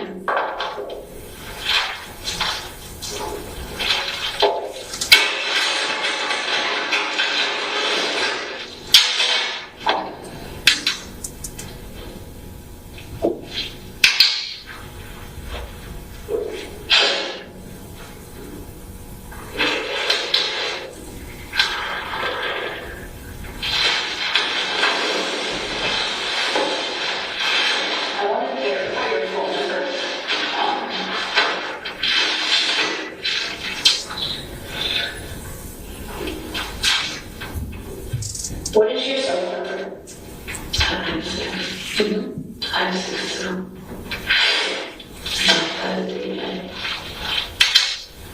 And you have that with what carrier? And what kind of phone do you have? An Android iPhone. And to your phone? Someone else uses it besides you? I do sometimes. Watch YouTube.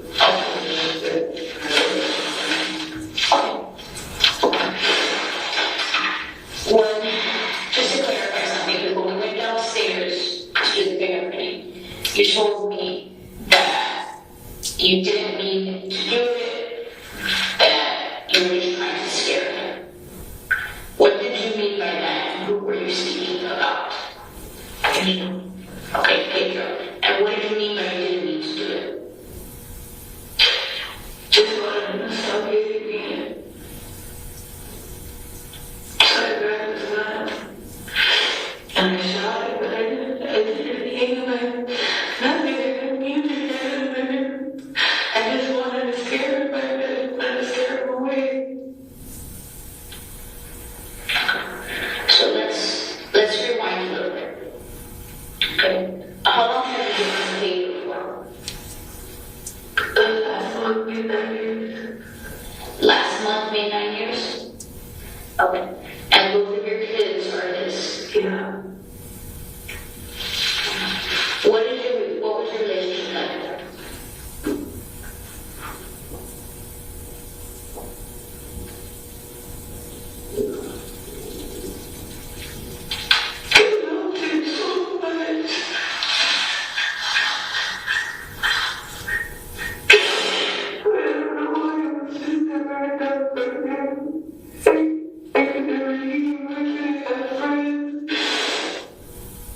couldn't have any social media. I couldn't have anything. I was isolated for a very long time. Why were you isolated for a long time?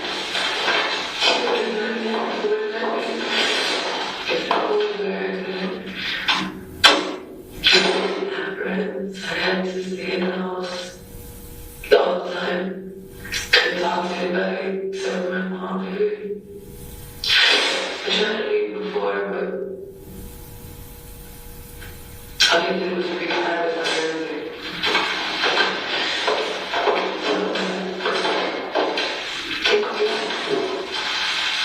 And what's your relationship with him always like that? No, not at first.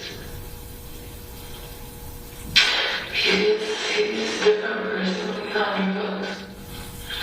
Every time he would come home before, it wasn't always that because he was with him every day, when you worked here.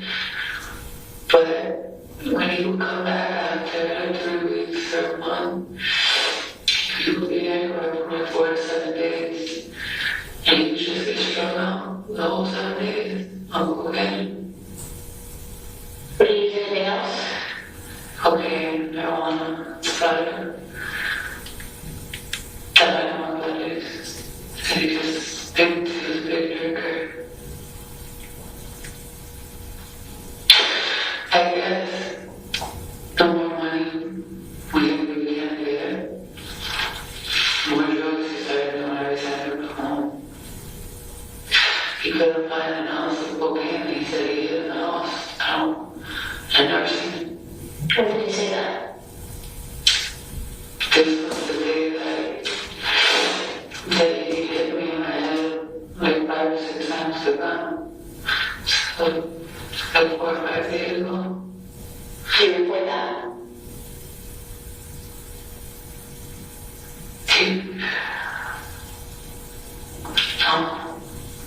They were in the hospital. I went to the hospital, but they started asking me a lot of questions. I got scared and I went to the hospital, but before I got a chance. Detective, briefly, I just want to back up from the statement. We heard Ms. Link say that Pedro did not let her have social media. Is Facebook social media? Yes. TikTok? Yes. Instagram? Yes. Thank you. I actually wanted to sit out there and they tried to they have a MRI scan my brain. Did they register you? Did they get your information and stuff? What hospital is it? Thompson Hospital. You said a couple days ago, you remember what day? My mom flew down the very next day. So I'm gonna say 3 days ago. She flew down and tried to get arrested and I wouldn't do it. She even said, give me some paper. She told me he's always on to you. And where were you when? Hey guys, hold on. I found something. Give me a second. I found a sorry to do this. This is really, really hard to follow without a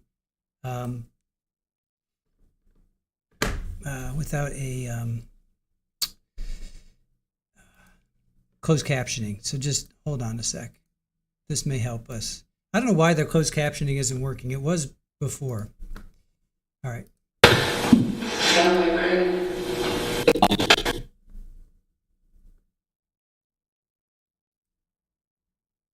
Go back a little bit.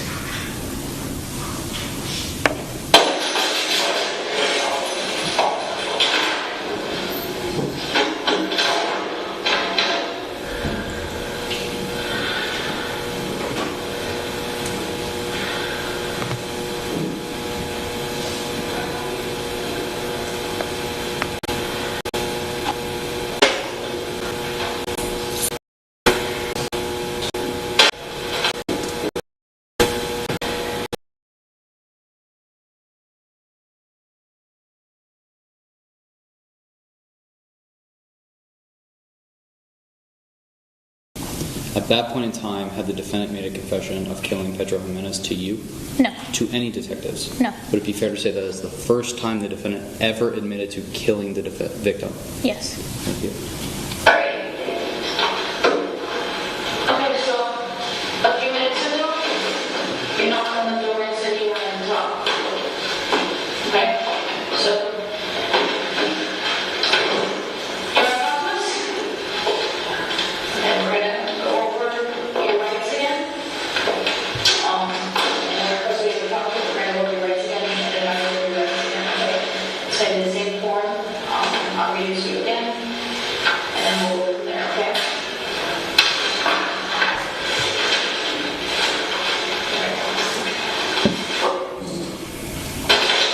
Okay, so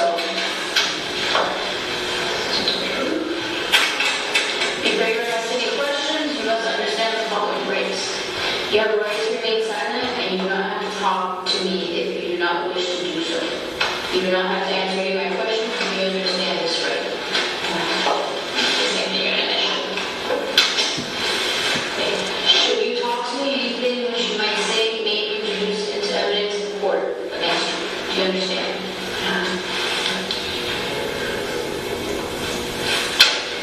If you want the lawyer to be present during questioning at this time or any time hereafter, you are entitled to have the lawyer present. Do you understand that right? If you cannot afford to pay a lawyer, one will be provided for you at no cost if you want one. Do you understand that right? Knowing these rights, are you willing to answer my questions without having a lawyer present?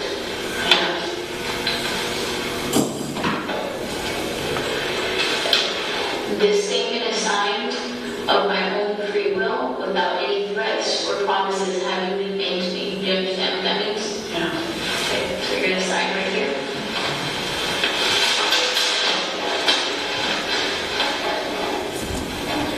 And the date is 6/25, 22, and it is 4:22 p.m.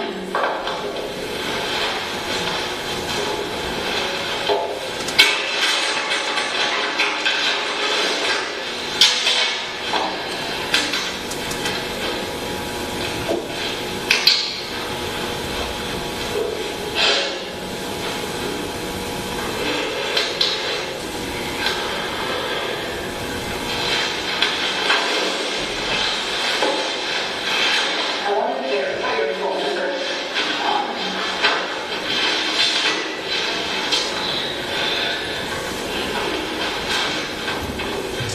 What is your cell phone number?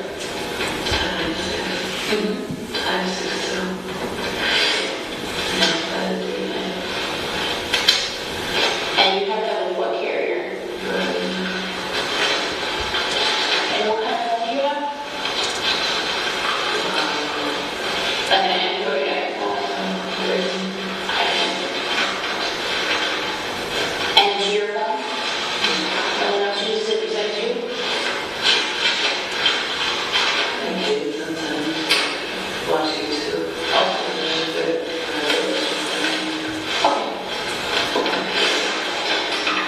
One, just to clarify something, because when we went downstairs to do the fingerprinting, you told me that you didn't mean to do it, that you were just trying to scare him. What did you mean by that, and who were you speaking about? Pedro. Okay, Pedro. And what did you mean by you didn't mean to do it? Just wanted him to stop hitting me. So I grabbed his gun, and I shot it, but I didn't aim like nothing. I mean it. I just wanted to scare him. I really wanted to scare him away. So let's rewind a little bit. Okay. How long have you been in Pedro for? Last month made 9 years. Last month made 9 years? Okay. And both of your kids are his? Yeah. What was your relationship like with him?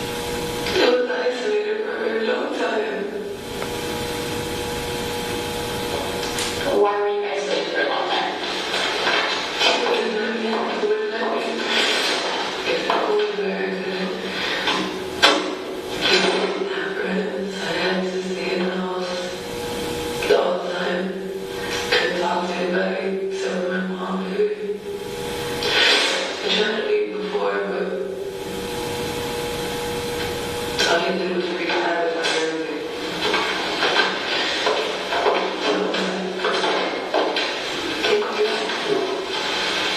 And what's your relationship with him? Always like that? No, not at first. He's a different person when he's on your books. Every time he would come home from sport, he wasn't always dead because he was with him every day, you know, when you worked here. But when he would come back after 3 weeks or a month, he would be anywhere from like 4 to 7 days. And he would just get strung out the whole 7 days on cocaine. But do you use anything else? Cocaine, marijuana, soda. That I know about this. So he was a big drinker. I guess the more money we began to get, the more drugs he started doing every time he was home. He couldn't find an ounce of cocaine. He said he hid in the house. I've never seen it. When did you say that? This was the day that he hit me in my head like 5 or 6 times with a gun. So, like 4 or 5 days ago. Do you report that?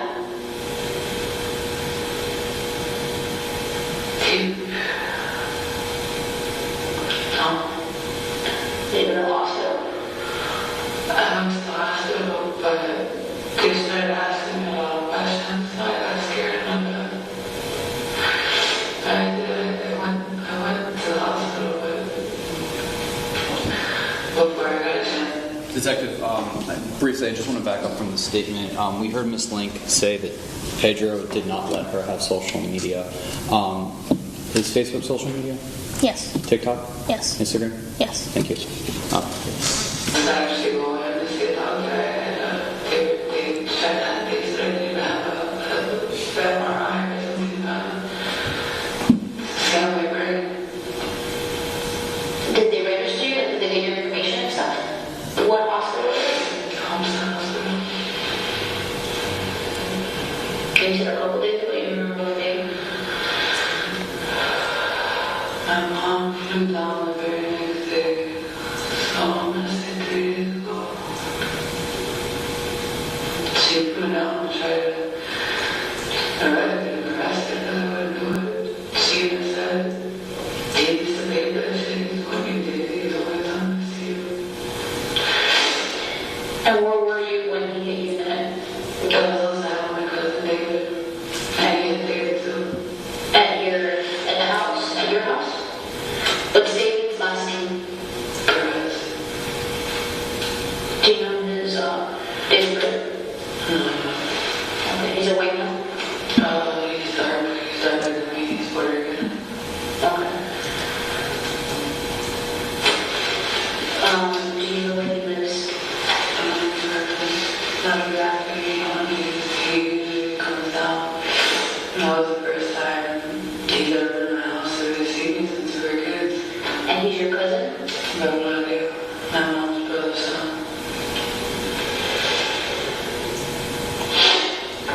And where did Pedro hit him with the gun? In his face, he was trying to push him off me, and Pedro turned back and he hit up the gun too. And David didn't report it either? No. How old is David? David was probably about, let's see, maybe like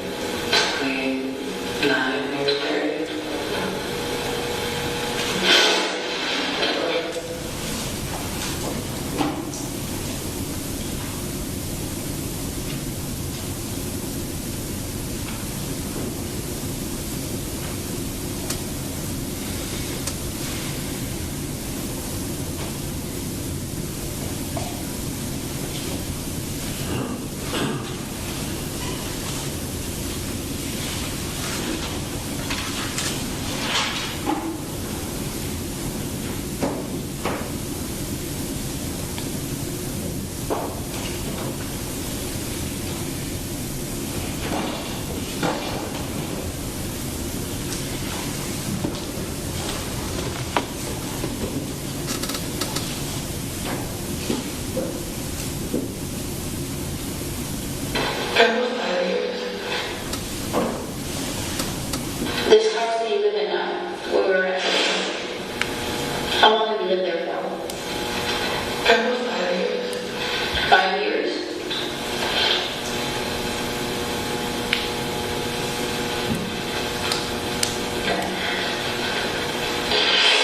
Walk me through yesterday, Friday, so today's Saturday, Friday. What was going on with you guys yesterday? Let's start from the morning. Has he been, well, because I know you told me that he travels a lot with his job. Yeah. Okay, how long has he been home? He was supposed to leave tomorrow. He was here for 7 days. Because he did not want. He was supposed to leave tomorrow on Sunday. So when did he get back from his last work? Coming out there, when did he get back?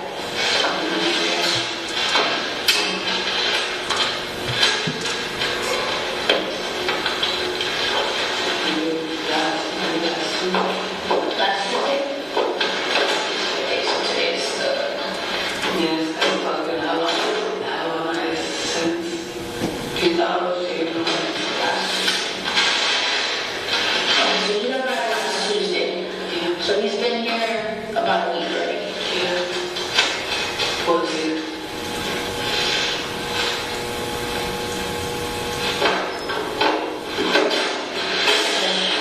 When he got back, he was staying with you and all?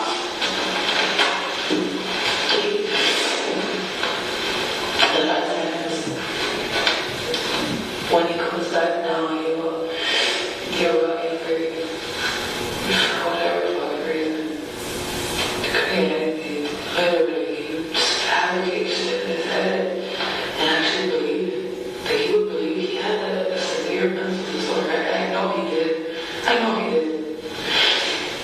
Nobody normal would do shit like that. Nobody normal would make stuff up in their head and actually believe it. What do you mean? What do you mean by that? Like, he would tell me how all of it, I was sweating, cheating on him. Or I'm a fucking warrior, I know. And she would be like, oh yeah, I know that you've been taking negative pictures of yourself, bullshit stuff. And he would just continuously say it over and over again. And he would be mad and be like, yeah, sending these fucking negative pictures and shit. Hey, you think I'm stupid bitch? Yeah, I know what you're doing. I know, like, you could genuinely tell he didn't believe the shit he was saying. You could tell he did.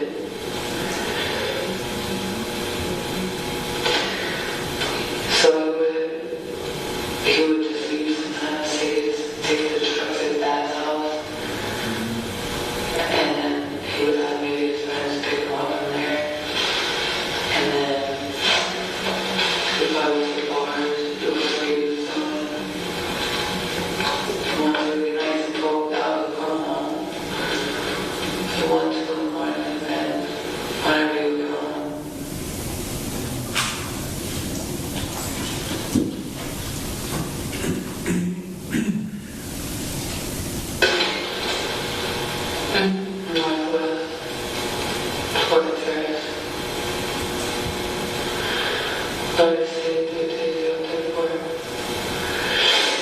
So that's what he would say if he wasn't staying with you?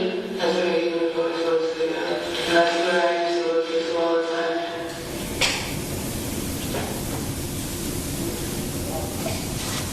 Okay, so Friday yesterday, or what's he? The other day. He was with his friend. He was with his friend's house.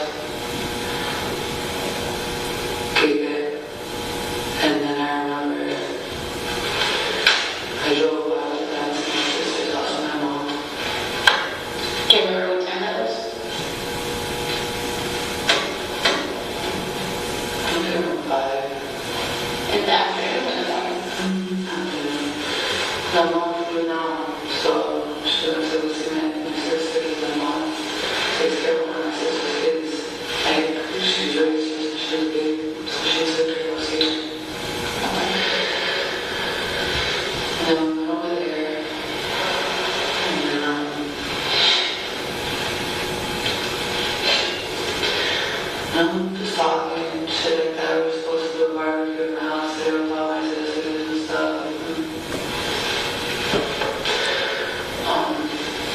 Then after that, I went home. I went home. I went home. And then it was about maybe 10 or 11 o'clock. And he still hadn't gotten it. At this point, you were home alone with the kids? Who was home? Okay, and what were the kids? The kids were nobody comes. So you, your mom, and the two kids go home? Yeah. Okay. After that, I went and I picked them up. Well, Where did you pick them up from? his friend's house. Do you know the address? No. I just know it's on the street behind Homestead now. So I don't know the precise address. And what's his friend's name there? Manriquez. Manriquez? Manriquez. Do you know how to spell it? M-A-N-K-N. R-I-Q-U-E-Z, I believe. Is he white or not? He is white, he is Hispanic. Okay, and how did you know to pick them up from there? Because I knew that he was over there. Before he left, he was with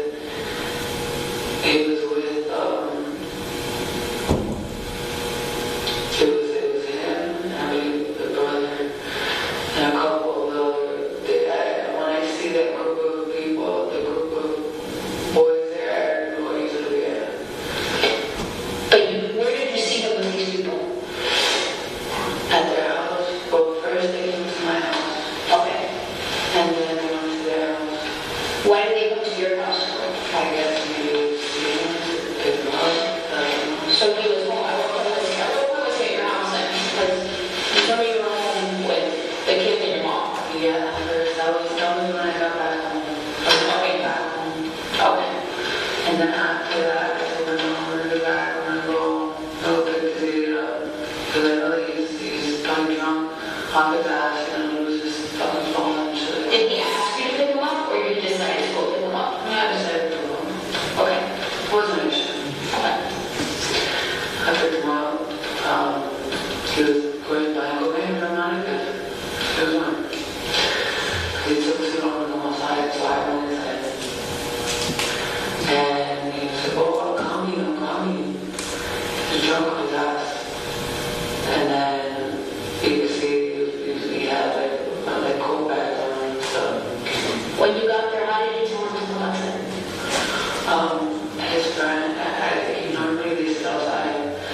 So I went and I was like, well, where's Pedro at? Oh, he's inside the house. Okay. And he was over there. I don't know much of him. I guess it's really the only one I know his name. There's about 5 or 6 of them. I was there.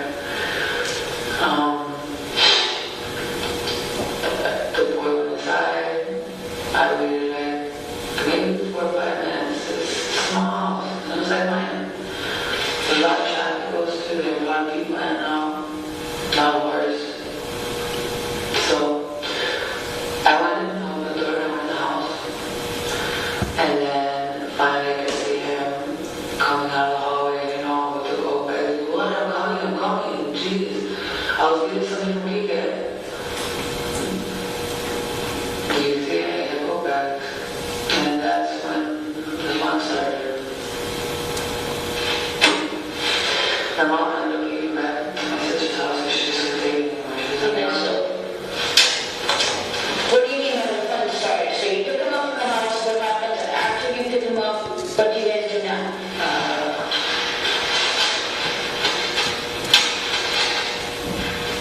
He asked me to take him to the store to be here. Which store did you go to? I can't remember.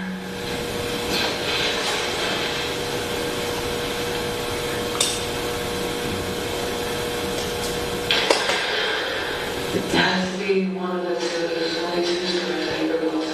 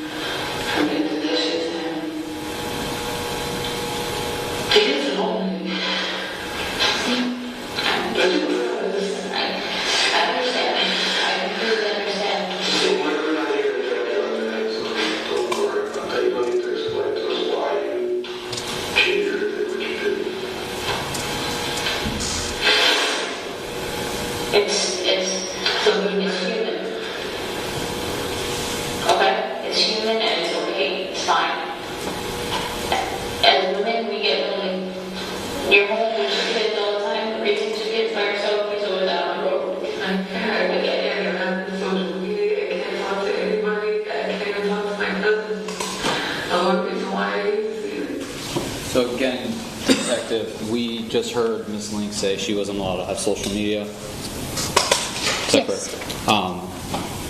Facebook is social media? Yes. TikTok is social media? Yes. Asked and answered. TikTok is social media? Yes. Instagram is social media? Yes. Thank you.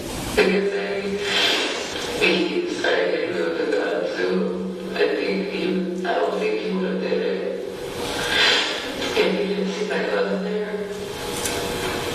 Maybe he doesn't think the cousins are my cousins. I don't know. These are actually my blood cousins. So I think you're talking about, he's saying on the ship too, he's telling you about you cheating on us. That's what he's talking to you about. At this point, how are you feeling? Are you sad? Are you angry? Like, how are you feeling? What are your feelings when he's telling you those stuff?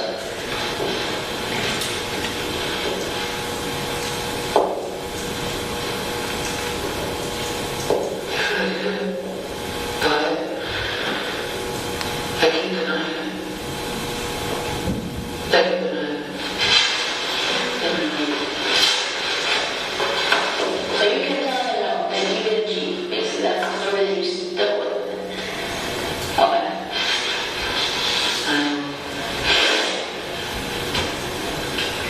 I know that's the house. I remember I was sitting outside. My mom and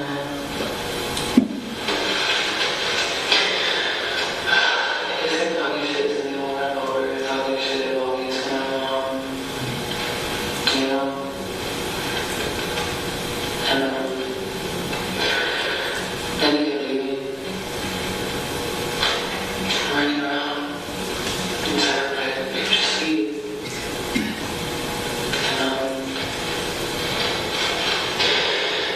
I guess when my mom is not there, he's only here for a couple of days. I feel so bad. Because maybe there wouldn't have been a difference. He would have still been on drugs, but maybe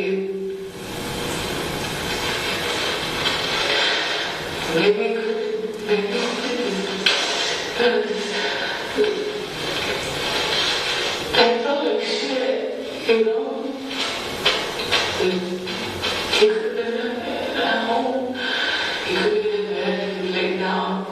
He doesn't get to be home that much. I just felt bad. So at this point, you get We just heard the defendant say he doesn't get to be home that much. To the best of your knowledge, is she referring to that 1237 address? Speculation.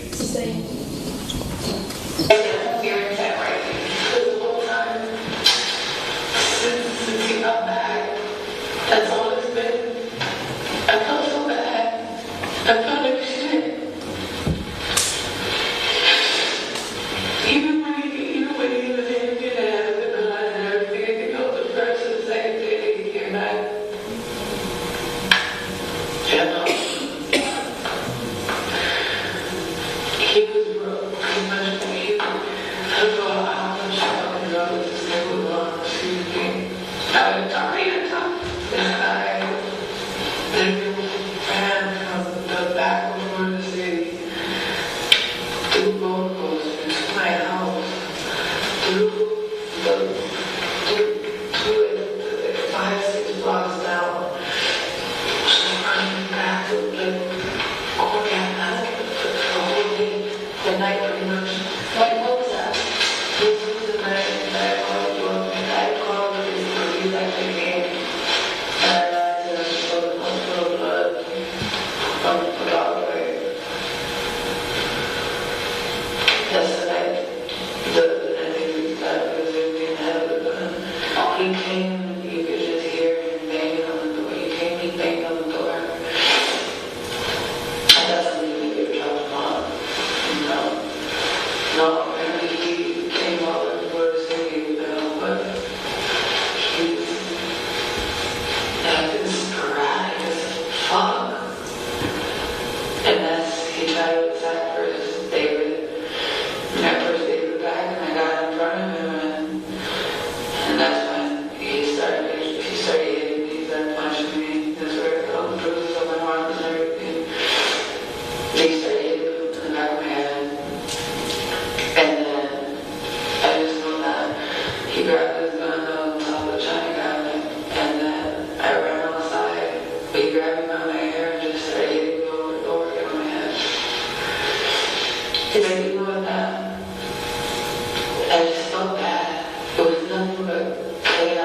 fucking havoc since he got back.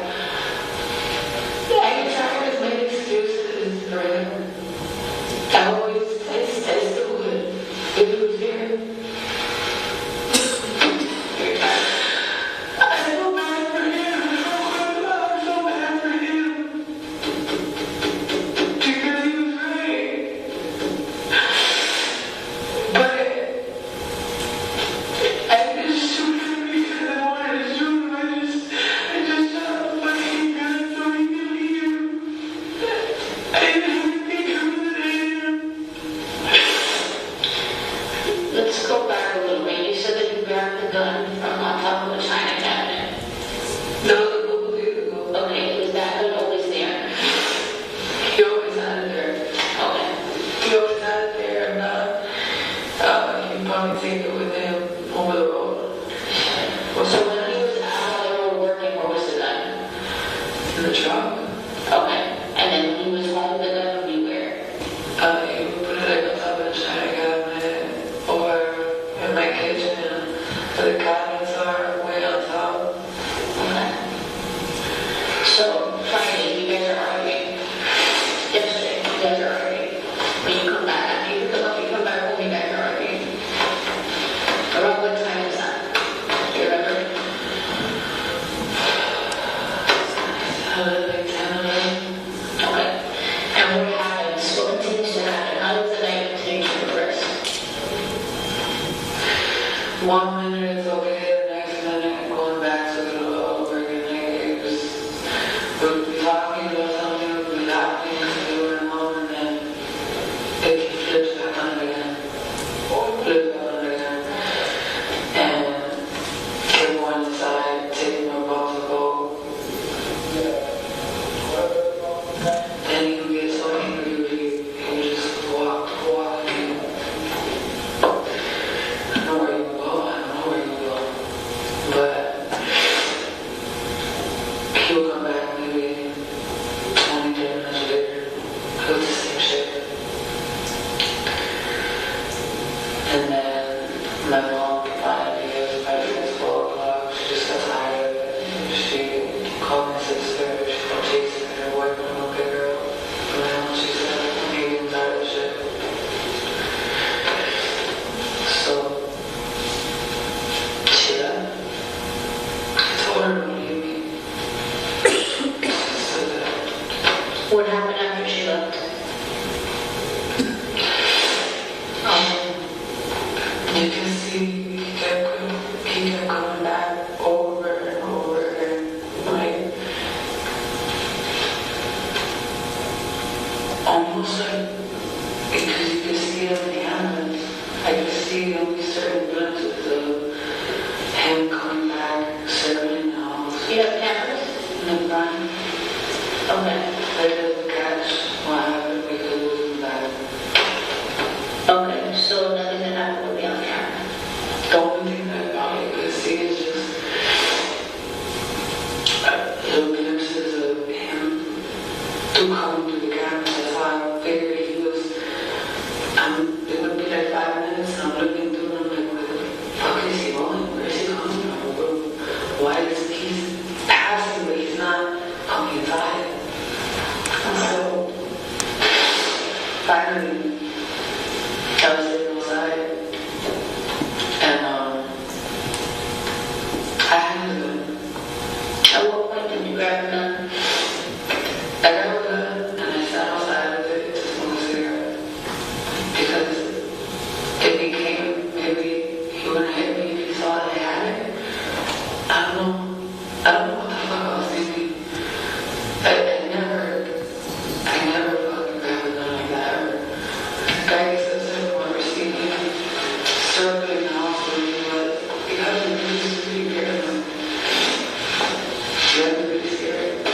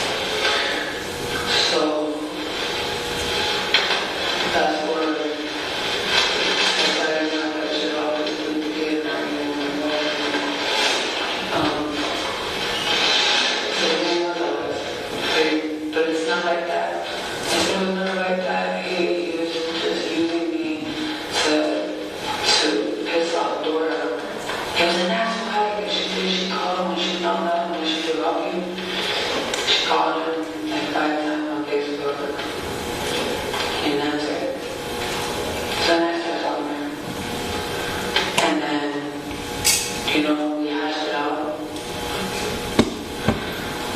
You know, I didn't know about you at all.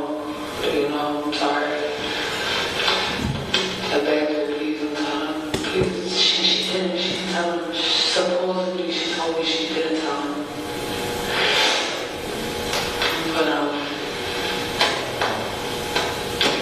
when I said that, he was also, when I told him, you know, there was ever nothing like that. He was just using me to piss off Dora. He fucking exploded. Because you were fucking Dora's man. You were fucking Dora's man. I said, fuck you were doing. That's why she called me. And he was screaming, ballistic, screaming. And I started getting scared. The way, the look in his eyes, you can see, he has a look. It's something with his eyes when he gets really fucked up on cocaine. You can see it. He's not the same person anymore. What was he wearing when you guys were out there? What was he on?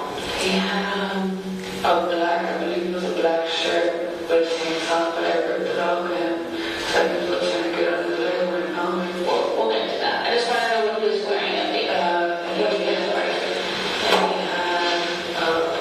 pair of cargo pants on. I can't remember what color they were. I think maybe black cargo. Did he have anything in his hands? What do you mean? Yeah, like, did he have anything in his hands? No. Okay. Okay, so now you guys continue to argue. Well, he's yelling at you. At this point, and I'm tired. I'm just trying to calm him down. But that's when he pushed me back and I fell to the floor. I know that he grabbed me by my hair. And I was trying to sit upstairs and I just leaned over and I grabbed the gun. And he let me go because I had the gun in my hand and you could see him just, he turned around and he tried to take off. And he was like, they was gonna lock me out of the house. He started running and I just shot to try to prevent him from going inside the house. Where was he standing? When I shot him? Yes. I was with that. I was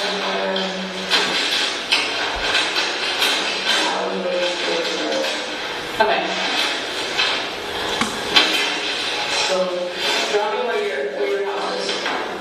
So you see on my house on the other side of the street. Okay. So I have the porch here with the stairs. So at this point, I'm right here. And I got the gun. Okay. This is the end of the house where the white car was. Okay, so this would be the front of the house. This is the back of the house. And this is the front. This is the front of the house. This is the back of the house. Because the house is sideways. Okay, so what you're saying, so this is the door to your duplex, and then this was the door to the other duplex. This is, okay. Or just the street, just the street. So that's the street. Okay, that makes sense. I see what you're saying now. Okay. So I'm in the front, I'm in the back of the house. Because that's usually where I consider the front, that's usually where I'm going down. Okay. So at that time, I remember once he started taking off, he started running this way. And he said that he was going to run the house to lock me out. Because he could sleep outside, bitch. So I ran here, I was right here, I saw him right here, and I just shot. I didn't even hit him. I don't even know how I hit him. I didn't even aim at him like that. I just shot it so he could hear the boom and then he was scared to run away. The babies were asleep in the house. I'm tired of being locked outside. I'm tired of this shit. So as he's running away from you, that's when you shoot? Because he's running to go home to in the house. Because he's running to go in the house and out the doors. And what happens now after you shoot him? What happens? He used to run. He ran. He didn't go in the house. He ran.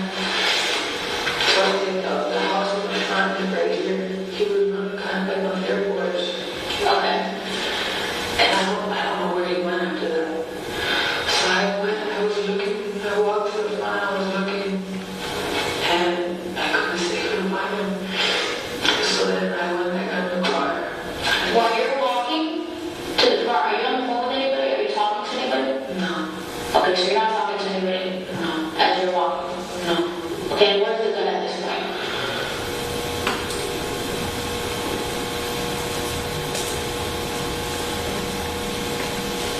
I threw it. So as you're walking by your house, where did you throw the gun? There's the tree right there. Okay. As I went to look over and I'm walking, I slowly go to the tree. And I started over to that, and then because I could hear him when I thought maybe it was mine at first, but I could and then he was running. I thought he was fucking around, I don't know, but I kind of got scared. So I walked to the front and I couldn't see what he went, so I came back and got in the car and drove around all the way to the back out and looked for him. The first time I couldn't find him. Detective, we just heard Ms. Lang say she threw the gun to the tree. Did she give you any more specifics about the tree? Yes, it was a tree that was directly by their door to their house. Did she tell you that, or she tell you the tree? She said the tree, but when she was pointing at the paper, it was directly in front of one of their doors. Okay. Did you, at this point in time, I can see both yourself and Detective Cruz in here, were you letting canine officers know where to search? Yes. Okay, thank you. I was fine. So I sat on the porch and I could hear nobody else. So I got back in the car and I drove all the way around again, and that's where I could see him laying there. And I went to him, he was full of blood, he was like, call 911 now, baby, call 911.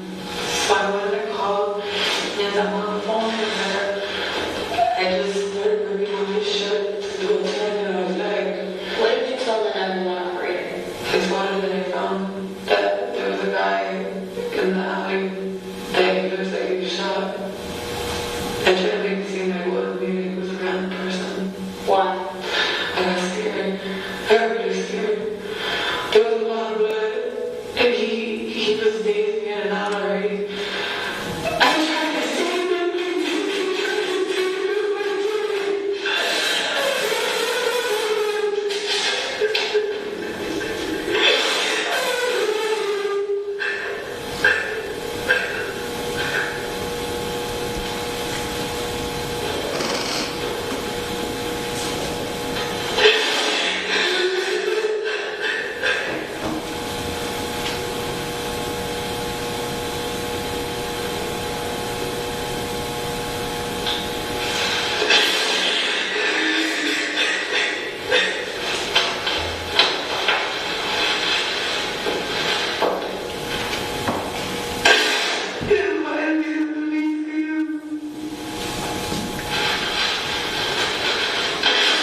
But he had to have been dead before they even happened to me.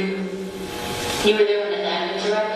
I wasn't there when it happened to her. The officer took me through, but I think I was there. I think it was. I want to back up just a minute. When you called K9 to find the gun, do you know if they had already found it? At the time that we notified, I don't know if they had found it. Okay. We just notified everyone on scene where the gun was thrown. Okay, thank you. Because I told her, but I remember before I walked away, I kept asking the officers if he was breathing, and they said yeah, and they said yeah. But when the ambulance got there, you could see him pumping his heart. And they asked him, is he breathing? And he came and said no.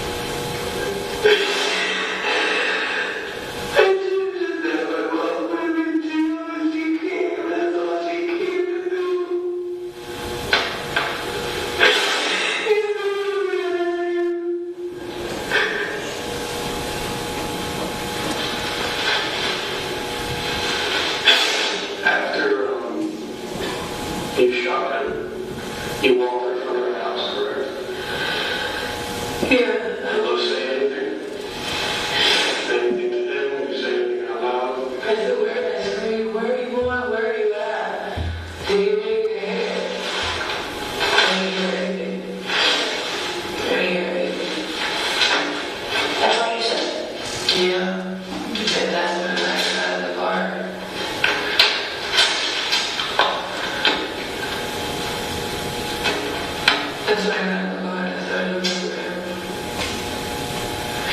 When you got in the car, was it before or after you did that?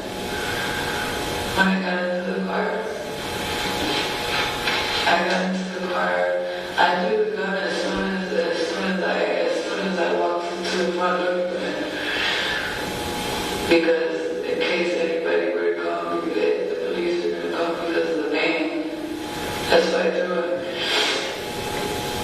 I didn't think I hit him. I didn't throw it tonight because he said or after the fact, this was before anything hit.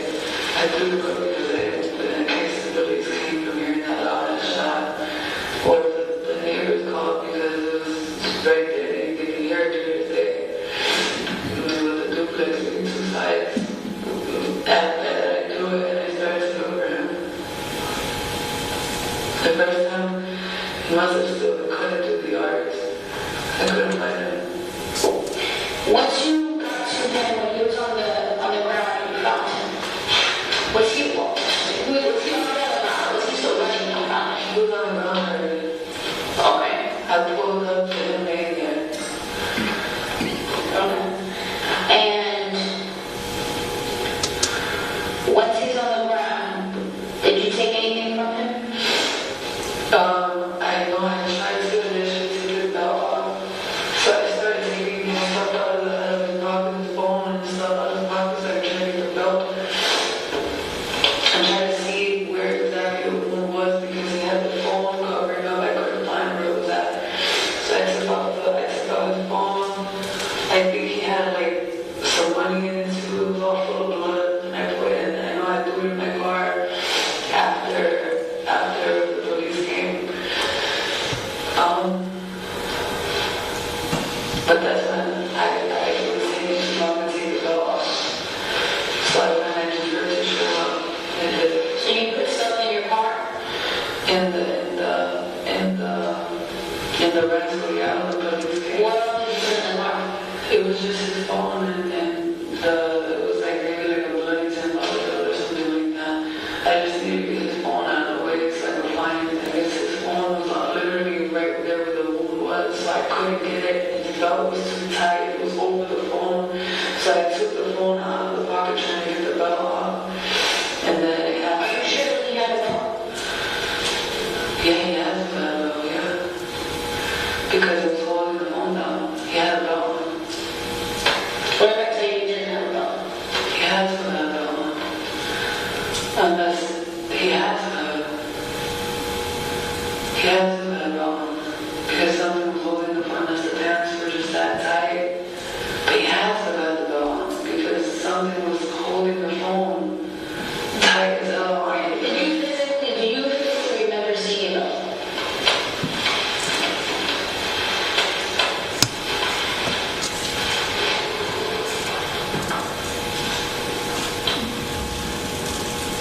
Now that you're saying no, I can't remember.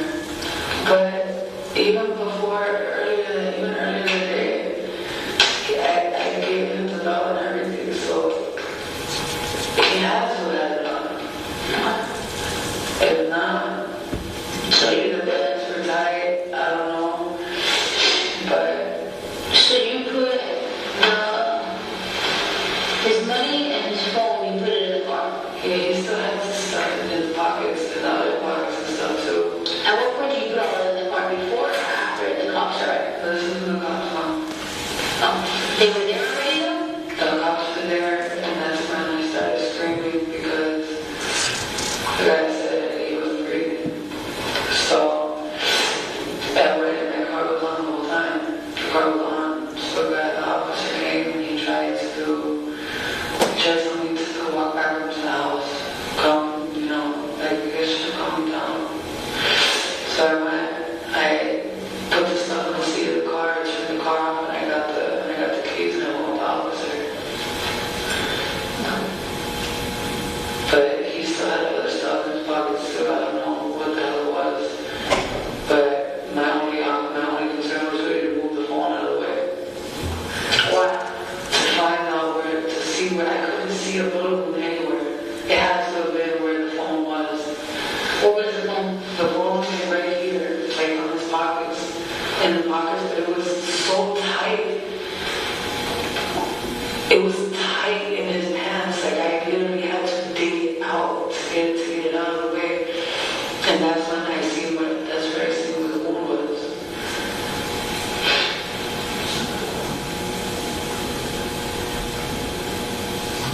And I was looking for him to see if he had a belt on. Maybe. But it ended up being his shirt that I ripped off at the end. I ripped his shirt off, and then that's when I tied it around his leg trying to stop the bleeding.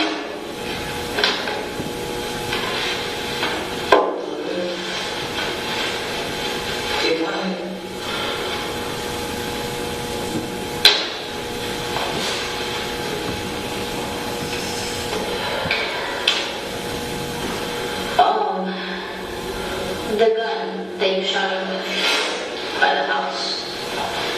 Are you familiar with guns? No. Okay, you know when you shoot a gun, there's a casing that gets ejected from the gun. Did you pick it up? No. Just tell me where I shot it at, that's good. Okay, you're saying that you shot him by... Where was it? On this side? Where was the porch? My back porch is right here. Okay, and this is the front. Okay, right here should be where it's at. This is the front, this is the back, this is the neighbor's side. This is where the white car is. It should be like right here. On the edge of the property, on the edge of the house. Right before here. This is the street. Yeah. So this is the street. When we come in, there's a tree here, right? Is that the tree? Where the gun was thrown? Okay. You shot him on this side of the house then? Yeah. You didn't shoot him on this side of the house? No. Okay. And after you shoot him, what way do you walk? This way. Because he's running around saying he's never lived nowhere. So you go that way. And then after you go that way, where do you continue to walk? After I'm right here, and I shoot him, he runs this way. So I'm walking this way. So when I see people outside, I see that he kind of screamed and he ran towards the front part of the neighbor's porch. And he started running to there. Where are your cameras shooting at? My cameras are right here, facing the street. Okay.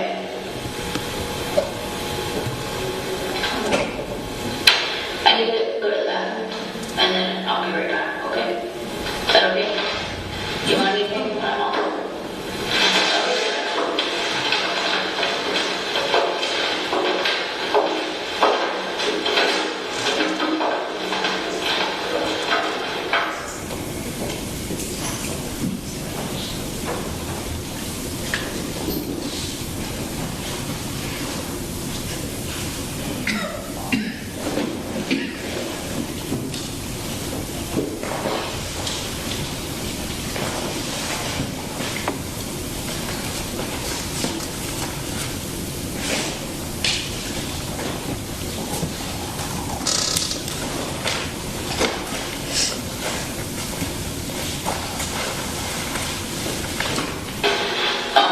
Where did this pistol get hurt?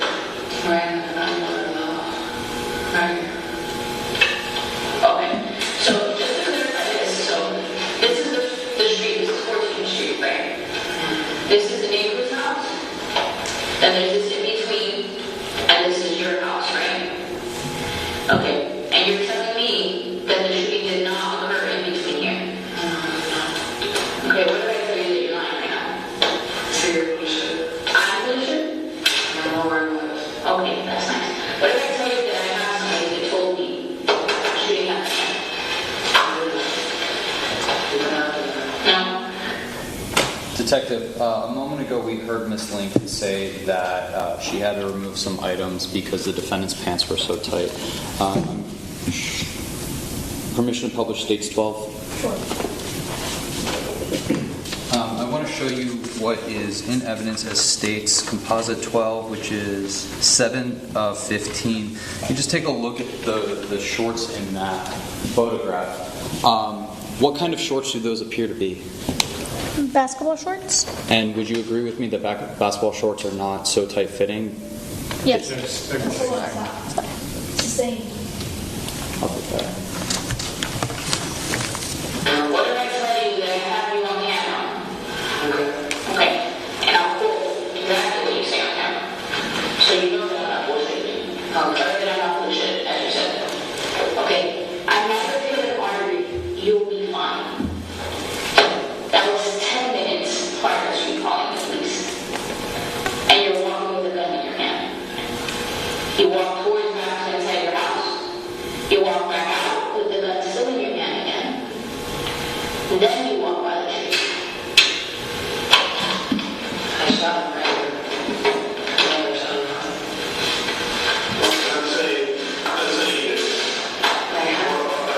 what about that comment that you made? I don't even remember saying that. Honestly, I don't even remember even saying anything at all. No, he didn't say anything. You said that. He didn't say anything. You're right. You said I might have been an artery and I said you would be fine. I don't even remember saying that at all. No, you said that. You said it. You said that. Nothing. He didn't say anything. You said, I might have been an artery. You'll be fine. You said that. And it's on camera.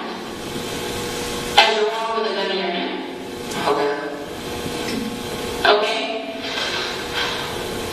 Listen, I'm not here to play games. No. Okay, listen, I don't need to sit here and listen to lies. I don't. Because quite frankly, there's a lot already that's telling me what you did. You think that I'm in here full of shit? You think that I'm in here bullshitting you? I'm telling you right now that I'm not. Okay? Yeah, I was angry. Okay? You said that shoot him and don't pick up right away. That doesn't happen. Because you're facing with the gun still in your hand. Okay? You move your car. You go around to find him. Did I still have the gun when I got in my car? You tell me. I shouldn't have to tell you what you did. You should be able to tell me what you did without lying. There's bits and pieces in it. I don't even remember saying that. I don't remember saying that also. But I know that I shot him right here. And he was right here, and that's when he went that way. I know exactly where he was. I didn't shoot him in the house. How far away were you from him when you shot him?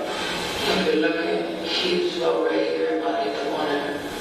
And I'm right here. So you standing on the opposite side of the house when you fired? And was he near anything?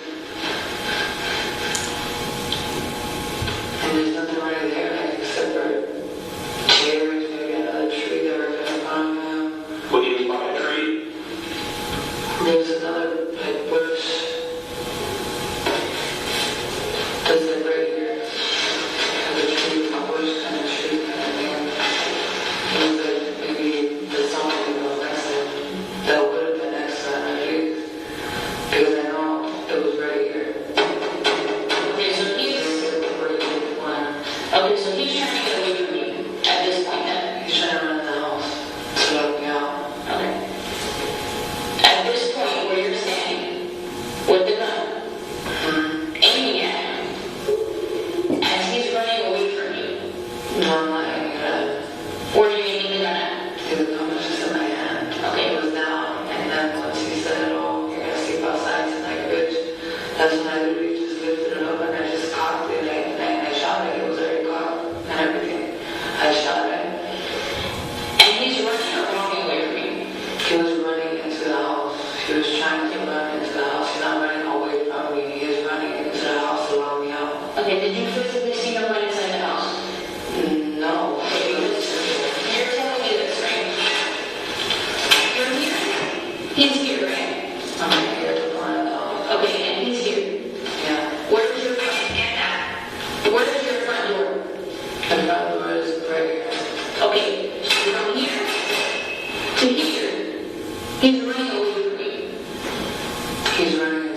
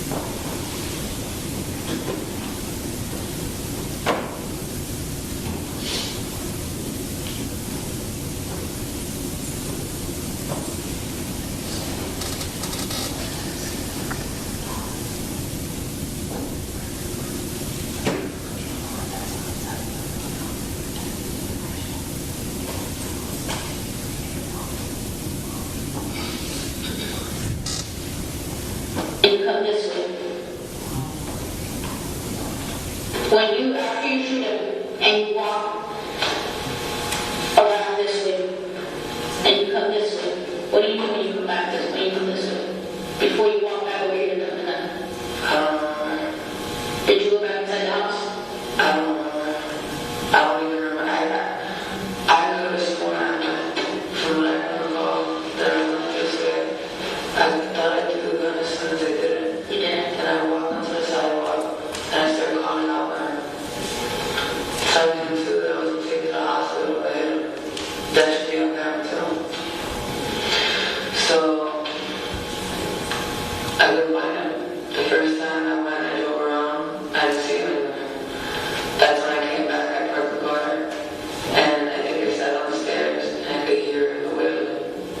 So I got back in the car and drove back around here.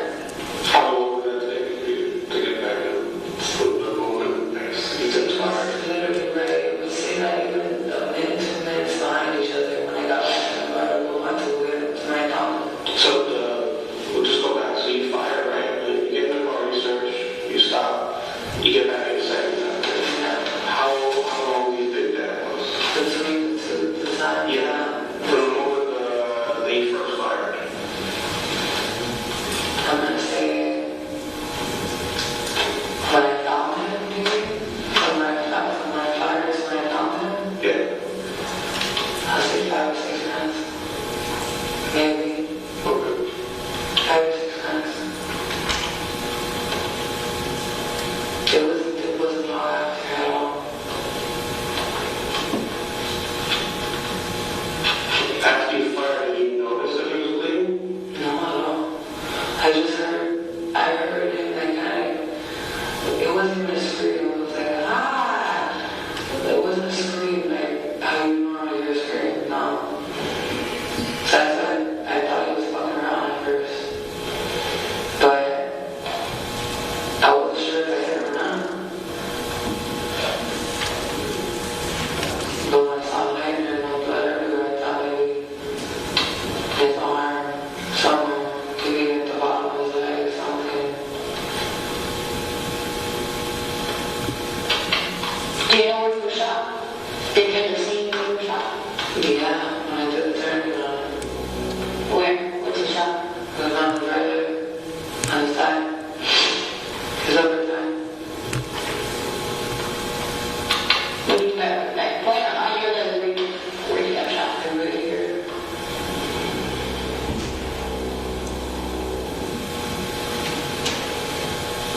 Am I wrong? It was lower. That's how it was a little confusing when you said about the phone thing because it wasn't like where his phone would have been. His side of his hand. He was laying on the floor. Full of blood. Maybe his hands were turned sideways. I don't know what to tell you. But the phone was over. It was definitely over. It was over the boom. And yeah, I don't know. It was something with that. If I'm not mistaken, it was right here. Like, you know, I thought it would have been somewhere else, maybe to the grave, this large form or something. When I saw the name, I didn't think at all that that's what it was. At any point did you try to put the gun inside the house? I don't think so. No.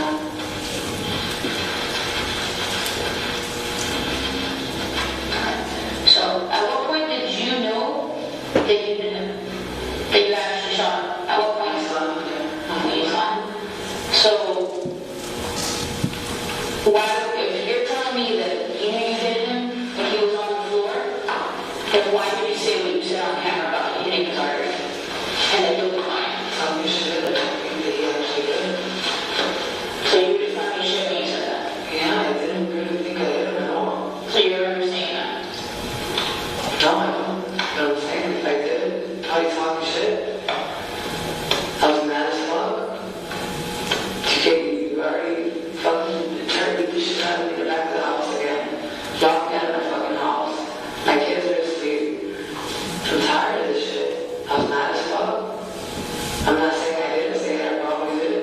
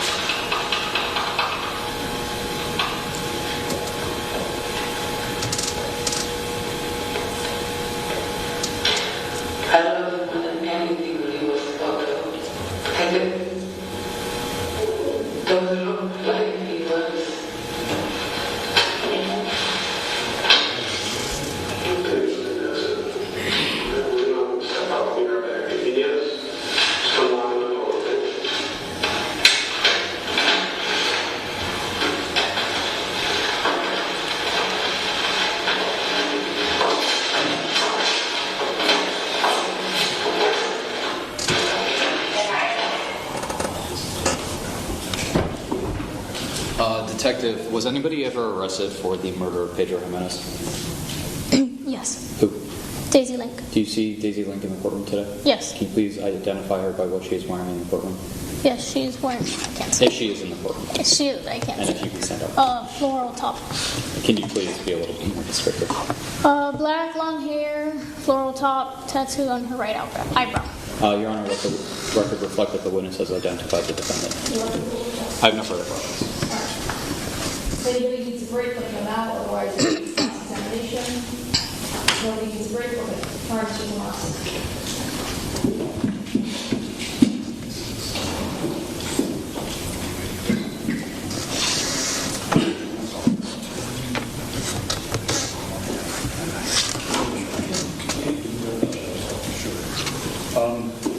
Just so I know. No, it's no matter. It's 16.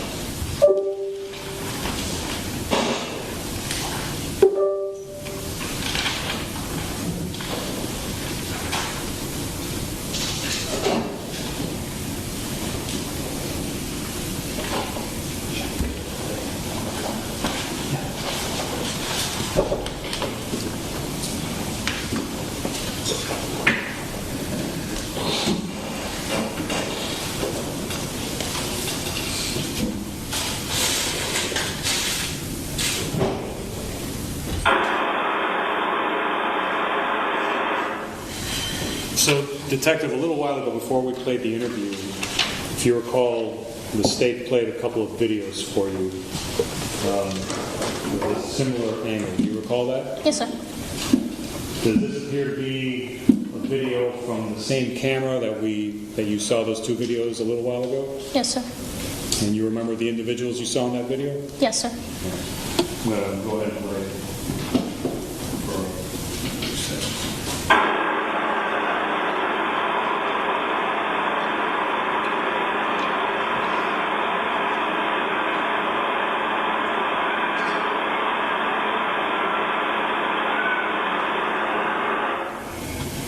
See that man running from the left side of the screen to the right side of the screen? Yes, sir. Does that appear to be the same man that you saw in the videos that were played? Judge, objection. Witness testifying to the evidence that speaks for itself. Does that appear to be the same man that was in the videos that you saw earlier? Yes, sir.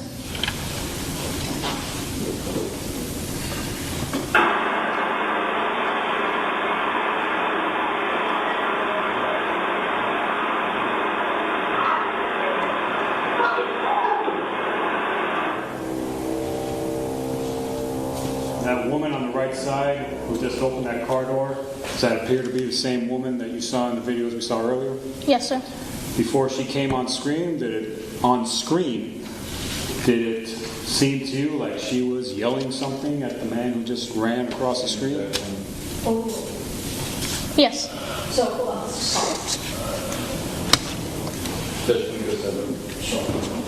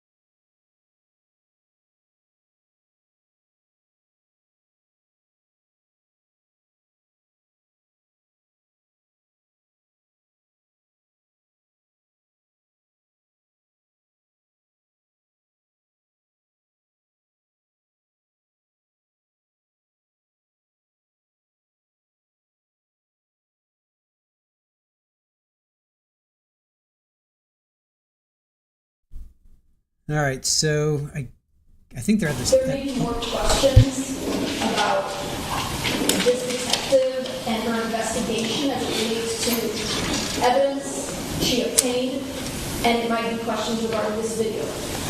But conclusions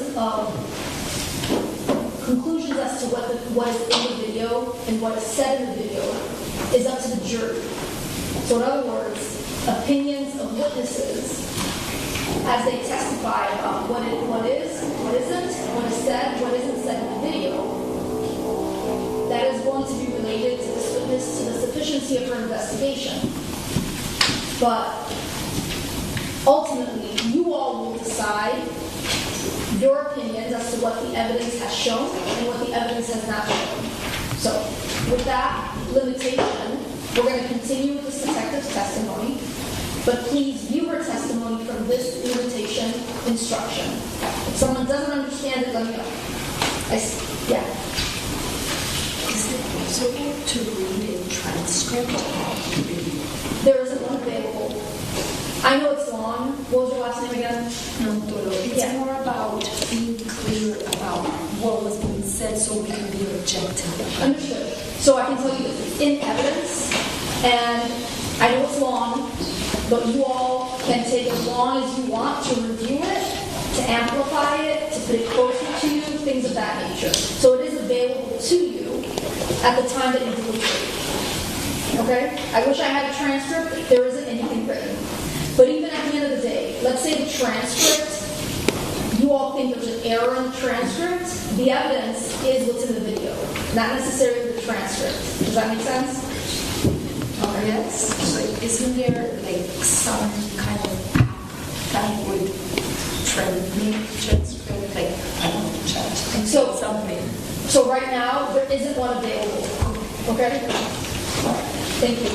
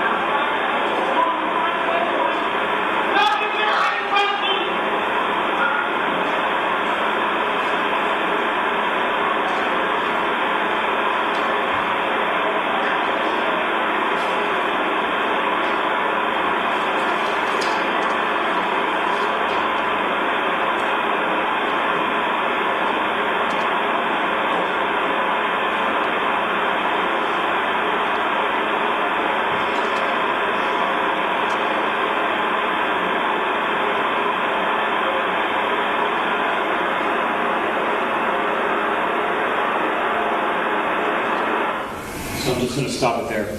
So apparently, based on your observation of that, there was some type of interaction, voices were raised, things of that nature, correct? Yes, sir. Now, would you agree that this video that we just observed had to have happened prior to the video where you hear a shot, correct? Considering the victim was in it, yes. And would you agree that the car that's there on the right side of the screen was in a different position at the time that the shooting occurred, correct? Yes. It was facing the opposite way, correct? The car? I don't recall.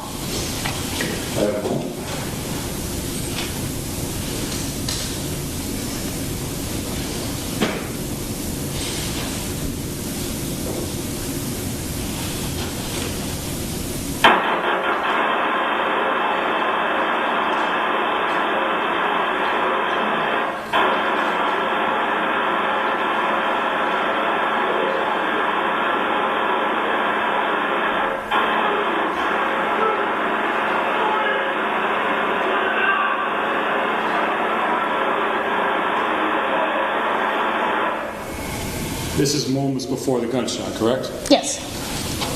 Now that we're looking at this video, would you agree that the car is facing the opposite direction? Yes. Based on the video I showed you before, had you seen that video before during the course of your investigation? No. So the video I just showed you where the car is facing the opposite direction, where Mr. Jimenez is running around, you'd never seen that video before? What I can recall, off the top of my head, I remember all the videos. I reviewed multiple videos during the course of the investigation. Okay. During the course of the investigation, did it ever occur to you, or did you see anything that would corroborate Ms. Link's notion that Pedro Jimenez was running back and forth outside the house and would not leave after being told to leave? Okay. Sorry. So say the question again one more time. It was very long. During the course of your investigation, okay, did you see anything that would corroborate the notion that Pedro Jimenez was running around, loitering, stalking outside the house, refusing to leave, and he did that for Objection calls for legal conclusion. And he did so for a lengthy period of time before the ultimate confrontation where a shot was fired. Well, yes. That particular video, he's running away from the residence. Okay. So he's running around. Obviously, at some point he came back. Yes. And right before the shooting, you heard him screaming there, right? Yes. Now we know that when rescue arrived, there was a tourniquet on Mr. Jimenez's leg, correct? Yes. And Daisy Link put that tourniquet on his leg, correct? Yes. She's also the person who called 911, correct? Yes. Now, we just heard her say that she didn't know that he had been shot when we were listening to her statement a few moments ago, correct? Yes. Okay. So she didn't know that he had been shot at the moment he was shot, and she ultimately discovered him and called 911 roughly, 10 minutes later? Yes. So if she didn't know that he had been shot, is it consistent with her finding him about 10 minutes later? Speculation. Is that consistent? Yes. Okay. So in other words, there's nothing to indicate that she purposely waited 10 minutes. I mean, You're answering based on your investigation. there's nothing to indicate that she purposely waited to call 911, correct? Correct. As far as we know, she called 911 as soon as she realized what was happening, that he was shot, right? Yes. And she took measures to try and help him by putting a tourniquet on his leg, correct? Yes. Now, you testified earlier that when she was transported to your headquarters, she was not a suspect, but she was an important witness. Did I get that correct? Yes.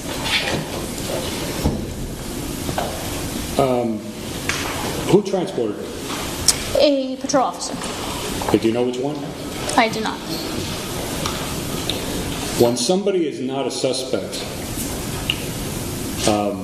what is the procedure as far as transporting them to headquarters? Are you supposed to put them in handcuffs? Are you supposed to...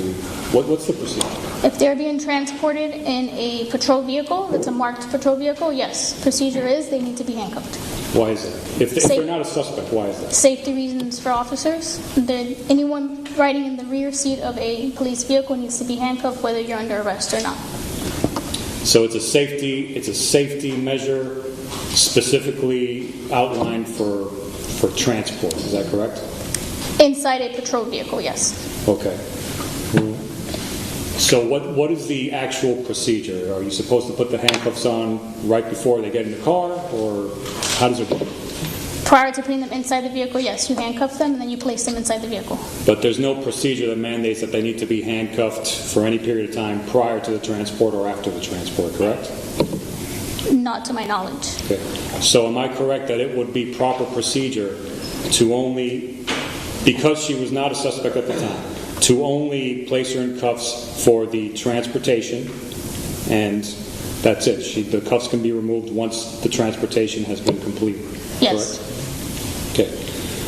So, as far as you know, was she not in cuffs prior to the car ride and after the car ride? By the time I arrived on scene, she was already inside a patrol vehicle. I don't know what happened prior to that. Okay. If she had been held in handcuffs prior to being in the patrol vehicle for an extended amount of time, would that have been incorrect procedure, as far as you know? I don't know what occurred prior to me arriving. When I arrived, she was already inside a patrol vehicle. I understand that you weren't there, so I'm Okay. not asking you to speculate on what happened. What I'm asking you is, given that you're familiar with the procedure, would it have been incorrect procedure to place her in cuffs and hold her for an extended period of time when she wasn't being transported? Depends on the circumstances. Okay, so procedurally, what would be a circumstance where you would handcuff somebody who is not a suspect, who's not being transported? If somebody is combative and is posing some kind of threat to themselves or others, or acting in a threatening manner, then yes, so they will be placed in handcuffs. Okay. As far as you know, did Miss Link pose any type of threat to any law enforcement officers who were there before she was transported? When I arrived on scene, she was inside a patrol vehicle. Okay, so you don't have any information. You're not aware of anything that she did which would have justified her being placed in handcuffs for an extended period of time prior to the transport, correct? Correct. Before you conducted the interview, what other members of law enforcement had interaction with Miss Link, if you can recall? Aside from myself and Joseph Cruz, I do not know. Was there ever a domestic violence detective, female detective? What's the question? The question was there a female domestic violence detective who interacted with Miss Link while she was fingerprinted and before she gave her statement? Oh, you can answer. A female domestic violence detective? No. There wasn't? No. Just when you ask them, you can go outside.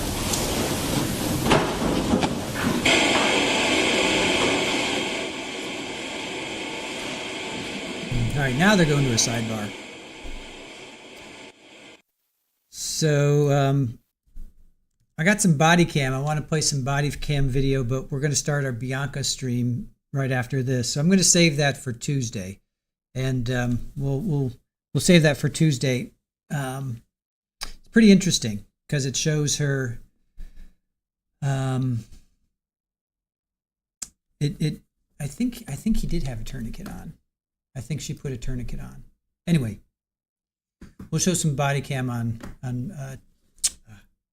Tuesday. Oh, here, you know what? I can fast forward. What am I doing, Chris? Fast forward. So I just want to be clear. At the station, other than yourself and Detective Cruz, nobody else interacted with Miss Link? You're referring to the female that comes up on the interview. There was another female homicide detective that assisted me taking her to the bathroom whenever she needed to go to the bathroom. Just for the bathroom? What about during fingerprinting? And she came down with me to fingerprinting as well. A female homicide detective? Yes. What is her name? Detective Angel Wilson. Angel Wilson? And were you present for all the interactions? Same objection, Judge. Were you present for all the interactions that occurred between Detective Wilson and Daisy Link? Yes. You were? Yes.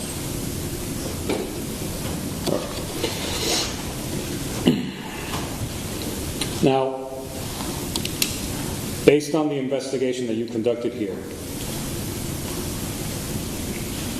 isn't it true that when Mr. Jimenez first arrived at Daisy Link's home earlier in the evening before the morning of the shooting, there were other family members of Daisy Link's at the home as well? Yes.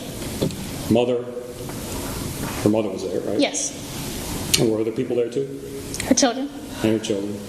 Are you aware of anybody else who was there? No. Okay. At some point, the mother left. Yes. And when the shooting happened, nobody else was there other than the children, correct? Correct. And the children were inside the house sleeping? Yes. When all this was happening? Yes.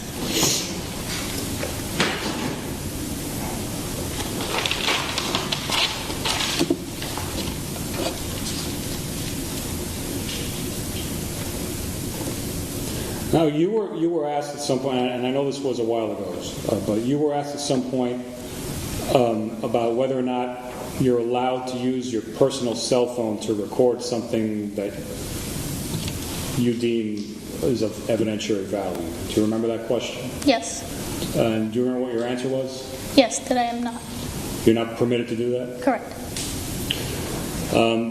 Do procedures account for a situation when a detective such as yourself deems it necessary or important to record something? I mean, what are you supposed to do when you're in that situation? False or speculation. Overruled. You can answer. Yep, we are not allowed to use our personal cell phones for that. Okay, so what are you supposed to do? Are you issued another phone? Some individuals are. Who's issued a department phone? There are certain detectives that are issued. It depends how many phones they have available, if they have even phones available. Are those smartphones? Yes. And typically are those phones used to make recordings? Objection, false or speculation. Overruled. This was explored in direct examination. Take pictures for evidentiary purposes, things of that nature? Yes. Right. So you, for whatever, do you know why it was that you weren't issued one of these phones? I don't know. Don't have one though. Okay. How many other detectives were working on this case? I know it was Detective Morales was one, right? Yes. Detective, who's the other one? Detective Suyapa Hubbard and Detective Joseph Cruz. Okay, so 3 other detectives. Yes. Were any of them issued phones? To my knowledge, no. To your knowledge, no? Okay. Is there a procedure lined out for what you're supposed to do when there's evidence that should be collected, which you could collect with a personal phone, but since you don't have one, what are you supposed to do in that situation? There's nothing written in stone for that one. There's no procedure. Well, what would happen if you just took your phone out, collected this important evidence, and then sent it to evidence? What would happen? Speculation. Overruled. This was explored in direct examination. You can answer. What would happen? If I were to take my personal phone and collected evidence, and then you turned it over to evidence. Depends on the circumstance. Sometimes they want to subpoena our phones, our personal phones. So that's the biggest reason why we don't use our personal phones, is so our personal information does not get subpoenaed along with evidence. Okay. So it does happen. It has happened. It has happened to certain individuals, yes. So is it fair to say that if a need arises, you could use a phone to collect evidence if there's no other way to do it, correct? Yes.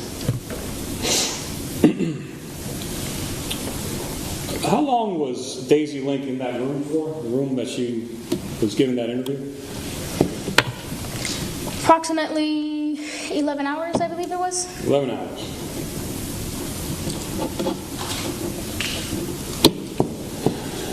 The shooting happened at 3-something in the morning, right? Yes. How long after the shooting was it that she arrived to the room?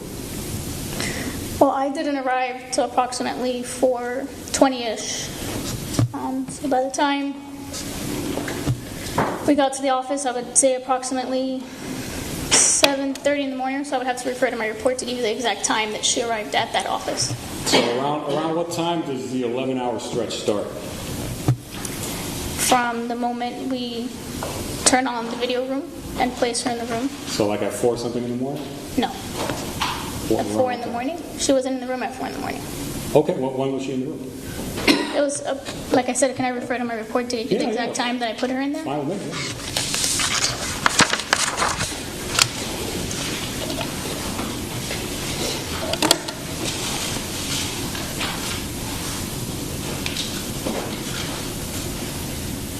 At 9:20 a.m., she was placed in the interview room. So the 11-hour stretch starts at that point?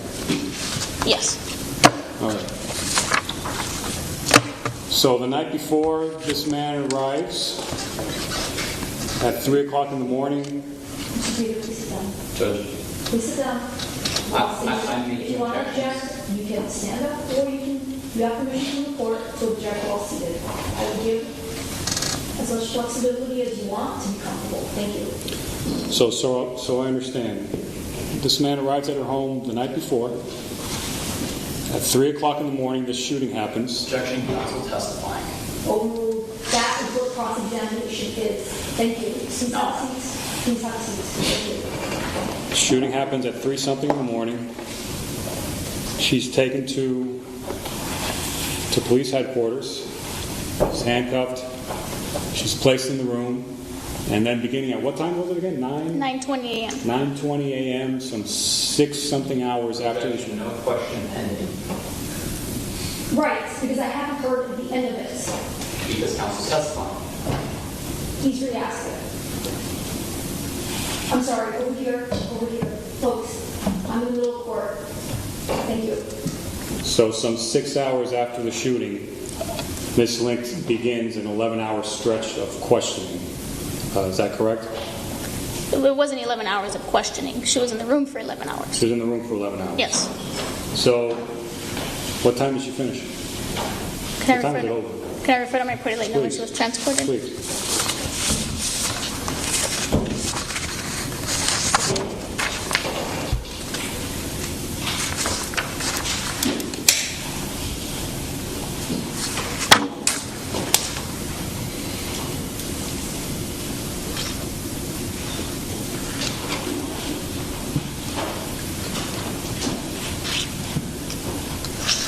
So approximately 6:20 p.m. So, she wasn't done until roughly, well, I'm not going to ask you how long she went without sleeping, but pretty much almost an entire day this whole thing was going on, correct? Yes.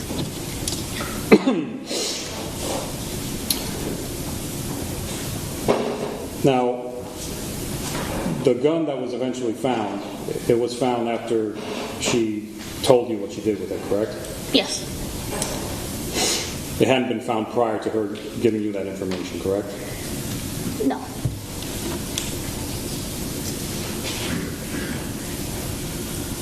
Just a moment, Judge. You were asked about whether a casing was found. Remember that? Yes. And it's my understanding you said a casing was not found? To my knowledge, there was no casing found. Well, the gun hadn't been found, but then she gave you information, and then with that information you were able to find the gun, correct? Yes. You asked her about the casing. She said she didn't know where it was, correct? Yes. To your knowledge, police arrived on scene. Miss Link was rendering aid to Mr. Jimenez, correct? Yes. And from that point on, until the point when she was done sitting in that room for 11 hours, later that night, police officers had eyes on her, correct? Yes. So, are you aware of any other police officer who during all those hours saw her do anything with any shell casing or anything of that nature? No. Is there any evidence, any indication, anything that you can point to that would support the notion that she disposed of, hid, or did anything with any shell casing? No. All right, thank you. That's all. Yes. Detective, I want to talk about posing threats for a moment. Would throwing a chair at a detective investigating a homicide scene be a threat to that officer? Yes. No.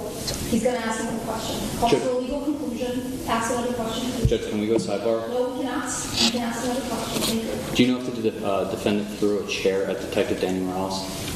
No. If there is evidence to collect on scene, are there certain officers, for example, a CSI officer, if a casing is on scene or firearm is on scene, that is the person who would be responsible for actually collecting evidence? Yes. And so if there is evidence on scene, you yourself are not going to collect it, a specific officer will collect it. Is that correct? Yes. So, for example, if there is specific video that needs to be collected, are you going to call a specific officer? Yes. Are you aware during the period of time that the defendant was in custody if she was allowed to sleep? Yes. Did she sleep? Yes. Again, did you offer her any kind of accommodations? Yes, food and water. The defendant told you that she didn't know where the casing was, right? Yes. Are you aware if the defendant was being completely honest with officers? Objection, name and promise of the jury. It's the same. Are you aware if the defendant had lied to officers? Objection, same. Objection. It's the same.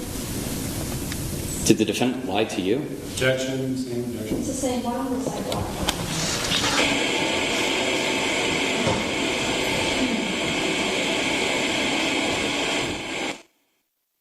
Wow, judge is getting testy. Defense is getting testy. It's a Friday. It's a Friday and it's a Friday night. Everybody's getting testy. Everybody's getting testy.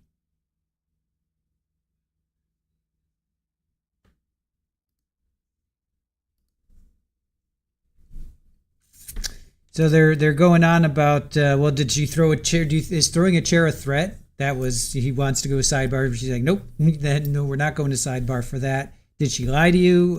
That's being objected to. That's being objected to. Yeah, this is. So defense is allowed a sidebar. Well. They've gone to, I've lost count how many sidebars. I'd say at least 10 today. There've been a lot. There's been a lot of sidebars. Well, remember at the very beginning, the state was saying, "Hey, I'm not going to ask this detective certain things," and I think they laid the groundwork. And now he's treading where he said he wasn't going to. And defense is like, "Hey, wait a minute! You said you weren't going to do this, and now you are." So. Paul, I'm getting testy and I'm not even there. They need some judgy snacks, right, Chris?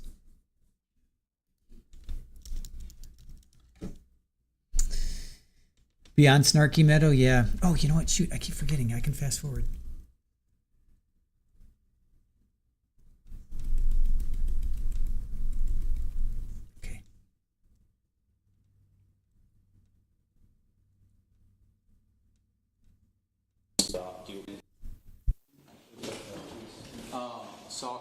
We saw a woman say, "It's not like I hit a major artery. You'll be fine. Do you want to take me to the? Do you want me to take you to the hospital?" No. Okay.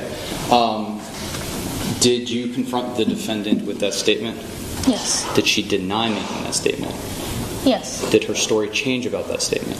Yes. Earlier.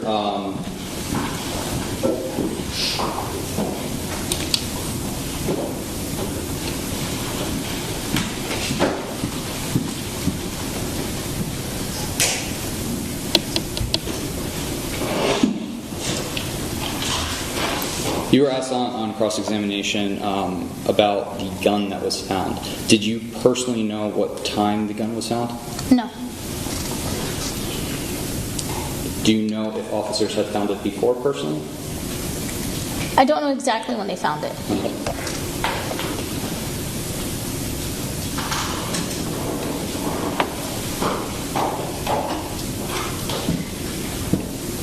Are you aware of any evidence of the defendant retrieving a firearm prior to what she told you? No. Now playing a portion of say 16.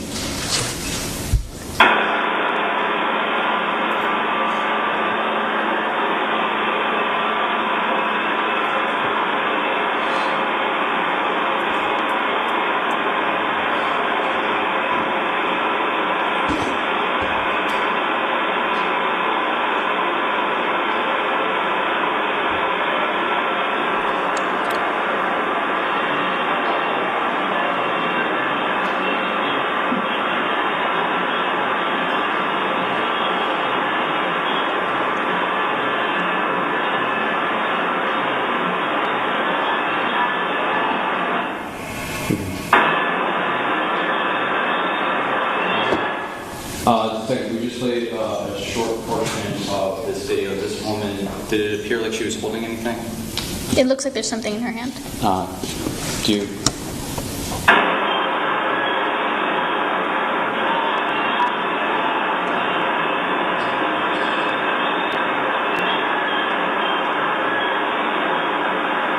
To the best of your knowledge, is that consistent with anything? Objection calls for speculation. Sustain.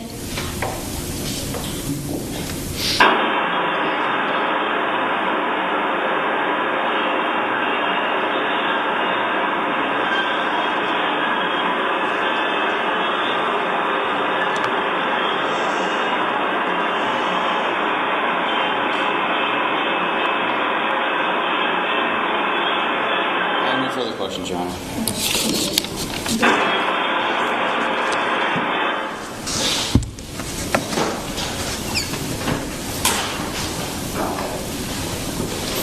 Alright, is there anything further, State? We're done for the day. Everyone's been a long day. We're going to resume again on Monday, Tuesday. We're off on Monday. Tuesday, same time frame, 10:30 to 5:30. Roberto will tell you where to meet him, probably the third floor. Please don't do any research about the space. We're talking about the space. Please don't allow anyone to talk about the space. If anyone becomes aware of the violations of these rules, please inform me and I will obey. If you all need to use the restroom, the room, go for it. Roberto will wait for you. Okay? If you feel more comfortable just leaving with him now and then using the restroom that are on the third floor, another floor, he'll wait with you all. It's still light out, so, but if you need any other help getting to your car, just let me know. Okay? So, All rise for the jury. you'll take possession of your that you have in your hands.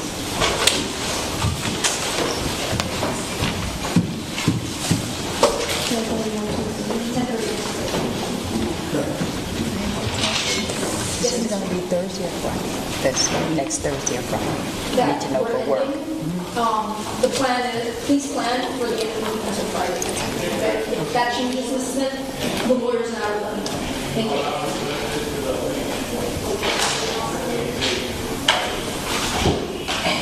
She just asked me if she should plan to be off of work for the day or Friday. Is there anything anyone wants to bring up? The state did file, I know that the plan was to rest today. Obviously, this is 5:32. The state did file a motion for reconsideration. A copy of it was furnished to defense counsel as well. Of what? The reconsideration of the court's not allowing us to publish a portion of the jail call video. And what would that go to? Remind me again what that goes to. It would go directly to the defendant's state of mind, directly to the defendant's intent, as well as element 3, the defendant's depraved mind, and also her consciousness of guilt.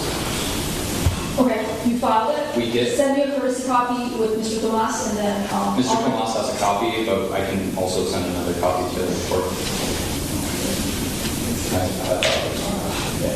So we'll meet again on Tuesday at 10 a.m.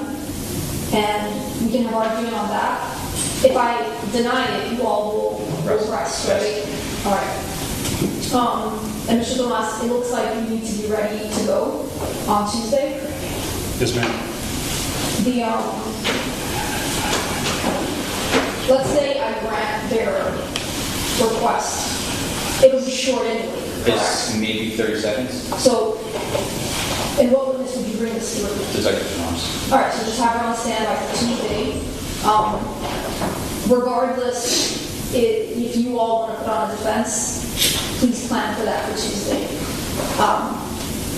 The jury, regarding the post Miranda statement, the jury instruction still allows the jury to make a finding that a statement was knowingly, voluntarily, and independently made. Something along those lines, right? If you find that it wasn't voluntary, you should disregard it. That's right. But as a professional courtesy, I'm going to say this in front of the thing. Let us know if you all are going to contest it, because I allowed some leeway because the jury instructions allows them to consider it anyway and look at it. I'm sorry, the jury instructions allows them to look at the post Miranda statement through that lens anyway. And even though we know we're not contesting it, they can still consider that for what it's worth it. But I was a little taken aback with the challenges, and I allowed it. The state went back in and asked questions pertinent regarding, yes, it was it was an 11-hour stay, but she slept, things of that nature, she was fed, things of that nature. So just if you're going to contest it, please let me know so that we can plan accordingly. Great, is there anything else that I need to bring up? All right, thank you all. Have a good weekend, long weekend, and we'll see you on Tuesday. So I just pulled this out. Yeah, just pull it out. Correction. If anything's wrong, Yes, thank you. Say, I didn't mean to get upset earlier, but the CD that is showing it. especially on jury, you're supposed to be concentrating on the evidence, right? Yeah, please do. Thank you. All right, set. Oh, hey, don't, is the interview on it? Don't, I need it. No, I know, I need to send it to them. All right, that seems to be it for the day for Daisy Link. Please join us over at, and I want to put that up. Richard found that photo of Pedro. So we're going to end this stream, but we're going to start a little bit earlier on Tuesday, and we're going to show some body cam. So we have some body cam we'll show, but we're going to save that for Tuesday. So we're going to get over to Bianca now. So again, I just want to say thank you guys for watching. It's been a great week hanging out with you guys. Really appreciate that. I always like to show kittens. I've got a little Super Ball hanging out over here. So I'm surrounded by kitties, as always. Thank you guys. Thank you to our mods. Thank you to Aaron. I'll go over everything on Tuesday. We'll do a little recap. But for now, we have a redirect set up. We're going to put you through the portal. We're going to portal you over to Bianca. So we will see you guys over there. If not, have a great weekend. And then we will see you on Tuesday. All right, guys. Have a great one. See you soon. Bye.